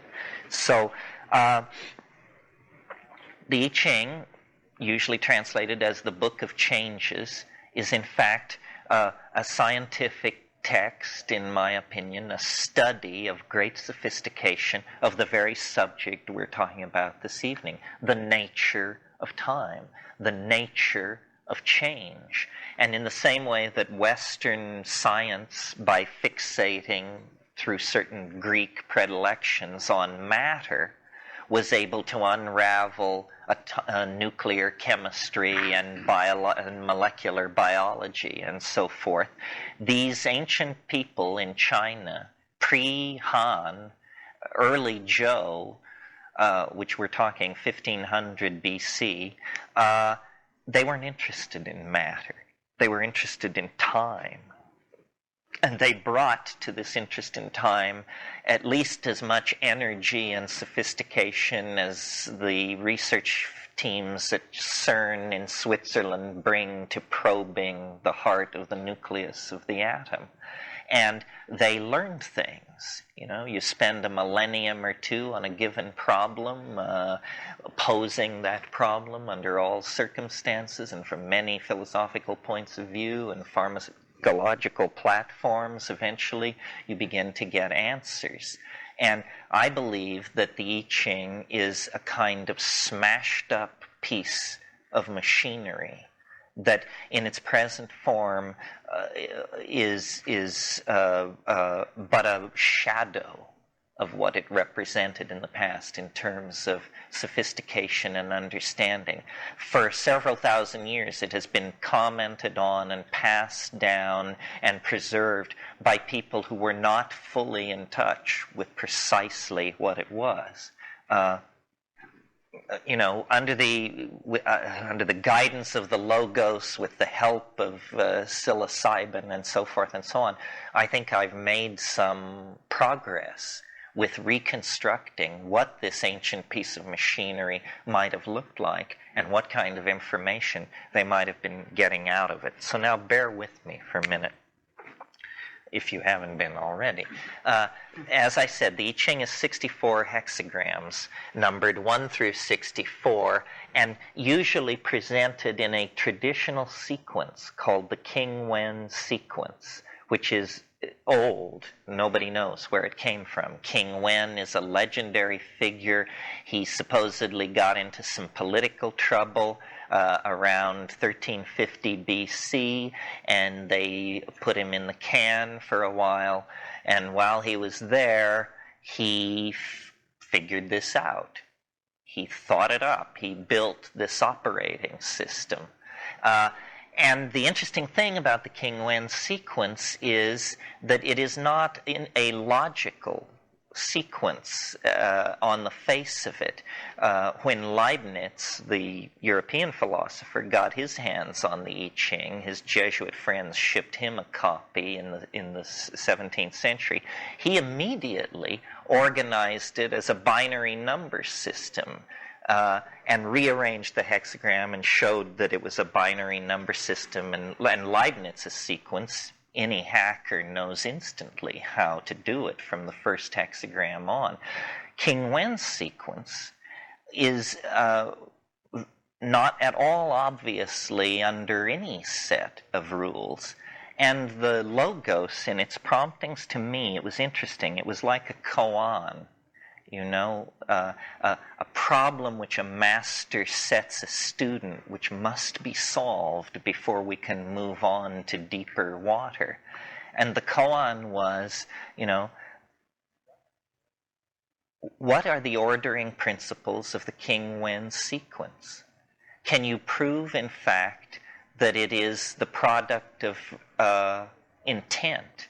Or is it, in fact, simply a jumble that has become traditional over thousands of years, and there is no set of rules for generating the King Wen sequence? Pretty close focus stuff, you notice. We're not talking here about planetary transformation or human fusion with the biosphere. It's very academic, close focus, analytical stuff. So I looked at the King Wen sequence, and I was intuitively led, is probably the way to put it, to look at what's called the first order of difference. The first order of difference is a very simple concept. It simply means how many lines change as you go from one hexagram to the next. Simple, right? Okay, so as you go from hexagram 1 to 2, there's a certain change value. 6 or whatever it is, and then 3 to 4, 4 to 5, so forth, and so on. And so I found out what these data points were, and then I drew a graph of these values down to 64. And it's just a symbol of it, obviously. And so I looked at this thing for a long time, and it didn't seem to have any, it looked stochastic, random. It didn't seem to have any particular order to it. But then I noticed a very interesting thing, which is that this section is a mirror image of this section, such that, imagine making a copy of this and putting it right here, and then rotating it 180 degrees in the plane, meaning turn it upside down to the non-technical folks. Turn it upside down, well, then it will slide into itself. A perfect fit here and here. So then you get something which looks like this. In other words, it has closure at the beginning, and closure at the end, but no closure in between. Interesting thing about these data points is that if you think about the possible data points, they are obviously 1, 2, 3, 4, 5, or 6, the number of lines that can change as you go from one hexagram to another. In fact, there are no 5s. If you look at the King-Wen sequence, one of the first things you notice is that it is not simply 64 hexagrams. It is really 32 pairs of hexagrams, because each pair, the pairs are formed by turning the first term upside down. Now, there are 8 cases where turning a hexagram upside down has no effect on it. And in all 8 cases, it is followed by a hexagram which is exactly its opposite. And so the rule obviously is, if turning a hexagram upside down causes no change, all lines change. Then you can analyze these data points, and you discover that there are 75% odd values, 25% even values, exactly. So no 5s. This 3-to-1 ratio of odd to even and this peculiar closure seem to me sufficient argument that this is the product of human intent. This was supposed to be done this way. And in fact, in some of the older commentary on the I Ching, there's a passage in which it says the forward-running numbers refer to the past, the backward-running numbers refer to the future. Well, now in the I Ching there are no backward-running numbers, but in this thing there are. Because when you make this, you have 1, 2, 3 to 64, but what you've got over here is 63, 62, 61, down to 1, and what you've got over here is equals 64, 64, 64. It always sums to 64. So what this is some kind of magical, occult, multi-leveled, mana-laden thing that these pre-Zhou diviners dreamed up. Essentially, the entire I Ching has been turned into this monoglyph of itself. Well, so now let's symbolize this thing by the letter S. A hexagram, as you know, is made of 6 lines. It's also, if you know a little more about it, in the commentaries, it's always thought of as being formed of 2 trigrams, 2 3-line structures. And then it has an essential and very powerful cohesive unity as a hexagram, as a unity, as a 1. So every hexagram has 6 lines, 2 trigrams, and 1 wholeness to it.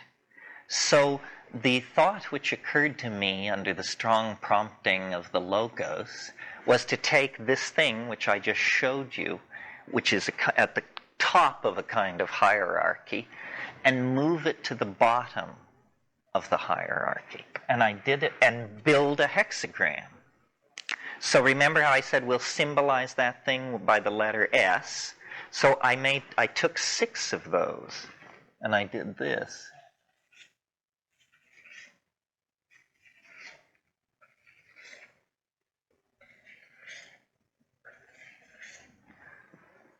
Yeah, 6. I laid 6 in a row. And that stood in my mind for the 6 lines of a hexagram. But over this, I lay then 2.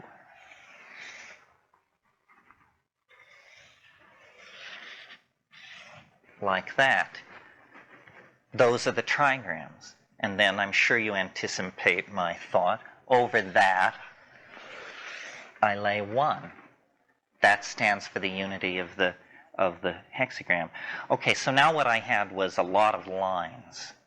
lines running everywhere, and the absolute conviction that I now possessed an enormous secret of some sort, the map of time, the picture of history, the snapshot of the zeitgeist moving through a higher dimension, something like that.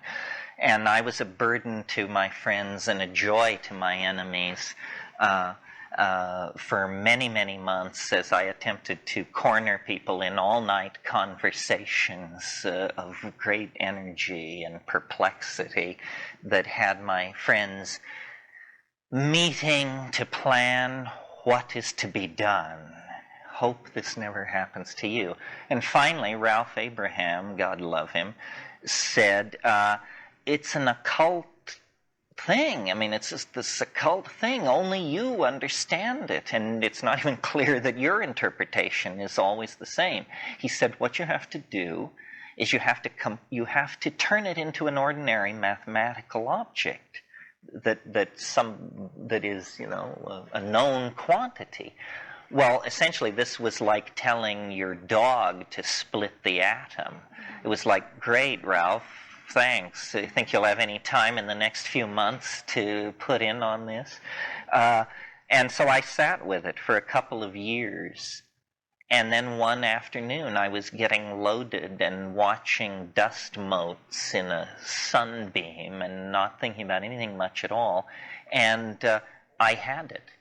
I had it, whole and entire. I saw how to take this occult thing, how to take its multiple properties, such as degree of parallelism, skew, overlap, the scales of the three levels, and all of these variables, and I saw how to collapse it into an ordinary mathematical object. And it's quite trivial. I won't bore you with it. It's so trivial. It basically has to do with deconstructing the wave, assigning numerical values to all of its parts, rebuilding it, and then adding them up.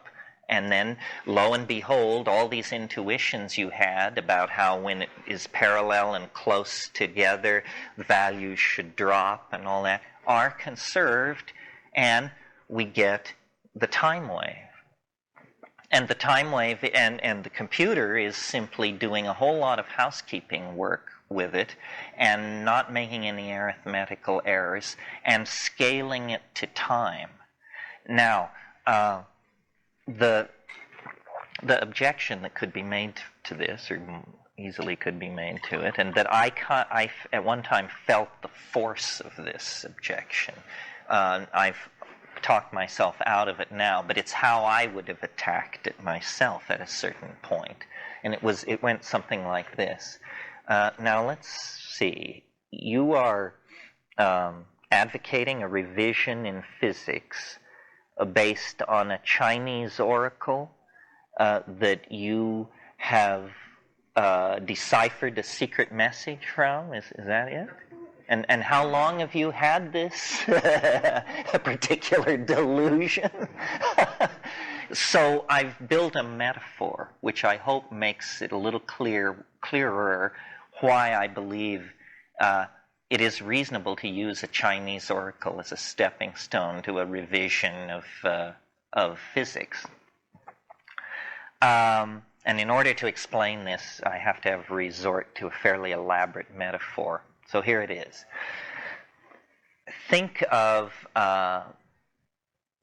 sand dunes. Just picture them in your mind for a moment. Now, notice that this picture in your mind of these dunes, that the dunes look like wind. They look like wind. Now, sand dunes are made by wind. What's going on here? The wind is a variation in pressure gradients over time, which moves the sand around. And when the wind stops blowing, what is left is essentially a lower dimensional signature of this higher dimensional phenomenon. Comme ci, comme ça. Now, for grains of sand, substitute genes. For wind, substitute millions of years of evolutionary time. Time flows, and the genes move around, and they assume certain configurations. I maintain that those configurations are lower dimensional slices of the higher dimensional architecture of time itself. In other words, we bear the thumbprint of the medium in which we arose. We bear it in every cell of our bodies. Every atom bears it. Every molecule bears it. And this, if this can be known, this pattern of time that is impressed in all organism and perhaps all matter, then time, an understanding of time unfolds as a fractal, an infinitely self-similar structure that is repeating different patterns on many, many scales in order to create the phenomenology of the universe as we experience it. So that's basically the theory. And then the theory, I don't think, would amount to much if it weren't for the fact that with the computer, we can now take the theory and ask the question, okay, given all this arm waving and theorizing, does the unfolding wave actually mirror and hence predict the unfolding of the historical continuum? I maintain that at this stage, it's arguable that it does.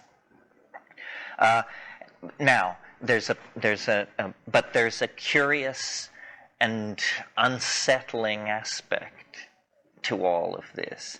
If you have a theory of wave mechanics of any system, waves have wavelength. Therefore, the wave must be generated from some point.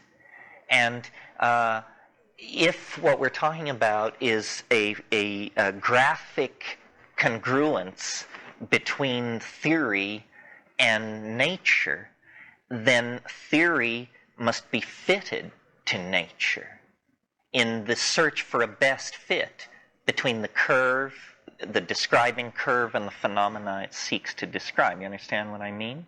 Now, the problem is, with this theory, if it is a problem, is that when we compute our best fit of the curve to the data, we reach a fairly unexpected conclusion, which is that novelty is going to reach infinity within our own lifetimes. That the universal process that has been going on for billions of years across this epigenetic landscape, wandering deeper and deeper into realms of novelty, faster and faster and deeper, is actually going to become mathematically outside of our description within our own lifetime, specifically in 2012 AD. It's not pleasing, this prophecy of the end of the world within one's own lifetime. This is the typical pattern of delusional messianism that is so drearily familiar. Nevertheless, we have more than a Lullian decoding of Scripture here. We have a formal and completely unambiguous algorithm, and we have a body of data. So I just will now demonstrate it to you, and you can reach your own conclusions. There are people who may not even be aware of this theory, who have reached the same conclusion. Some by avenues I respect, and some by avenues I don't respect. And without saying who's who, I'll list some of these approaches. There's a group of people, I believe they're called extopians or singularists. They're engineers. They're total rationalists. They're tech heads. And they say that the rate of energy release, information storage, and technological advance is proceeding so rapidly that sometime between 2010 and 2025, the whole system becomes unrecognizable to itself. Congruence with this prediction. The Maya civilization, which perished a millennia ago, had a 5,600 plus year calendar that culminates on the exact same day that this theory computes to, a fact which I didn't know when I made my choice for the end date. There are Hasidic Jews in Israel who believe that they have Kabbalistic logic to support the conclusion that the Messiah will appear in late July of 2012. And then someone mentioned last night this Vedic. It's called Jyotish. It's spelled J-O-Y. A form of astrology, right? It's Vedic astrology, 3,000 or 4,000 years old. So, whether you do it whether you calculate toward it mathematically or intuitionally or whatever, and whether you exist now or in the case of the Maya a millennia ago, certain people, by certain techniques, seem to have located a peculiar moment in time. And what exactly this means, we don't know, but this wave scales to it as well.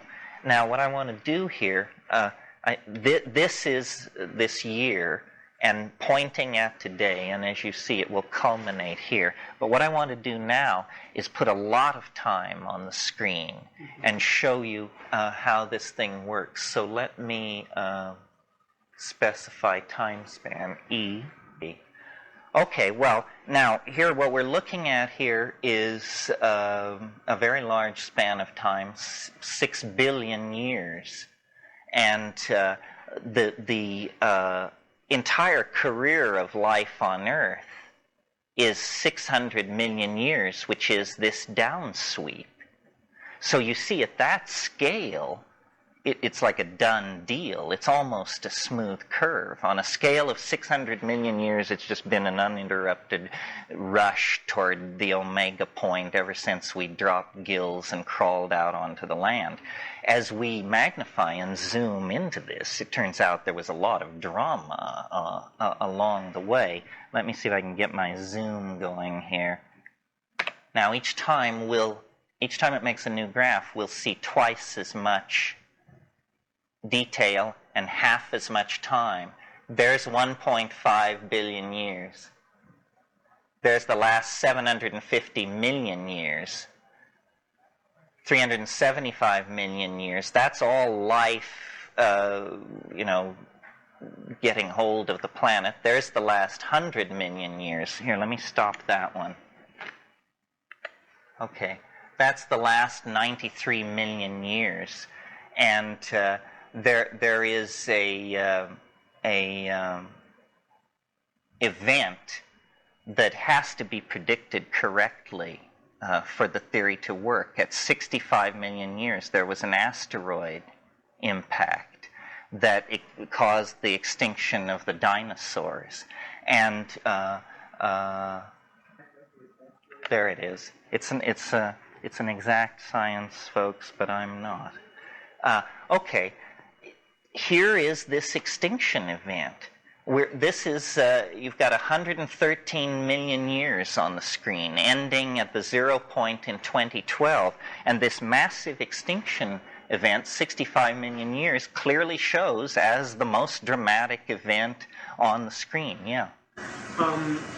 So what is the opposite of the descent into novelty as you see the increasing point of the scale reaching maximum at a slightly earlier time period? What's the converse? Equilibrium. Yes, and then homeostasis. Okay. Yeah, I mean, homeostasis is the perfect example because homeostasis is repetition, closed energy cycle. Absence of chaos. Absence of chaos. Predictability, in other words. And then it inevitably reaches a place where there's a symmetry break and then a cascade. And then disintegration. Okay, so now let's start our zoom forward again. Well, what you do is there's 46 million years. Let's get down here to something palpable. 11 million years. What did you use to date? This is primate territory. What did you use to hit the asteroid date? Just published material in Nature. There's the last 2 million years, like that. The question was? How do you know when to start?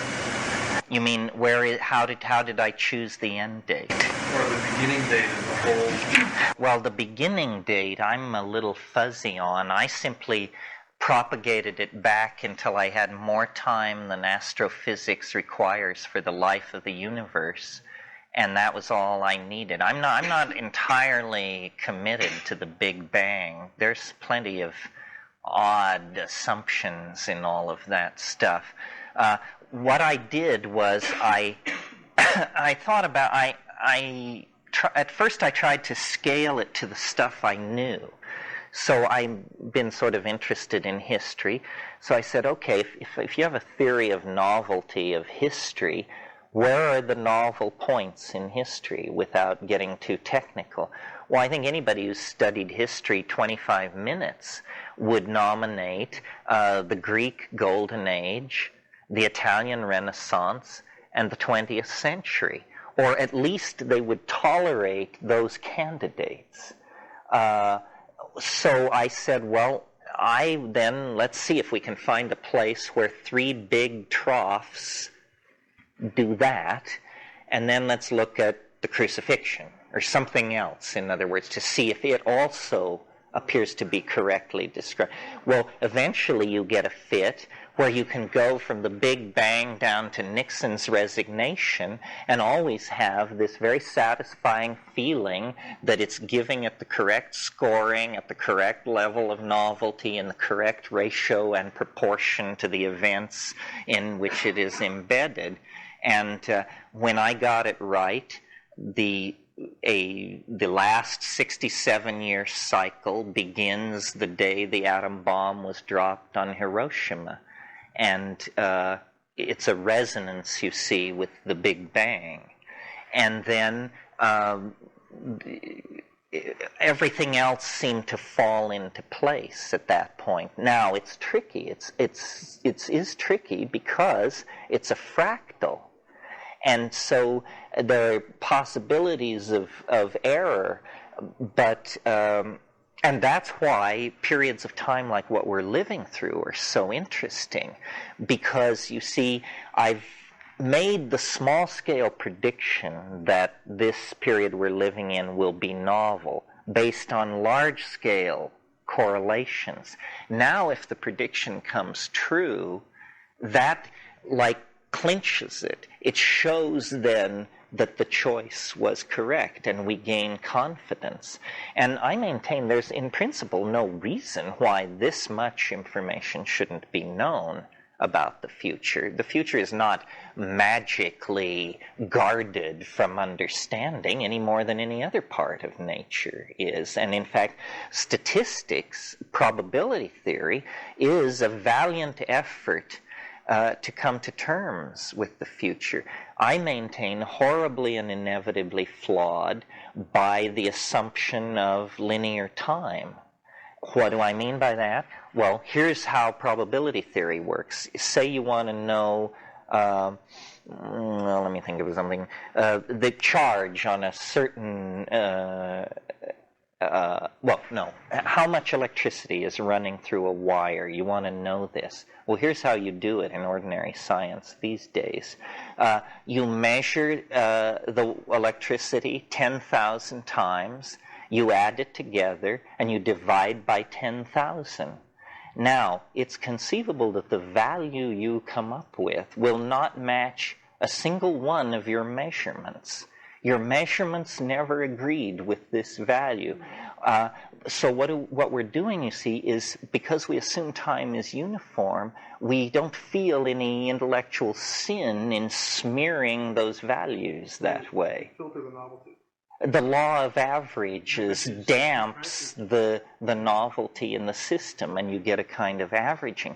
Probability theory cannot be done anymore with impunity if this is true. Chucking the whole sort of fun of physics to the last 50 years, and I think you're throwing the baby out with the bathwater. You mean to attack probability theory? No, to ignore the excitement and the thrill of totally insanity that comes from quantum mechanics and relativity.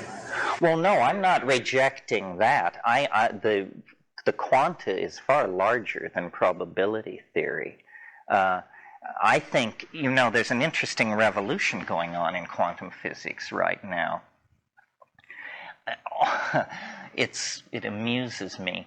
Arguably, the one concept that seems secure in 20th century physics, and about which there has been more ballyhoo and self-congratulations than about any other single concept, is the much vaunted uncertainty principle of Heisenberg, which is supposed to be a bridge to understanding consciousness, uniting science and art, letting us see the scintillating, elusive, mercurial beauty of the... It turns out it's BS, to put it as kindly as possible. When the Bohr-Heisenberg theory was formulated, there was another theory of the quanta on the table. But this theory had an assumption built into it which was thought to be so fantastic that it was never seriously considered, and instead this uncertainty principle was taken on board. The notion which was built into the rejected version of the quanta was called non-locality.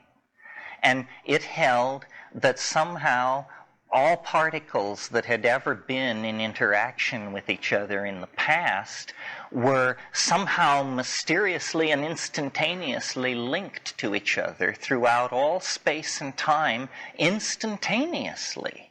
And since all particles were once confined in a space less than the diameter of the nucleus of a Joe atom, then presumably all particles in the universe were connected together through this non-locality, if you accepted this B theory of the quanta. So it was rejected out of hand. This was a theory formulated by David Bohm. Well, now it comes back to haunt them because there is non-locality. It's been confirmed. At first, it was only there were thought experiments with it.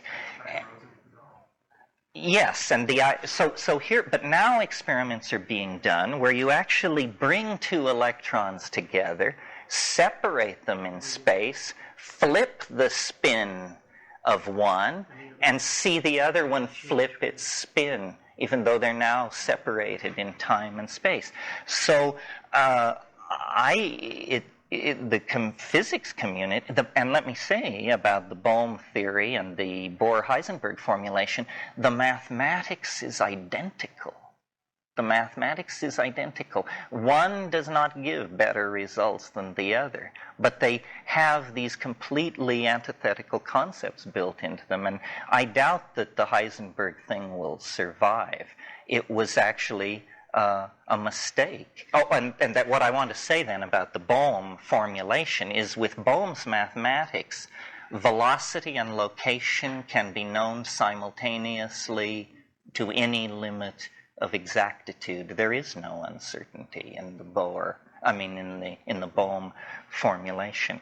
I don't know how I got off on this. My proposal to you is that those guys are having the same kind of fun and are not into opinion events that I think you'd feel very warm and close to them because that is analogous to the one you're looking at. Yeah, I would assume that if I'm right and if they're right, we'll have to meet somewhere out there.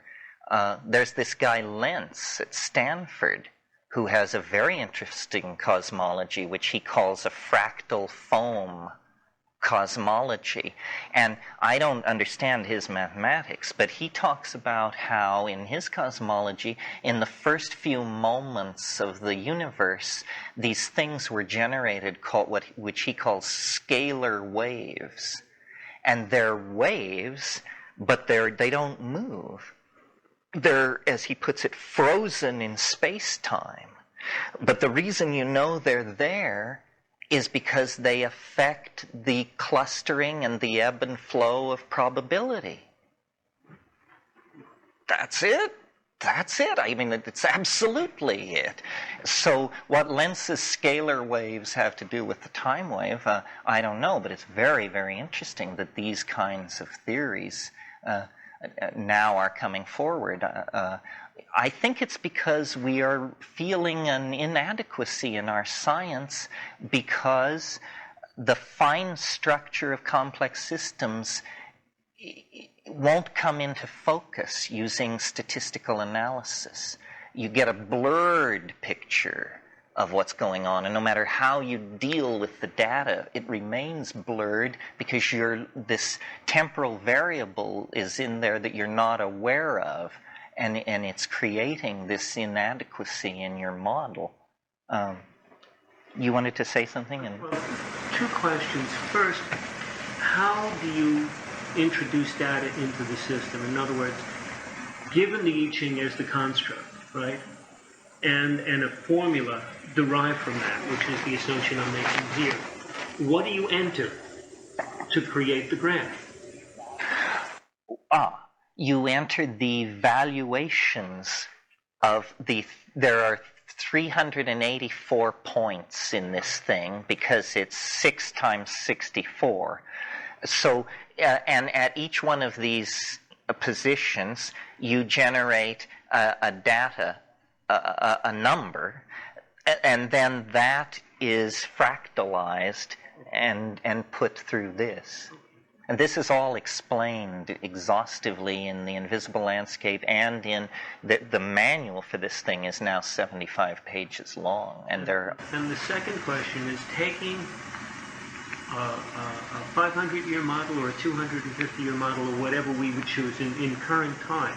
Is there a replication of the pattern currently shown with a decline of that order being demonstrated at any other point in history? Yes, the question you're asking is, are there resonances inside the system? And of course there are, because it's fractal. So self-similarity occurs at many scales. As you see with a normal fractal, self-similarity is hierarchical. This has hierarchical self-similarity, but it also has a degree of internal self-similarity on every level.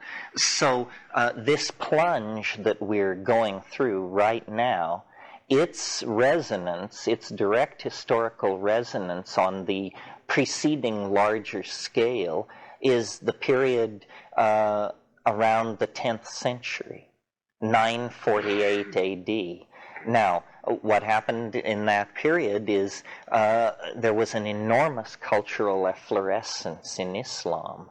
The Umayyad Caliphate at Cordoba and the other Umayyad Caliphate at Baghdad were producing, and a lot of it was mathematical and technical. It's arguable that that was the birth of modern science. Those kinds of resonances can be used as a basis for prediction is something I haven't had time to look at. There are many resonances to each point. It's not a simple system. We can only discuss it in simple terms, but in the MS-DOS version, it will print a page full of resonances. And let me explain how I imagine time in this thing. Here's, first of all, how the Newtonians imagine time. If you ask a Newtonian, what is the most important moment impinging on this one? In other words, what moment is most important in shaping this moment? He will tell you, or she will tell you, it's the moment immediately before. This is this amazing faith in the momentum of cause and effect. This takes a completely different view and says any given moment in time is a kind of interference pattern caused by the existence of other moments in time. And that time is, in fact, an extremely complex, data-heavy kind of holographic matrix. And if you can decondition yourself from your large-scale position in things, you can actually feel or sense the continuum. I mean, I got it down to an aphorism. Rome falls 9 times an hour. And if you're paying attention, you'll feel it go by every time. And if you are cleaning your apartment or walking in the woods, if you notice, you think things that there is no rationale for. And as hemlines rise and fall on a slightly different scale, and as art movements come and go on a slightly different scale, what is all this? Well, it's other times, other resonances. It was very interesting. At the website a couple of months ago, I looked at the wave and I said the end of the year would have a medieval flavor because we were crossing through the late 8th century or something. And then I noticed, the liberals have this thing every Christmas time, in Hilton Head, North Carolina, called the Renaissance Gathering, and Clinton always goes. So all the right-wingers got together at this thing called the Dark Ages as a satire on the Renaissance. And their Dark Age gathering occurred right in the darkest of the Dark Ages in the resonance. A lot of this is for the production of humor, I hope you realize. If you're fans of James Joyce and understand how Ulysses is constructed, what's going on in Ulysses is a man is trying to buy some kidneys to take back to his apartment to fry for breakfast. But somehow, in visiting the butcher and the local bar and running into an old friend, the entire Homeric war is fought out in these few blocks of Dublin, and also the entire fall and redemption of mankind. And this is called allegory, and it's nested reference and fractal association, and it's a very powerful way to make art. And I think it's a very powerful way to make art because it's how nature made the world. The world is an allegory, and it's based on analogies. I mean, I look sometimes at people, and I see other people, I see faces from the past, sometimes my past, sometimes further back. Time is an interference pattern. Yeah. The one thing I'm a little confused about is how you draw the pattern to a given scale. Like, does it make sense to say you could put in Terence McKenna's birthday and see his timeline? People always ask this question. Yeah, although I'm not entirely comfortable with it. Let me trace the history of this kind of thinking for you. Astrology obviously has certain analogs to this because it's about predicting the fates of dynasties and so forth from the movement of the stars, and it's a peculiar combination of mathematical exactitude and occult fancy. Oh God, I've lost the thread. Ask again. The birthday thing, yes. So originally, astrology was a tool for statecraft. Royal houses and wars and stuff were fought and that kind of thing. Well, the first, I don't know if they were the first, but the first large crop of yuppies was late Roman. And these people had vast wealth, and they dabbled in the occult, and they were interested in these mystery religions, and they were aware of astrology as a tool of statecraft. And people asked the very same question. said, I'm an important person. Can you do a horoscope for me? And so then the natal horoscope was invented around that time, 1st century AD, the natal horoscope.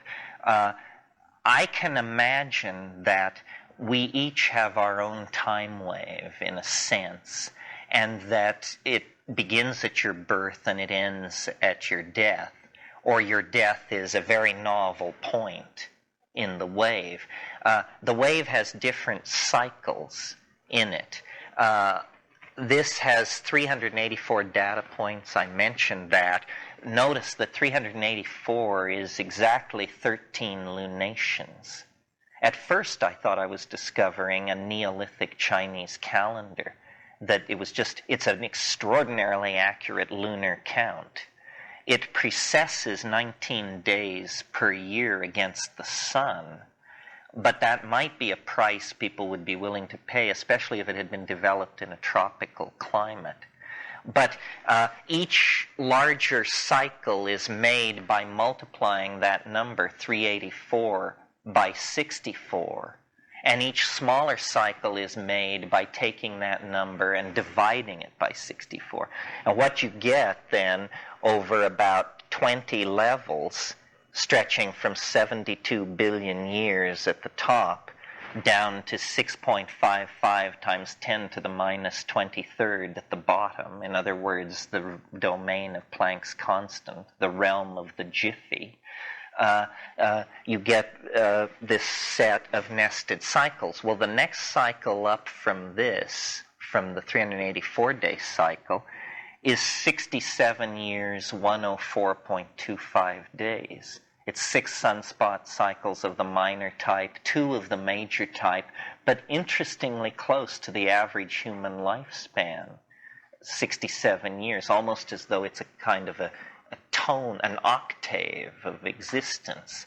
I'm very interested in people's 68th year of life, what that feels like. Because in a sense, if you live to be 68 in this theory, you get to start over.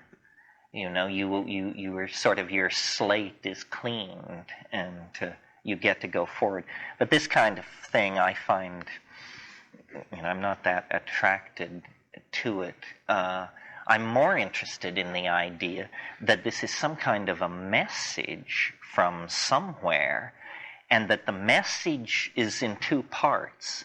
The first part is, something extraordinary is going to happen to you and your world in 2012. And the second part is, and the reason you should believe the first part is because this wave which predicts that predicts all things which preceded it, predicted the Italian Renaissance, so forth and so on. Let me start this puppy going again, and I'll show you what I mean. What have we got? 1,000,000.4 on the screen. What's the locality of it? Does this apply to our galaxy, the whole universe, or this planet? Well, that's another good question. I've thought about it on all different ways, and I think it's local. I'm not sure how local. So there has to be a king when and for the planet to come up with the pattern that you used.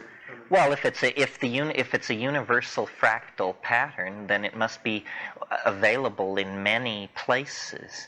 A thing that would be very satisfying to me would be if somebody could find this same set of numbers somewhere else in nature. Like Bernoulli. Bernoulli, anywhere. I can't. The Fibonacci series. Yeah. The Fibonacci can be brought out from simple rules into a complex set of data. It sounds like that any moment in time can be decomposed into a number of hexagrams, and that the hexagrams have divinatory components to them, and that a hexagram has a meaning. Little louder, so you can draw from it. Is there a sense in which you can figure out what hexagrams correspond with what moment, and figure out the characteristics of that moment? Yes, you can, and you could build a vast interpretive industry on that. In other words, there would be a way to extract meaning rather than mathematics from this. What you would do is you would look at a given point in the wave and not only look at its wave structure, but say what hexagrams are building this and what are the ratios of the influences that they're contributing. And that is basically, that's another lifetime of work for me, but that would be very, very rich stuff. Okay, let's go. Let it run for a minute. That's 1.4 billion years, 730,000 years, 366,000 years, 183,000 years. Now, those are glaciations in there. That's the last 100,000, 45,000. Now, let's look at this. This is the last, this is basically 5,000 BC. Now the stakes rise, because we know with fairly high detail what has gone on in the last 5,000 years in terms of inventions, cultural migrations, dynasties, so forth and so on. So this is from 5,000 BC to the present.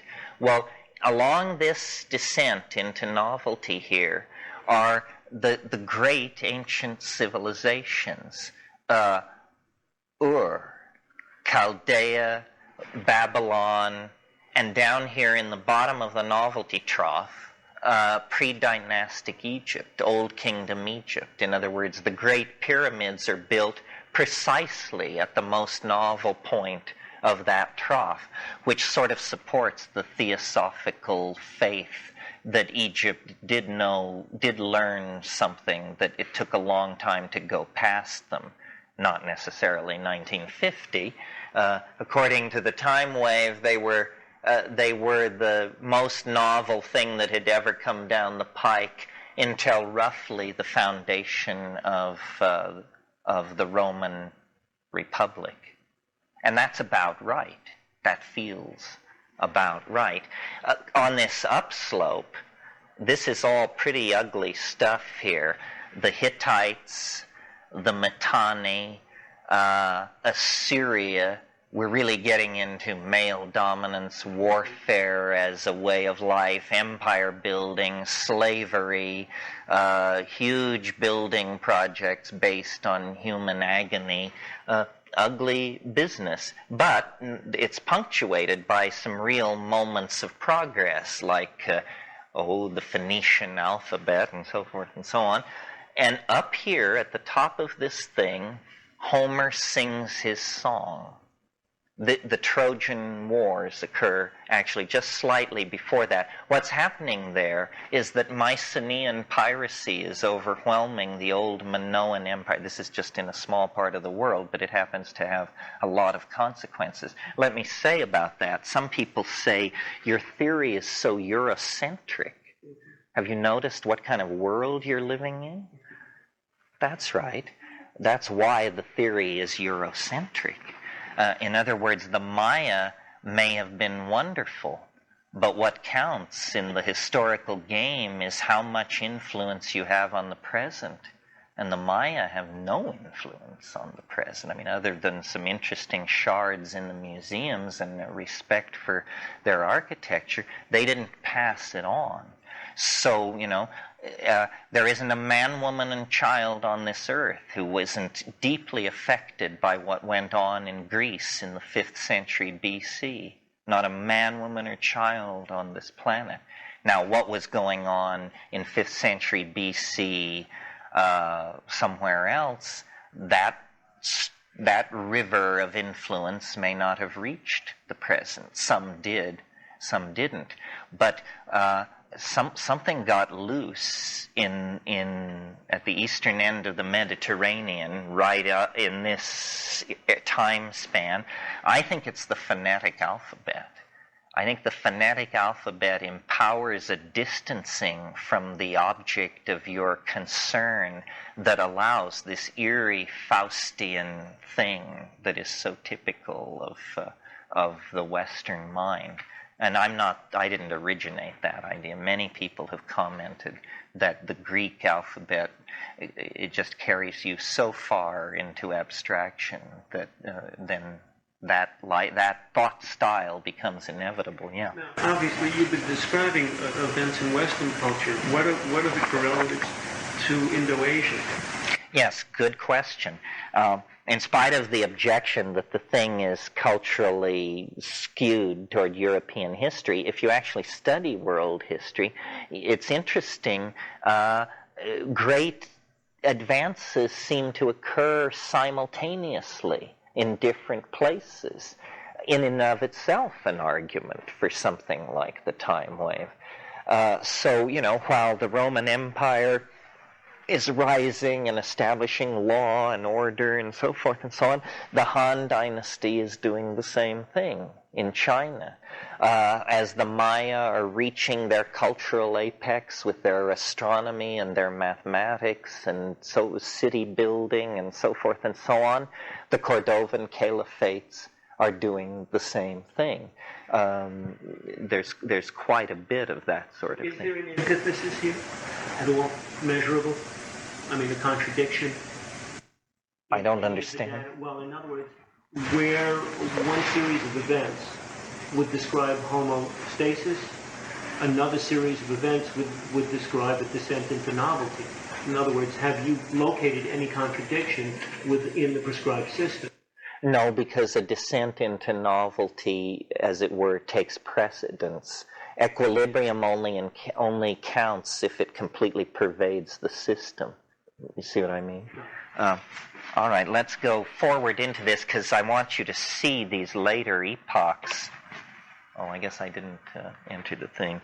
I want you to see these later epochs because this is where we can really judge it more accurately. This is basically from 300 AD, yes. This is from the fall of Rome to the present, not precisely. The fall of Rome it took a long time and there were humiliation after humiliation, but generally the kidnapping of Augustus Romulus in 375 is considered to be the final straw. So notice that what this says is that after the fall of Rome here, history had a different character. It was not a steep and fairly uninterrupted descent into novelty, but it began to oscillate between periods of novelty and periods of intense recidivism. And notice also that this theory is not shy about making predictions. Now we're down on it. And this extraordinarily steep descent into novelty right here, that's the resonance to what's happening right now. That's 10th century Islam. This one which precedes it over here is the foundation moment of Islam. Muhammad is born in 570 and died in 630. That whole thing occurs along this descent. Islam is very important. I have to stress this because we all live in a culture that is totally anti-Islamic. And, it's perfectly legitimate to talk about ragheads and this and that. But I've got news for you. The science, the mathematics, the architecture, the poetry, the administrative skills, the knowledge of hydrology, so forth and so on. And for any people or person who is truly alarmed by modernity, we were talking about this evening, Islam is an answer. And I imagine it's going to experience great growth over the next few years. These portions of Central Asia that were held by the old Soviet Union, Kyrgyzia, Uzbekistan, Azerbaijan, Nagorno-Karabakh, and all of these places, if they were ruled by the people who live there, they would be radical Islamic republics. It's conceivable that in this period over the next few months, there could be a worldwide uprising of Islam that would end with it making the greatest territorial gains since it's made in the 10th century. If all Muslims were ruled by Muslim governments, an enormous reconstruction of the boundaries of the world would take place. So these two descents both seem related to Islam. I mean, Europe is just a mess at this time. I mean, Macrobius, writing in the 5th century, thought that the circumference of a circle was twice its diameter. You know, what? They didn't have string? I don't know. Imagine that. That's how low things sunk in Europe while these people were gazing at the stars and inventing the quadratic equation and so forth and so on. Okay, this one, hard for you to see, occurs in 1122. That's the crusade which breaks apart the stasis of medieval Europe and lets in all kinds of novelty, right? Now, the next one is this one, and this is an interesting one and illustrates how the character of descents, well, the different characters of kinds of descent into novelty. Let me get it on the screen a little bigger here. Here it is, this one. Now, it's a dramatic descent into novelty, but unlike most descents into novelty, it's also a dramatic return to normalcy. Now, what kind of event would give a signature like that? A dramatic descent into novelty, a dramatic ascent back to the previous circumstance. The fall of an empire and the growth of another empire equals power. Well, how about this? An epidemic disease. Yes, 1356. 1/3 of the population of Europe dies in 18 months. But now think about that. It's catastrophic. It's traumatic. But no new technology is introduced.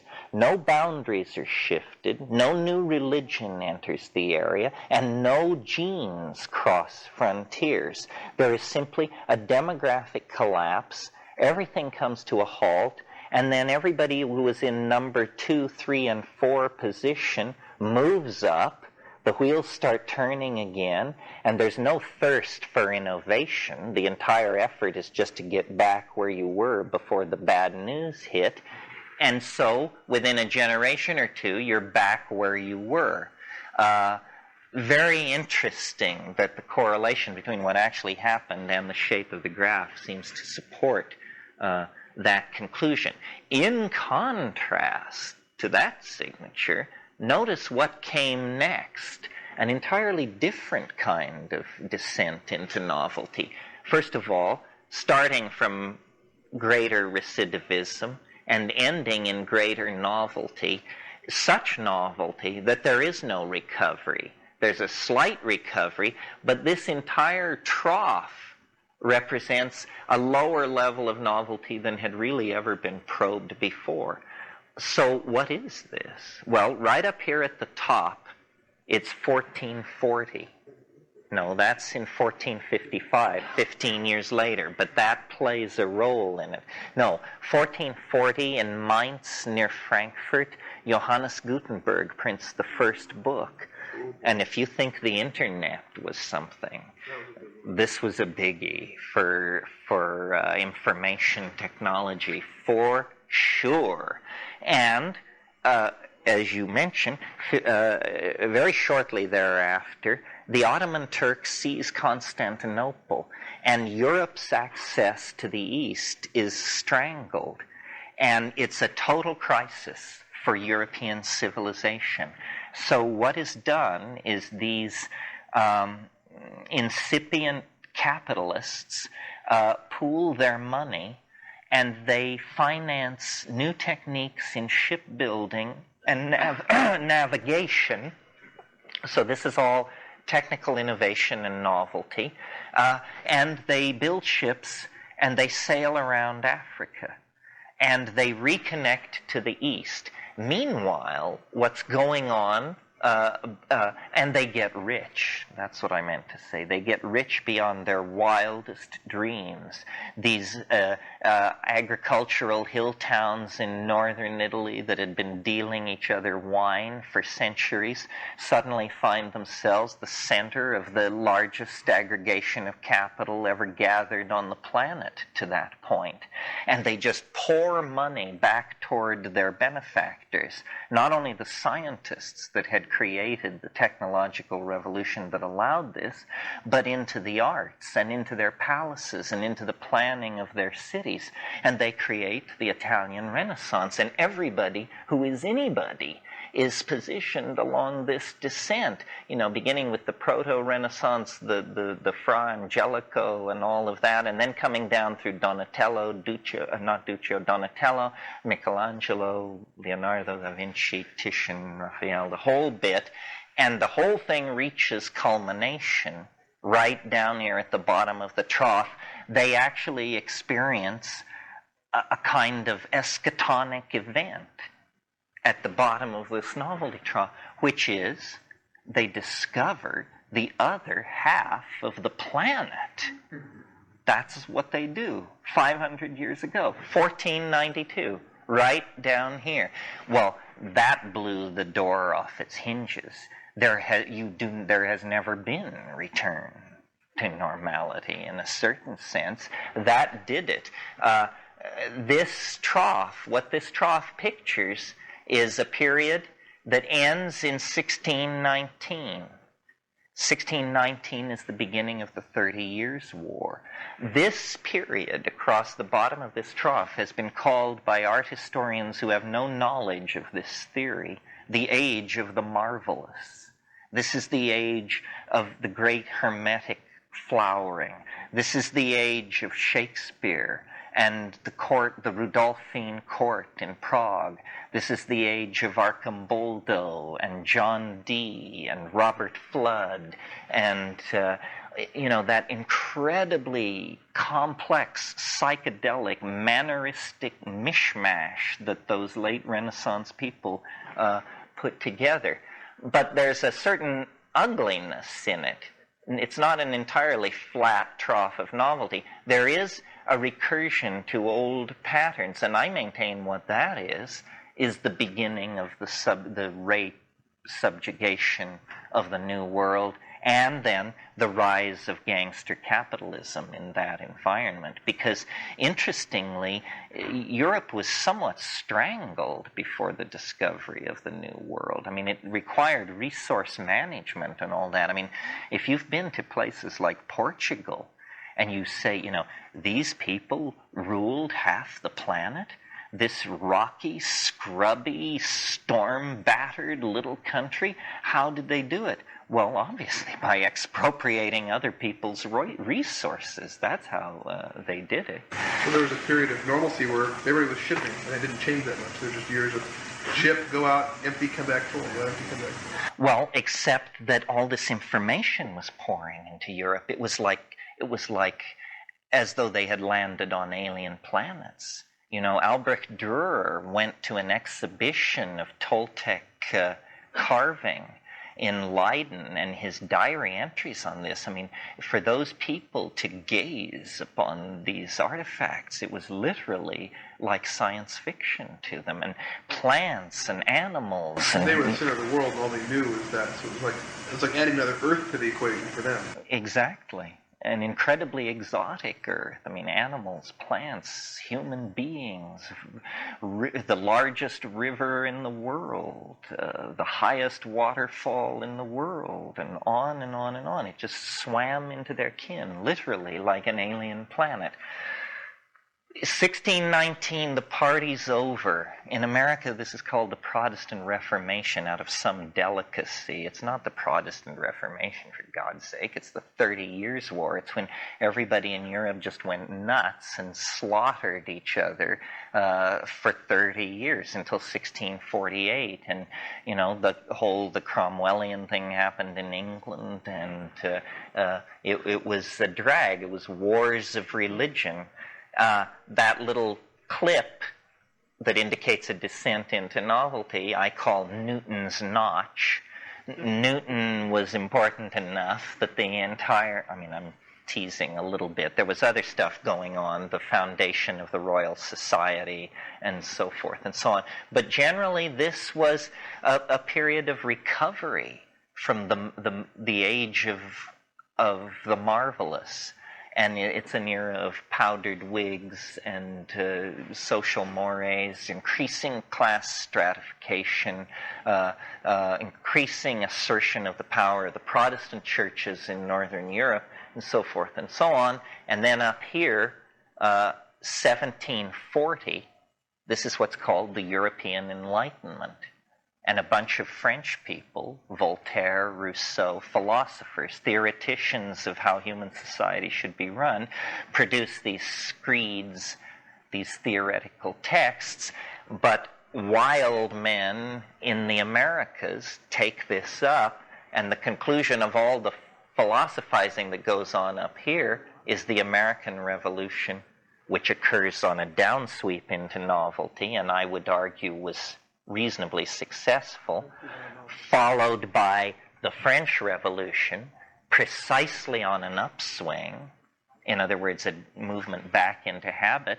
And for my money, the French Revolution ended catastrophically. I mean, it's every liberal's nightmare, you know? I mean, it was horrible. The good people turned to monsters, and then they couldn't keep hold of it in spite of that. So the French Revolution ends with the enthronement of the Emperor Louis Napoleon. Go figure. And then so forth. And as you see, the 20th century is down here at a much higher level of novelty, lower toward the 0 point. And the entirety of since the middle 19th century, which is just about right, I maintain. Since the middle 19th century, we've just been exploring totally new territory. You know, once you get Michael Faraday and Konrad Lorenz and Baron Lobachevsky and Fitzhugh Ludlow and all this, you know, in other words, non-Euclidean geometry, electromagnetic field theory, psychedelic drug use, it all begins to come together. And of course, then the most important, arguably the most important moment in the 19th century, completely unrecognized at the time, now predicted by the wave, was 1837, when Charles Babbage assembled the difference engine and laid the basis for the cybernetic revolution. Let's look at modern times in a little more. He built this thing called the difference engine, the Babbage machine. It was a computer. And he knew what it was. He understood what was possible with it. He went to the British government. He offered it to them. He begged them to develop this. And it was just so beyond their imagining. But it had all the elements of a modern computer. It was not electric, of course. It was a mechanical computer. But all the principles were there, and in Babbage's writing, it's very clear he understood exactly what he had on his hands. Incredible. If you ever see a picture of Babbage, I mean, think about this. This guy lived in 1837. He looks like Flash Gordon. I mean, he has a haircut so in advance of his time. It's incredible. Now let's look at this. This is from 1888 over here. And what's interesting is, you know, we mentioned, or it came up this afternoon, how you can use the calendar as a political flog when you have nothing else going. Well, that not only happened that not only will for sure happen in 2000, but it very definitely happened in 1900. There's something about it. They had the same feeling, actually, that we do now. The telephone had been invented in 1895, or, you know, popularized. They began installing them. That was the internet of that time. It's still pretty amazing stuff. I mean, how you deliver sex over copper wire, I don't know, but they managed to do that. And powered flight. was happening all over the world. People were working on it. And so this point up here is, I believe, January 3rd, 1900 or something like that. It's so on the money. And then this cascade into novelty. They were full of hope. They felt it within their grasp. The old world, the Edwardian world, was falling away. It's 1900.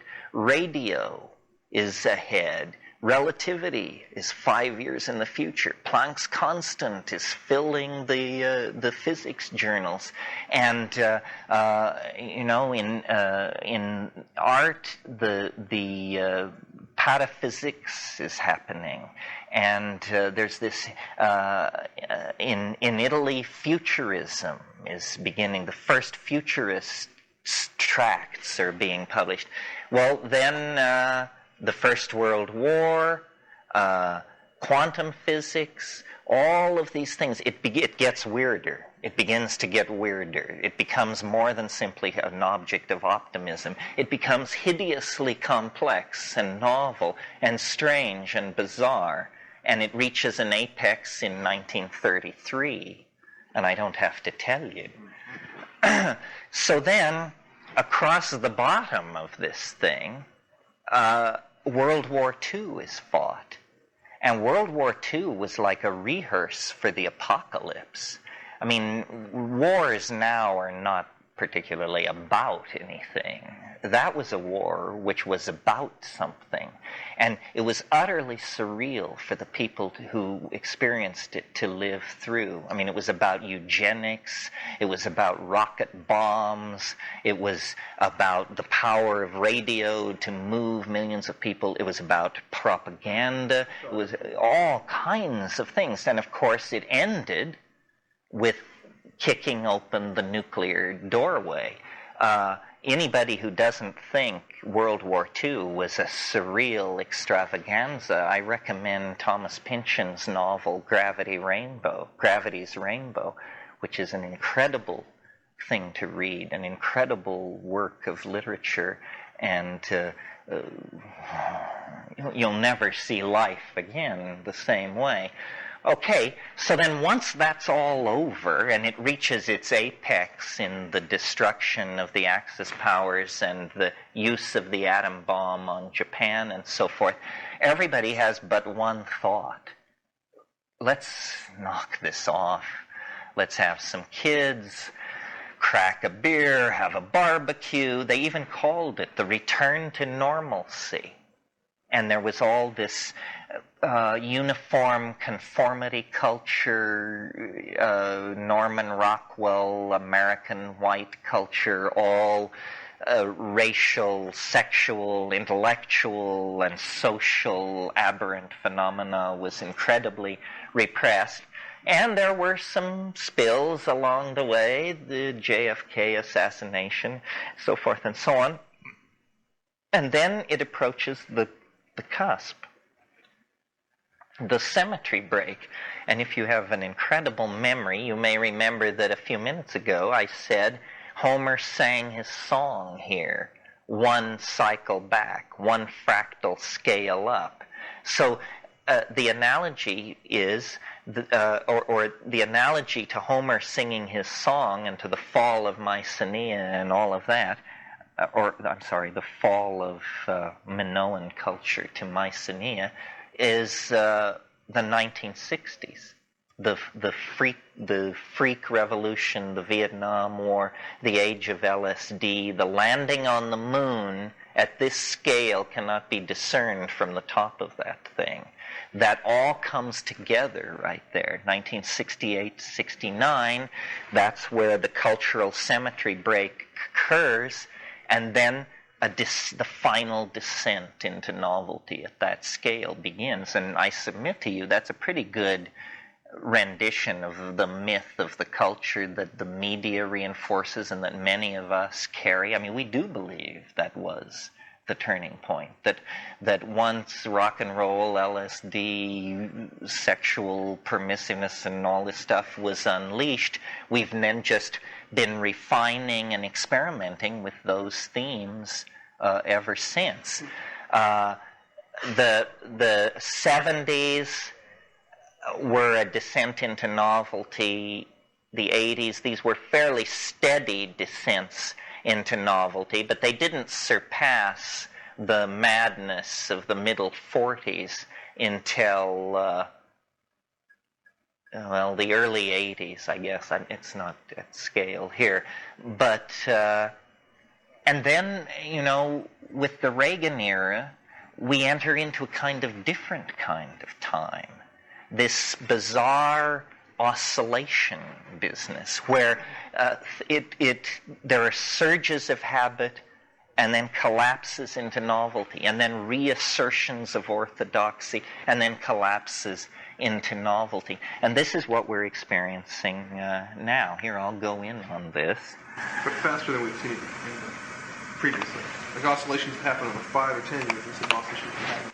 Or oscillations over months, yeah. There's now 89 years on the screen. Here are the 1960s.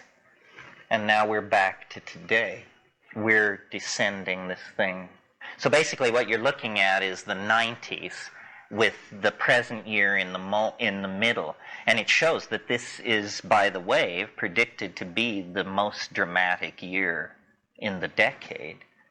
And that dramatic, whatever that drama is, it'll be in full play by June.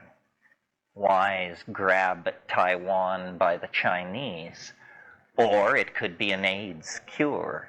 Or it could be an Ebola outbreak. I wouldn't look to the American presidential election for much excitement unless there's gunplay, which never rule it out in this country. We play rough. There could be a scientific breakthrough of some sort. This planet detection thing is obviously edging toward explosion because there is a water-heavy, oxygen-rich world out there within 50 light years, and the technology to detect it is now 99% in place. And it's just a matter of, teasing it out of this hellaciously difficult data. But we're going to know. Recently the Hubble Space Telescope discovered the other 80% of the galaxies in the universe. So we now have, instead of 10 billion galaxies, in one press release we go to 50 billion galaxies. That means 5 times as much intelligence, 5 times as many civilizations, and that's page 42 news in the New York Times.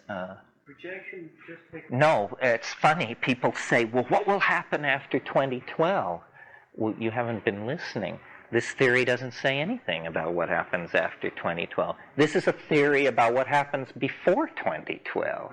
That's why waiting till 2012 to use it will be rather self-defeating, because it won't work after 2012.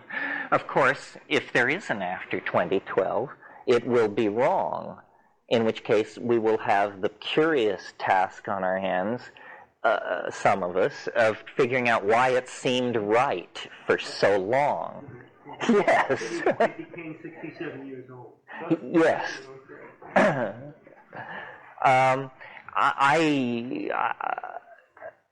I've never heard of anybody having an experience quite like this.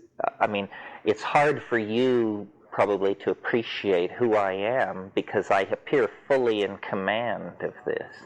But I am not interested particularly in the I Ching. I'm not a mathematician. Don't like predestiny it's just not my style, this whole thing. I'm a rationalist and somewhat cynical, left to my own devices, perhaps a little dark. This is an incredible argument for some kind of hope. It says there is an architecture to time. It says the wars, the rapes, the horrible revisions that go on are part of the pattern, and all will eventually find resolution in the final culmination. And then, the question which I would put to the mushroom or the logos or whoever it is, if this is not true, then what possible purpose could all this have served? I mean, what's it for? I don't mind the public disgrace of being wrong, but it'll humble me. But we didn't probably need to mobilize a mass movement to humble me. So what was it all for? And I confess, I don't know. I have ideas. I mean, any question like that, as long as I've been thinking on it, there will be answers. I mean, how about this? Suppose the unconscious is a kind of regulatory, has a kind of regulatory function, and of hysteria, of mass hysteria, and that what this prophecy made by me, made by the Maya, made by these Vedic people, what it's for is to smear expectations about the millennium.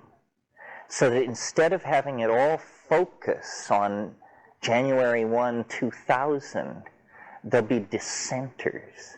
There'll be people who say, well, it isn't January 1, 2000. Haven't you heard? It's 2012. And so then a huge number of people will put their faith on 2000. They'll be disappointed and they'll go away and get lives. And then the people who didn't contribute to that hysteria will delay their hysteria till 2012. And then it will fail and then they'll get lives. And then by this ruse, the unconscious mind will have helped the species cross over this calendrical speed bump without, mass hysteria, nuclear war, or religious pogrom, which might otherwise be a factor. I don't feel the power, particularly, of this idea, but it's the only one I've come up which answers the question, if this isn't true, what the hell is the point? In Jung's work on the I Ching, does he touch on any cyclical historical reference? No, this is surprisingly absent, although in the Wilhelm Baines translation there is something called the sequence. And it's old, it's Joe, and it's a kind of a poem which attempts to make a logical transition from each hexagram to the next in the King-Wen sequence. There are curious statements in the I Ching which definitely support the idea that there must be big chunks missing. For example, hexagram 49 in the Wilhelm Baines translation is called revolution. So you turn to this expecting a dissertation on political reform of society. And what it says is, the shaman is a calendar maker. He orders the seasons and he sets things right.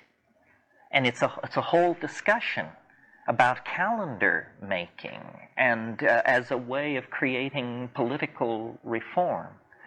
Well, that's bizarre. Another interesting thing is hexagram 63 is after completion. Hexagram 64 is before completion. The logic of their order is reversed. Again, suggesting that reversing the order of things is somehow allowed.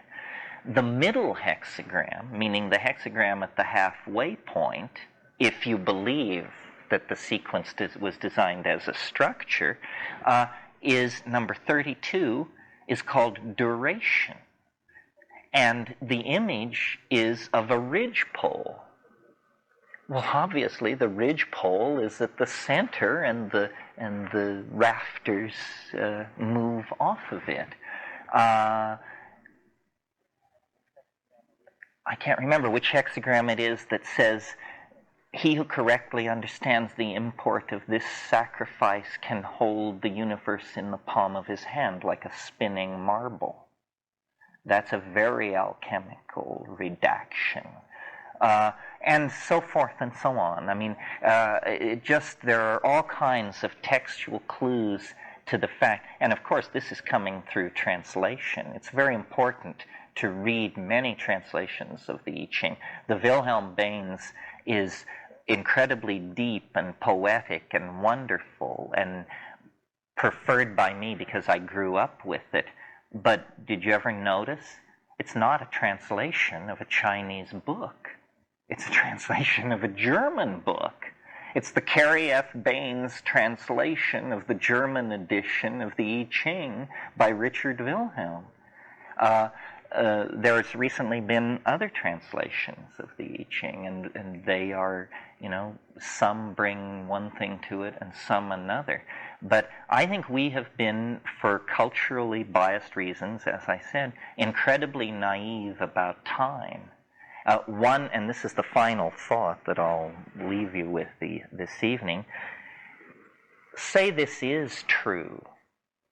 How can it be true and not involve God's entry into history, or the explosion of the sun, or the coming of the Space Brothers, or some other highly improbable and somewhat cheesy event? How can it fulfill itself and yet, not require willful suspension of disbelief?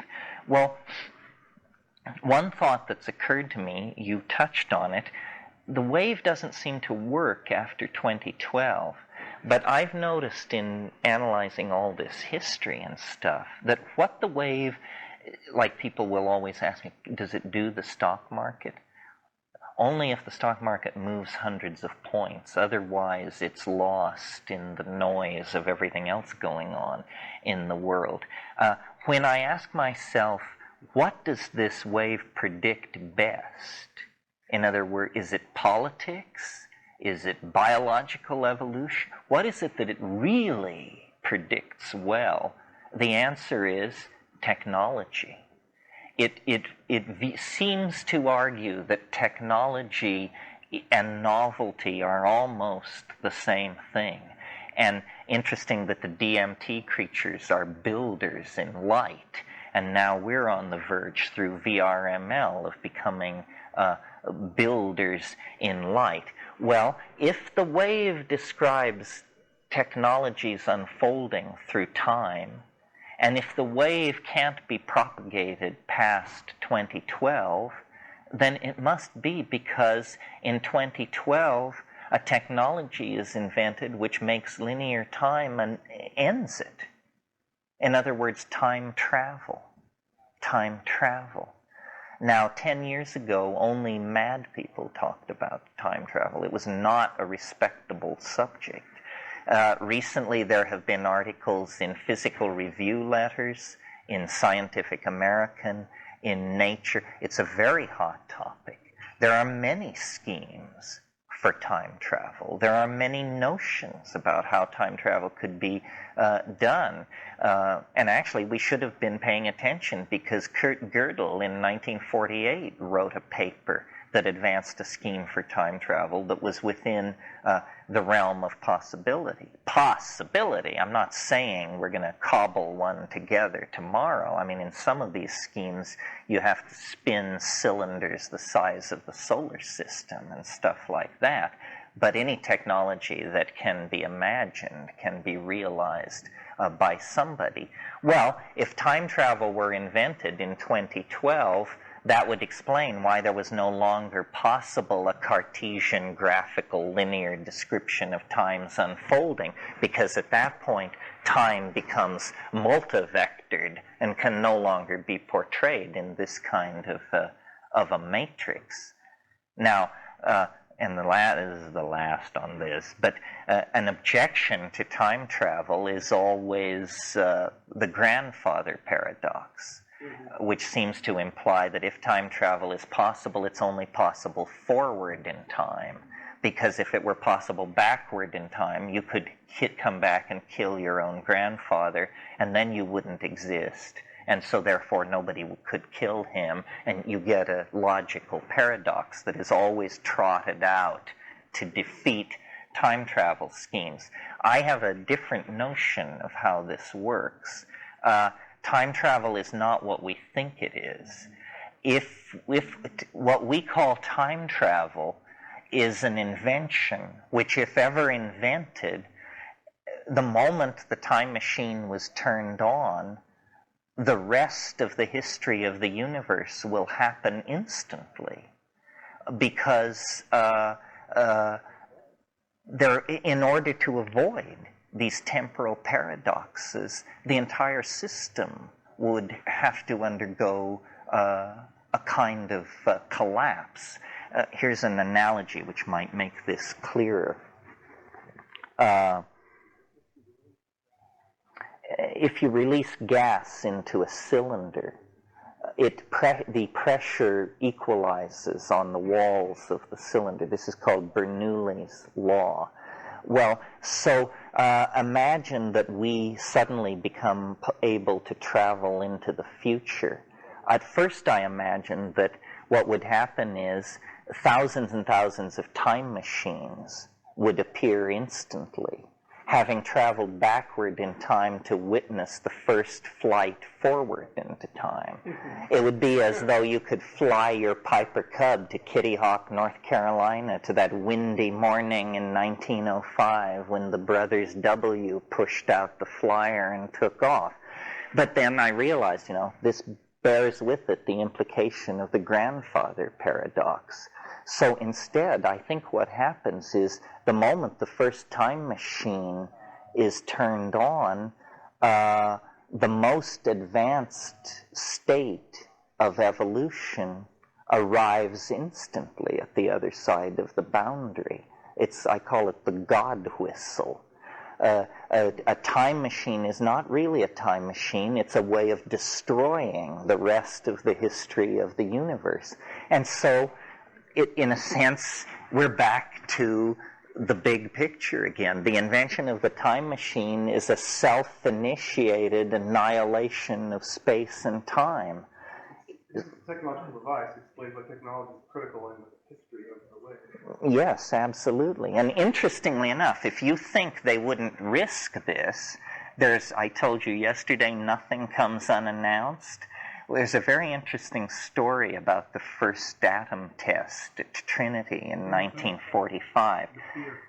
Yes, they had equations in front of them which led some people on the advanced team to believe that when the device was detonated, the nitrogen in the atmosphere would ignite, and that the entire atmosphere of the planet would burn.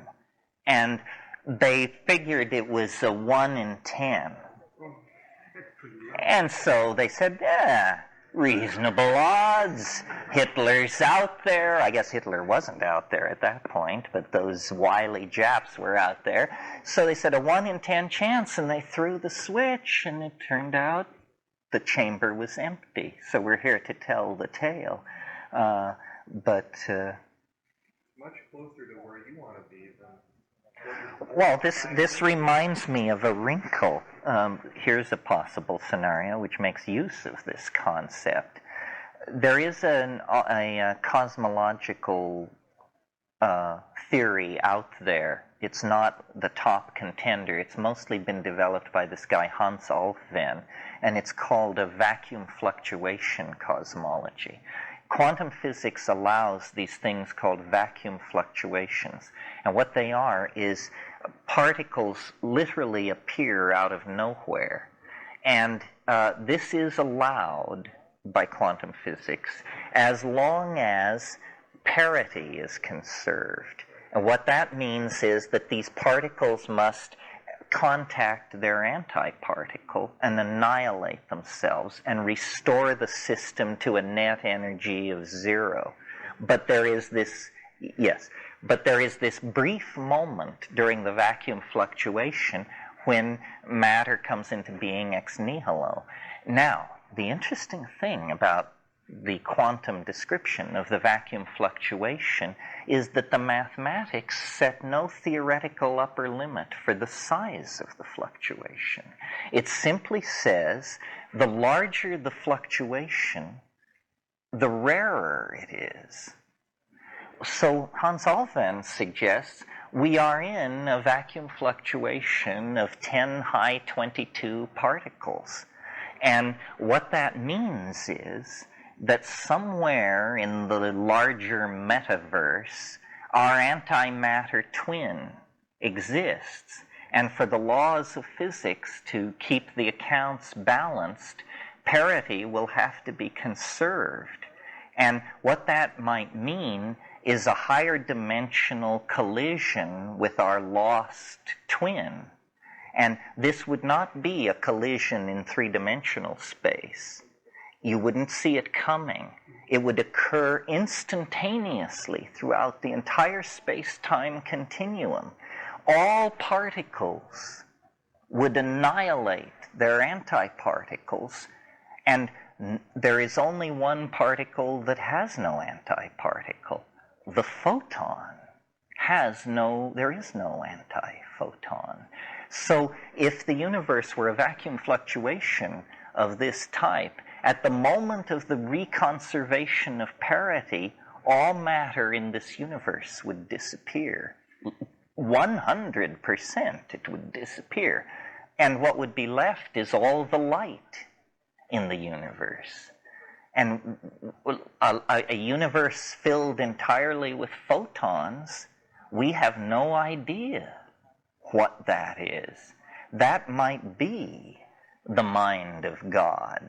That might be the omega of the eschaton. Consciousness, there was an article in Scientific American, of all places, 3 issues ago, suggesting that consciousness is a general quality of the universe like gravity, and light is implicated. So it's possible that now that's a large scale. You talk about abandoning the body. This is a cosmology where at a certain point in the life of the universe, all matter disappears. And that would certainly, for my money, fulfill the novelty theory. In a way, all the fiber optic being laid leaves for a lot more light being pushed around than previously, in a way. Or at least light in a much more complex pattern than just the sunshine of it. Well, and the fact that we're beginning to build with light, that virtual realities are made of light. People don't understand, in virtual reality, the difference between a 10-story building and a 100-story building, 1-0.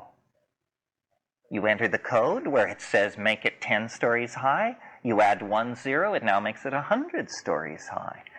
Cost. It's free. Light is free. I mean, virtually free. The technologies it moves through aren't free. But, we have hidden helpers in the quantum realm. Those little electrons, they are numerous. They want to help. Horton hears a who, that sort of thing. Well, that's the basic lay of the land on this. One last thing I should say, in the interest of intellectual honesty, is not everybody loves the time wave, and some of the people who hate it are very bright. And if you're interested in, Bear Duke's discussions about this, check my website. There's a young British mathematician who thinks he can take it apart. And we've been going at it hammer and tongs, and we're going to lift the curtain on our discussion pretty soon. I would like inspection. I mean, I invite, and those of you who are professional or amateur mathematicians, people should check my work. I told you the first night, my method is shamanic, but my techniques are shamanic, but my method is scientific and rational. The truth can defend itself. If this can be broken on the wheel of logical analysis, then so be it. It does empower hope, but there's no percentage in false hope. I mean, the only true hope is in the maintenance of an open mind. So thank you very much.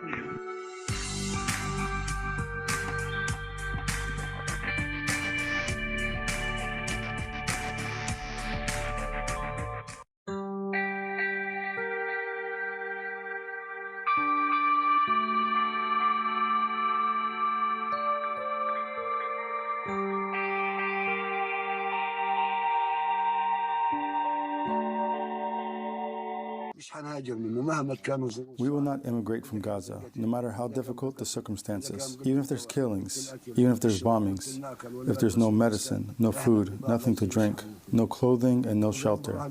We are not leaving the Gaza Strip. If they are betting on our departure, no, the world might vanish, leave, the fish might migrate from the sea, but we will not immigrate.